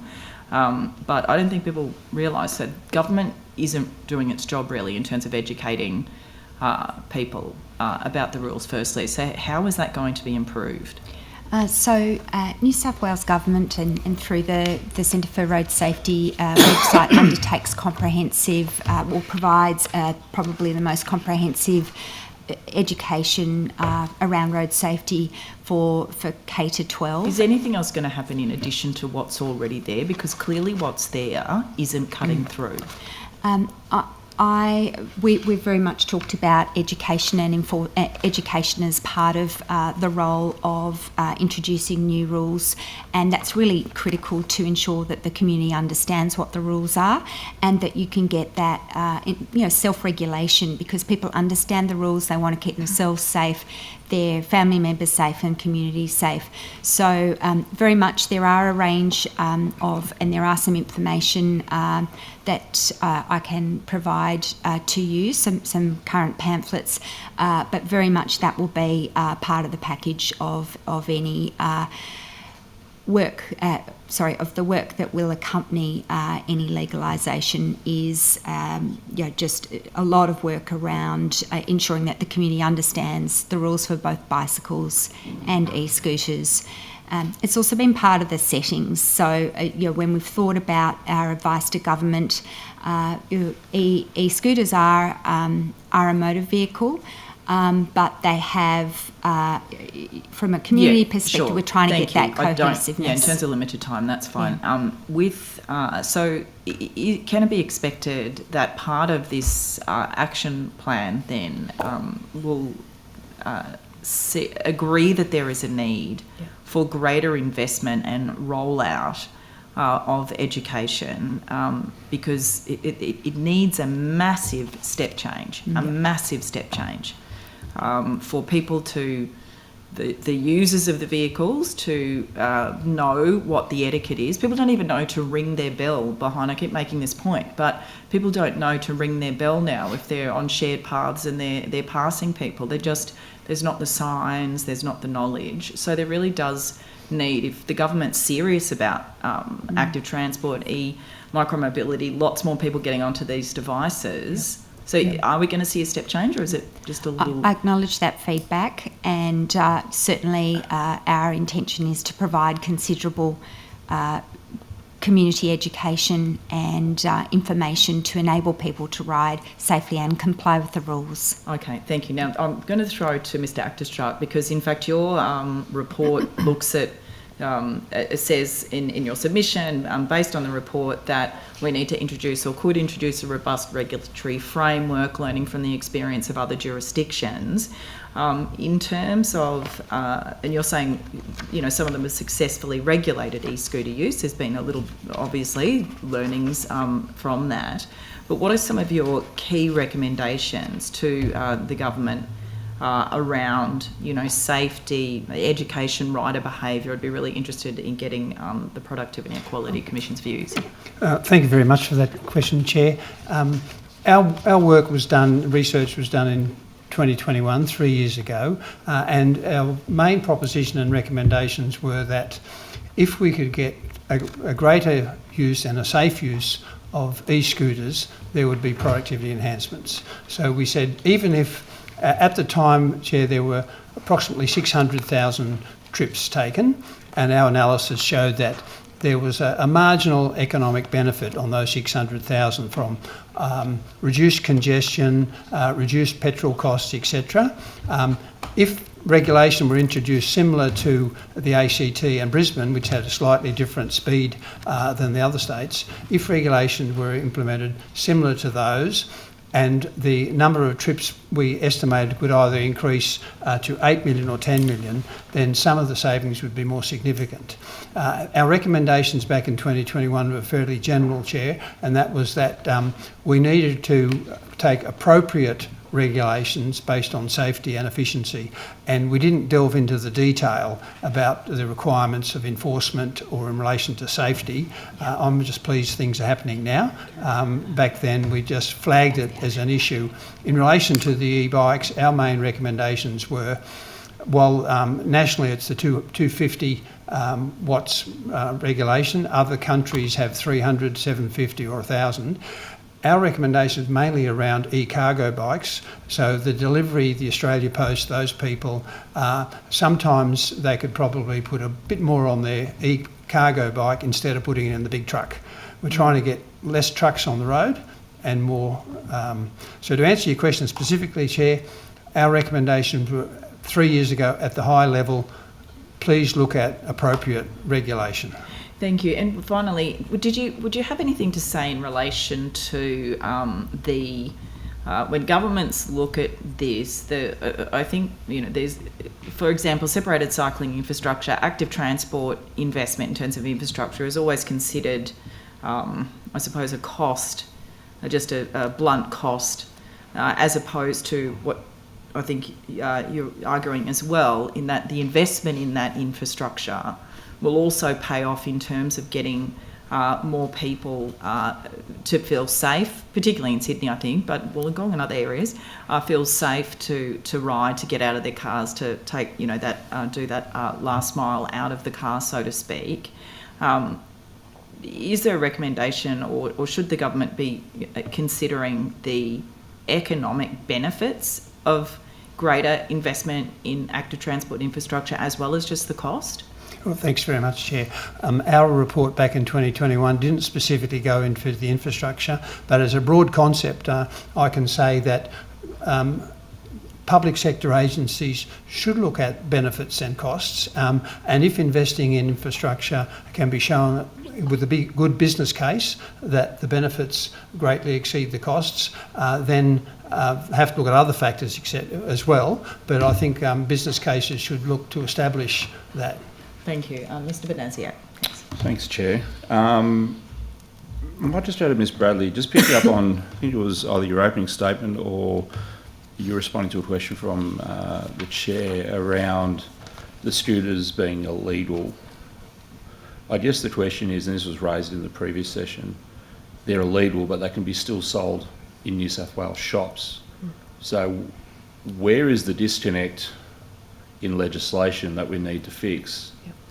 So items, or types of e-scooters or e-mobility devices that we don't accept that will meet the future standards won't be able to be sold in New South Wales shops. Yep. Just for example, gel blasters are illegal in New South Wales, but you can buy them in Queensland. So I guess, there's mechanisms where you can ban the sale of items. So why haven't we been banning the sale of these items? Thanks for the question. So yeah, as per my opening statement, we think there's about 600,000 of these devices in households in New South Wales, plus more when you consider commercially operated devices as well. And the research suggests that 80% think that they're either illegal or they're not sure. Sorry, that they're legal or they're not sure. So part of why we need to regulate is because of that misunderstanding and the inability to sort of give people clear advice around how to use devices when they're currently illegal and what they can and can't purchase. But this is something that the interagency group has specifically looked at. And Fair Trading New South Wales have recently published a new standard for e-devices around safety and what those devices should be.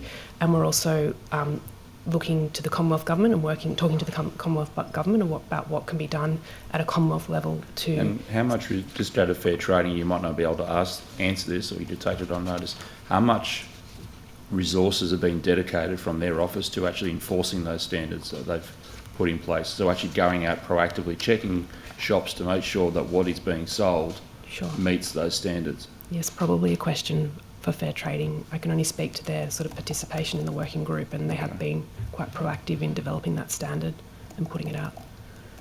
Ms Webb, you talked about education, and you said it's a fairly comprehensive program. I taught for 18 years. I'm aware of the Transport for New South Wales website that deals with this.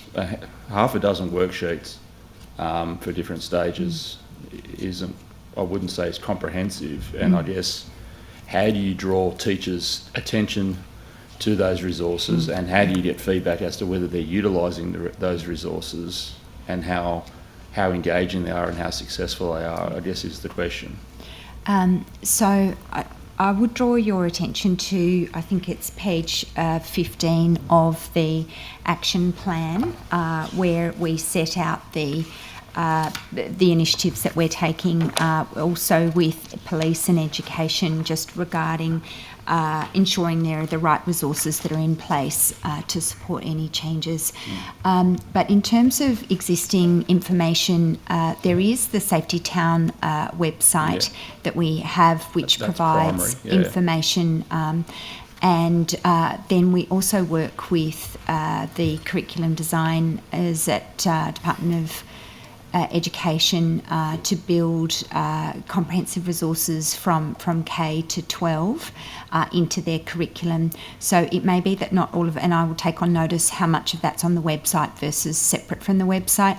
But yes, there may be some idea on how do you know whether it's actually being utilised or not, because obviously teachers are very busy. So it's part of the PhD program curriculum for older, and we also have a program of getting road safety information and into preschools as well. It's part of the syllabus, yes, but those resources aren't your resources aren't necessarily mandated. Teachers can come up with their own resources. I'm wondering whether you've ever got feedback as to whether they're age appropriate, targeted well, suitable, engaging, all those sorts of things. Because if it's not engaging, then you're not hitting your mark. You're not reaching the kids that you need to.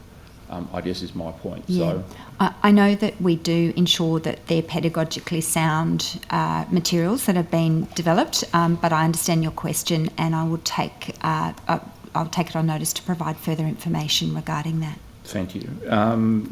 Just to you, Mr. Arkestruck, how did you come up with the $87 million figure in terms of proposed net economic benefit?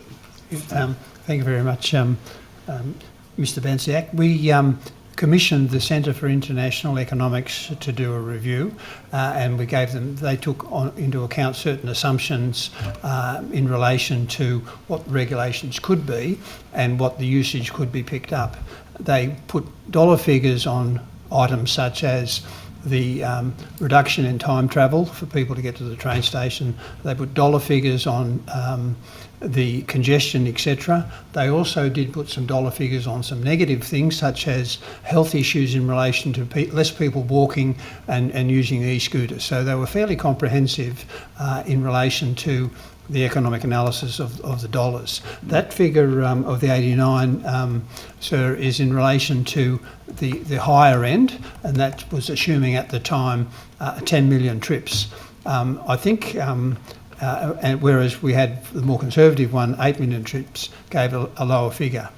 I think hindsight 3 years later suggests that while we were basing our existing status quo on 600,000 trips, I think these days it's a lot more than that. Yeah, I'm just curious, as we've heard throughout this inquiry, that there's just a huge lack of data on a lot of these things. Even the councils that have done the trials have said they don't They don't know how many people are substituting a car trip with a scooter trip or a e-bike trip.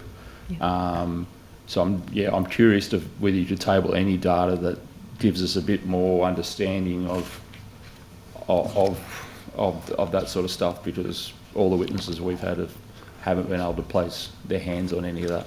Yes, and I'll look to see, Mr. Basnick, if we can got further data and we can table that out of session. Thank you. Just back to you, Ms.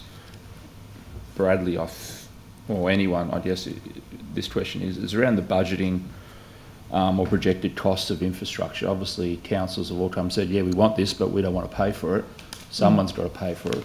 What work is being done to work out how much this is going to cost in terms of enabling infrastructure, like shared paths or separate lanes, etc.? And is there any work being done on a co-contribution scheme, perhaps, with private providers, or whether there's a levy at the sale of these e-bikes that contributes to the funding of infrastructure that benefits the user? Thanks. And to your earlier question as well, I do have some preliminary data on mode shift and what the e-micromobility use is. If you could maybe just table that or provide a notice, just that's conscious of other people's time. Sure. And to your question of infrastructure, so we have a program, it's a continuing rolling program, Get New South Wales Active.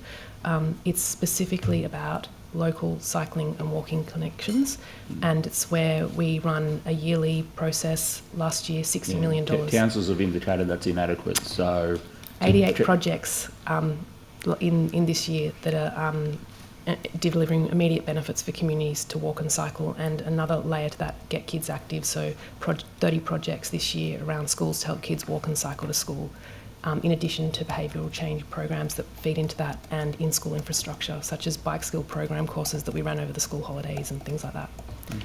So more talking about the projected increase in obviously the needs, so any work that's been done in that space will be... So, sorry. No, had you finished your answer? Well, that's sort of what we're doing around local walking and cycling connections.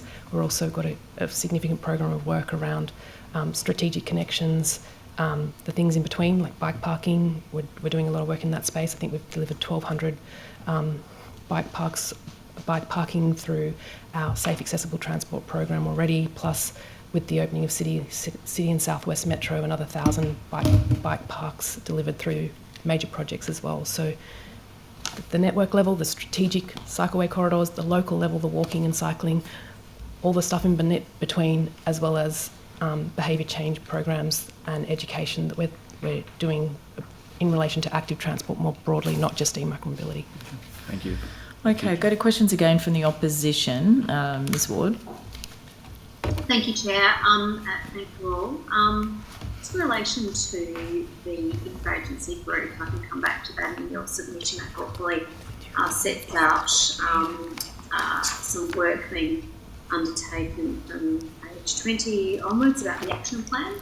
Thank you for that. Addressing key issues urgently, and it has a number of tables there. So far, that's a lot of dot points, a lot of work being undertaken in that submission. I'm just interested in when those actions will be completed.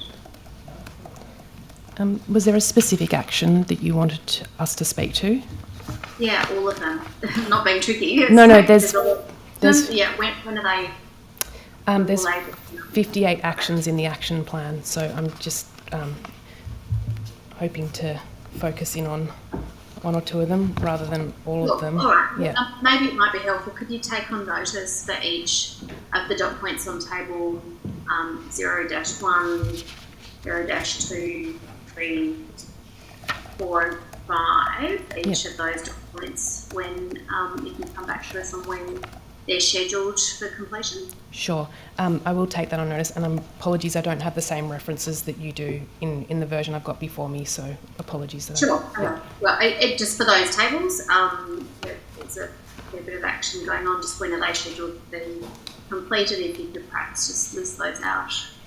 Thanks. Will do. Absolutely. That'd be helpful.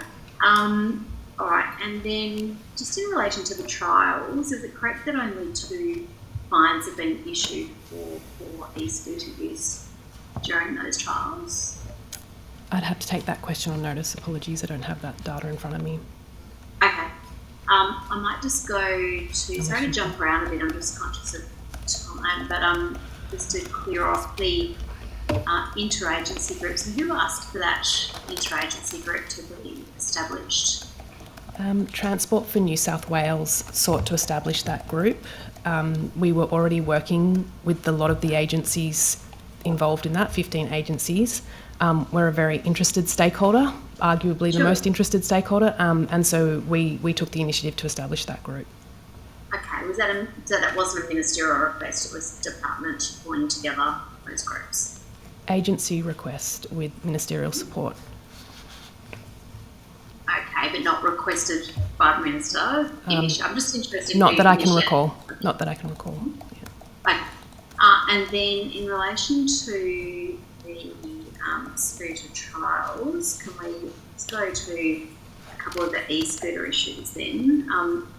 Just in relation to the draft e-scooter rules, why is it safe for, say, an e-scooter to ride on Parramatta Road in peak hour going 20 k's when other cars can go 50 kilometres on there? So the draft e-scooter rules say if you ride on a road with a speed limit of 50 k's, yeah. Why can it do that going at 20 k's when the other car's going? Yeah, so just to clarify, in the trials, the same setting proposed as for the draft settings if we were to legalise their use. So 20 kilometres in a road environment provided the speed limit is 50 kilometres or less. With each of the trial areas, we have done a specific look at the local road environment, and I think in every context is different. Really, the safety is around not just the speeds, but the volume of traffic. And a road like Parramatta Road it would be less safe in that regard. Okay, so on those specific examples, then William Street, for example, is 50 kilometres. So why is it safe for an e-scooter to ride on William Street in peak hour going 20 kilometres when every other car's going 50? We wouldn't advocate for higher speeds in road environments. We would advocate for separation where feasible. What do you mean by that? Yeah, bike lanes or other alternatives such as shared paths. Okay, but the draft isn't delineating that, it's saying that the draft is for 20 kilometres on 50k roads. Yeah. So if I could add to that, if there is, the higher the speed setting, that's one of the outcome of that will be an increased trauma profile. So the reason for 20 kilometres an hour is considering the design of e-scooters and some of those features I mentioned earlier compared with the bicycle, and proposing that the speed setting is 20 kilometres an hour. Yeah, that's what it says. So I'm just interested in, but it doesn't say in there, you've now indicated that would be requiring a shared path. That doesn't say that in the draft. Saying that the shared path, separated path is preferable to road riding, and acknowledging as well to Sally's comment that the proposed speed in road environments with 50 kilometres or less is 20 kilometres per hour. The other thing I'd add... So if you want to restate that, I'm not quite sure. I just want to be clear. So, for example, Marrickville Road, a 50k road, so the cars can go at 50 k's, and it's very why it's safe for an e-scooter to be riding on that road in peak hour going 20 k's when every other car is going 50 k's, given that the draft e-scooter rules say you can ride on a road with a speed limit of 50 k's, therefore it can go on that road. So it's undoubtable that e-micro-mobility riders, so on e-scooters, are vulnerable road users, and in a car, obviously, you have the vehicle around you to protect you. So that's part of the safety settings why we've got a lower speed limit. If there is a bike path, that would be the appropriate place for an e-scooter to be riding. Why it's important to wear a helmet and have those other safety settings. In the same way that a bicycle travelling on a road, it's important that they wear a helmet, etc. But just getting to that, I just want to be clear, there's a draft plan which I've read. So the draft plan is essentially saying when it comes online that scooters on William Street are legal. It's a 50k road. The plan says that they can be riding on roads that are 50k's. So scooters would be legal on William Street. That's the proposed settings currently. Okay. Could you just explain then how an e-scooter going 20k's while a car is going 50k's in peak hour is safe? I'd have to take on notice any specific safety advice about that particular scenario. Okay. Yeah, that would be helpful because obviously increased trauma profile means more fatalities and serious injuries. So as it presently stands, the plan is saying that scooters can go there 20k's an hour on a road that's 50k's. It doesn't delineate that they must be in shared zones. No one wants to hit an e-scooter. It's just not clear. Ms. Ward, is your point that Ms. Ward, is your point that the e-scooters should be using the bike lane on William Street? Is that your point? Should be mandatory? No, my question is to you about your draft plan or the government's draft plan. It's not my proposal. I'm just trying to understand why it is safe for a scooter to ride, for example, on William Street, which the draft e-scooter rules say it can ride on a road with a speed limit of 50k's, William Street. So a practical example, William Street is a 50k zone. Why does the government say in its draft e-scooter rules that that's safe? So there are a range. So in that scenario, a motor vehicle will need to keep a 1 metre distance from the e-scooter. The e-scooter rider will need to wear a helmet. There is a bike path, so the e-scooter should be in the bike lane. So they're the types of settings and choices that e-micro mobility riders need to. Well, that's the rules, but also there's a choice element around whether someone wants to ride on that path. We're trying to create settings that make the mobility, you create a mobility option that is as safe as possible, but recognising that e-micro mobility riders are vulnerable road users, and there is risk there for them from motor vehicles on that path, which is why we're advocating that it's 50 kilometres is the maximum for sharing the road, not a higher limit. So just let's go to that then on the policy. So what happens currently under these draft rules if an e-scooter rider hits a car? What's the insurance position with that? So CIRA, the state insurance are part of our interagency group, and they're undertaking some analysis at the moment on those scenarios and providing advice on options and impacts.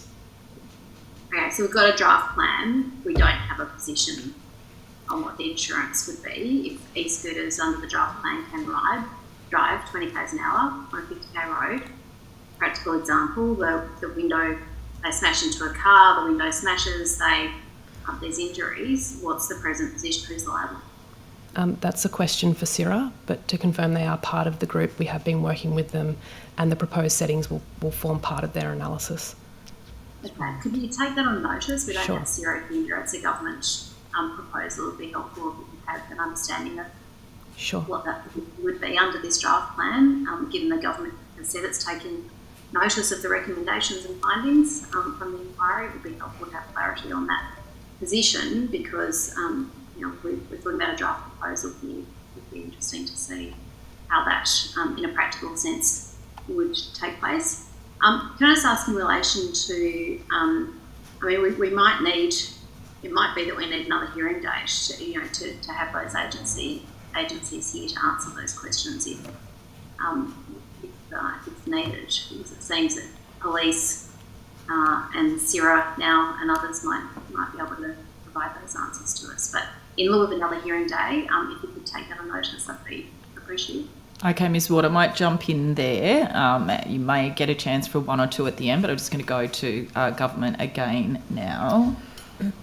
Thanks. One of the questions that seems to have animated witnesses is around the aspect of parking for shared schemes. Why hasn't something been done about this already? What will the kind of regulatory changes do to try and rectify the situation? Thanks. Yeah, I think it's fair to say that with respect to the shared schemes, the parking issues and clutter have been one of the primary concerns, and hence just need to have some regulation in that space to enable land agencies to manage that. And that's something that we're looking into as part of that regulatory framework, so that a local council, for instance, could stipulate the number of devices, where those devices can be and must be parked, device standards, and so on. So we've mentioned that earlier.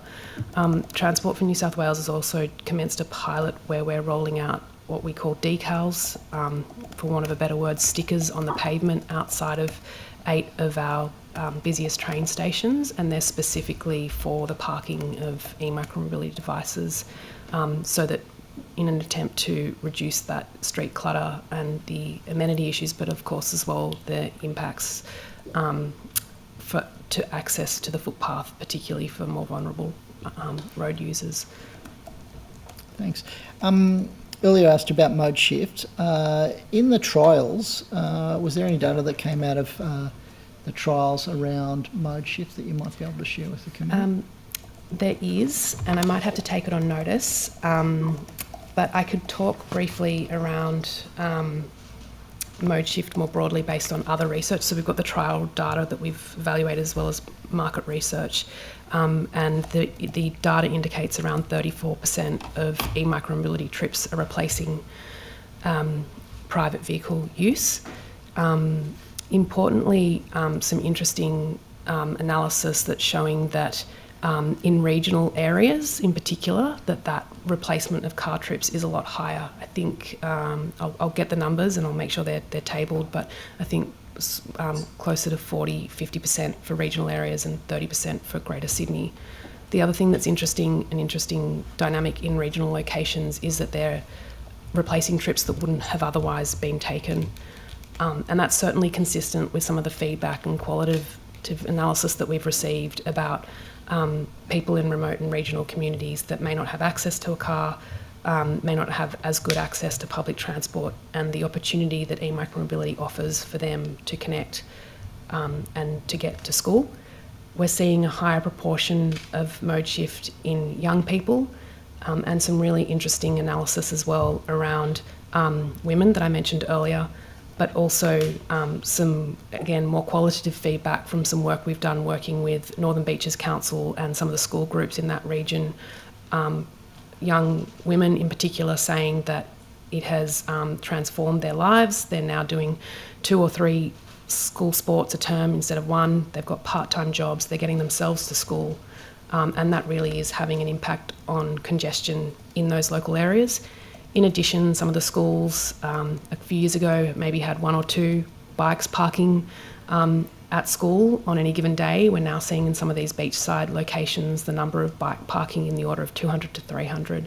So significant uptake, and yeah, the feedback from some of those groups was very positive. Thanks. Is there anything else that you would like to take an opportunity to put on the record? I know there's been commentary from a number of participants around the concern and the real concern around impacts to pedestrians, and particularly people that are less mobile or may have disabilities, and whether they are perceived or real concerns, they're concerns, and we acknowledge them. We've also heard from disability groups and disability advocacy groups about the opportunity with respect to e-micromobility.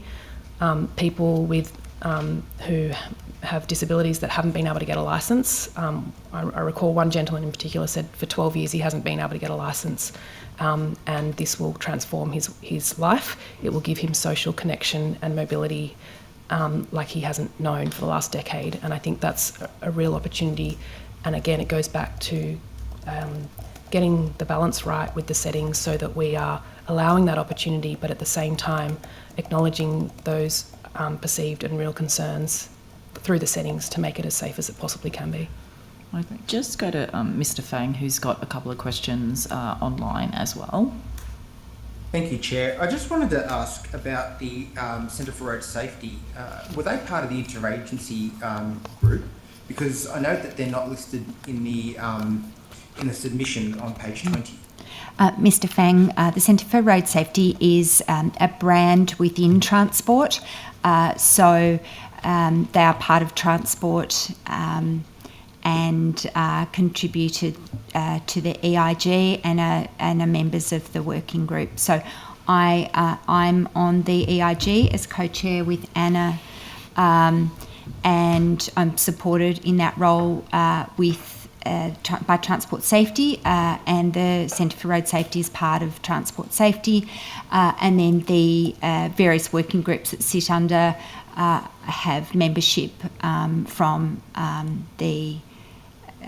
Transport Safety, including Centre for Road Safety. But wouldn't it make sense then to list them in the, in that submission? And do they have just one delegate that I guess attends, or is it, the agency? Who does the agency send to represent them in that interagency group? So I'm just trying to think. Often it'll not just be me; it'll be members from my team who are on those interagency working group, interagency group meetings, and then in the different subcommittees. So if it's the data one, it'll be from the data team within Centre for Road Safety. If it's safety policy, it'll be etc. from that specialty. So that way we get the Centre for Road Safety. Who represents the Centre for Road Safety in the interagency group? Who's their delegate? They sent? Well, sorry, that's an incorrect construct with respect, Mr. Fang. As I mentioned, the Transport Safety team is part of my division, and so we work together on new initiatives, on safety issues, and on policy development. And we draw in the expertise from across the division that contributes and will add to any analysis. And the members, those individuals will also consider themselves part of the Centre for Road Safety. Yep. The last question I've really got is around the trials themselves. The majority of them were done in regional areas. Yet, I guess you're looking to implement those learnings across New South Wales.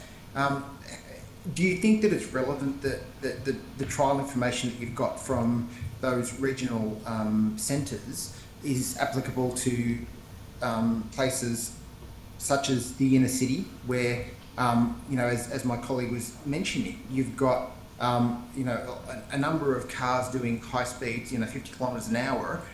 You've got e-scooters that are doing 20 kilometres an hour. Is there not a different risk profile from a regional area to what you're going to have in Paramount Road, William Street, around Marrickville, as my colleague indicated before? Thanks, Jim.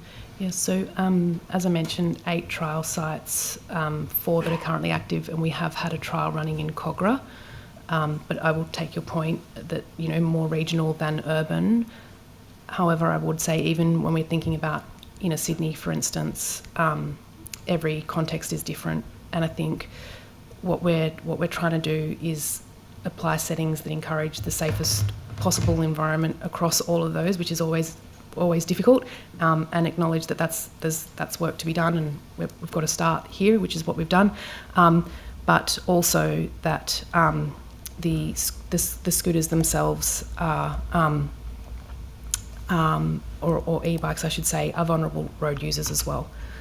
That's my fear. That is my great fear. You're putting these devices in the middle of, you're effectively allowing them to use the roadway. Are they going to lane filter? Are they going to, do they have right of way on the lane?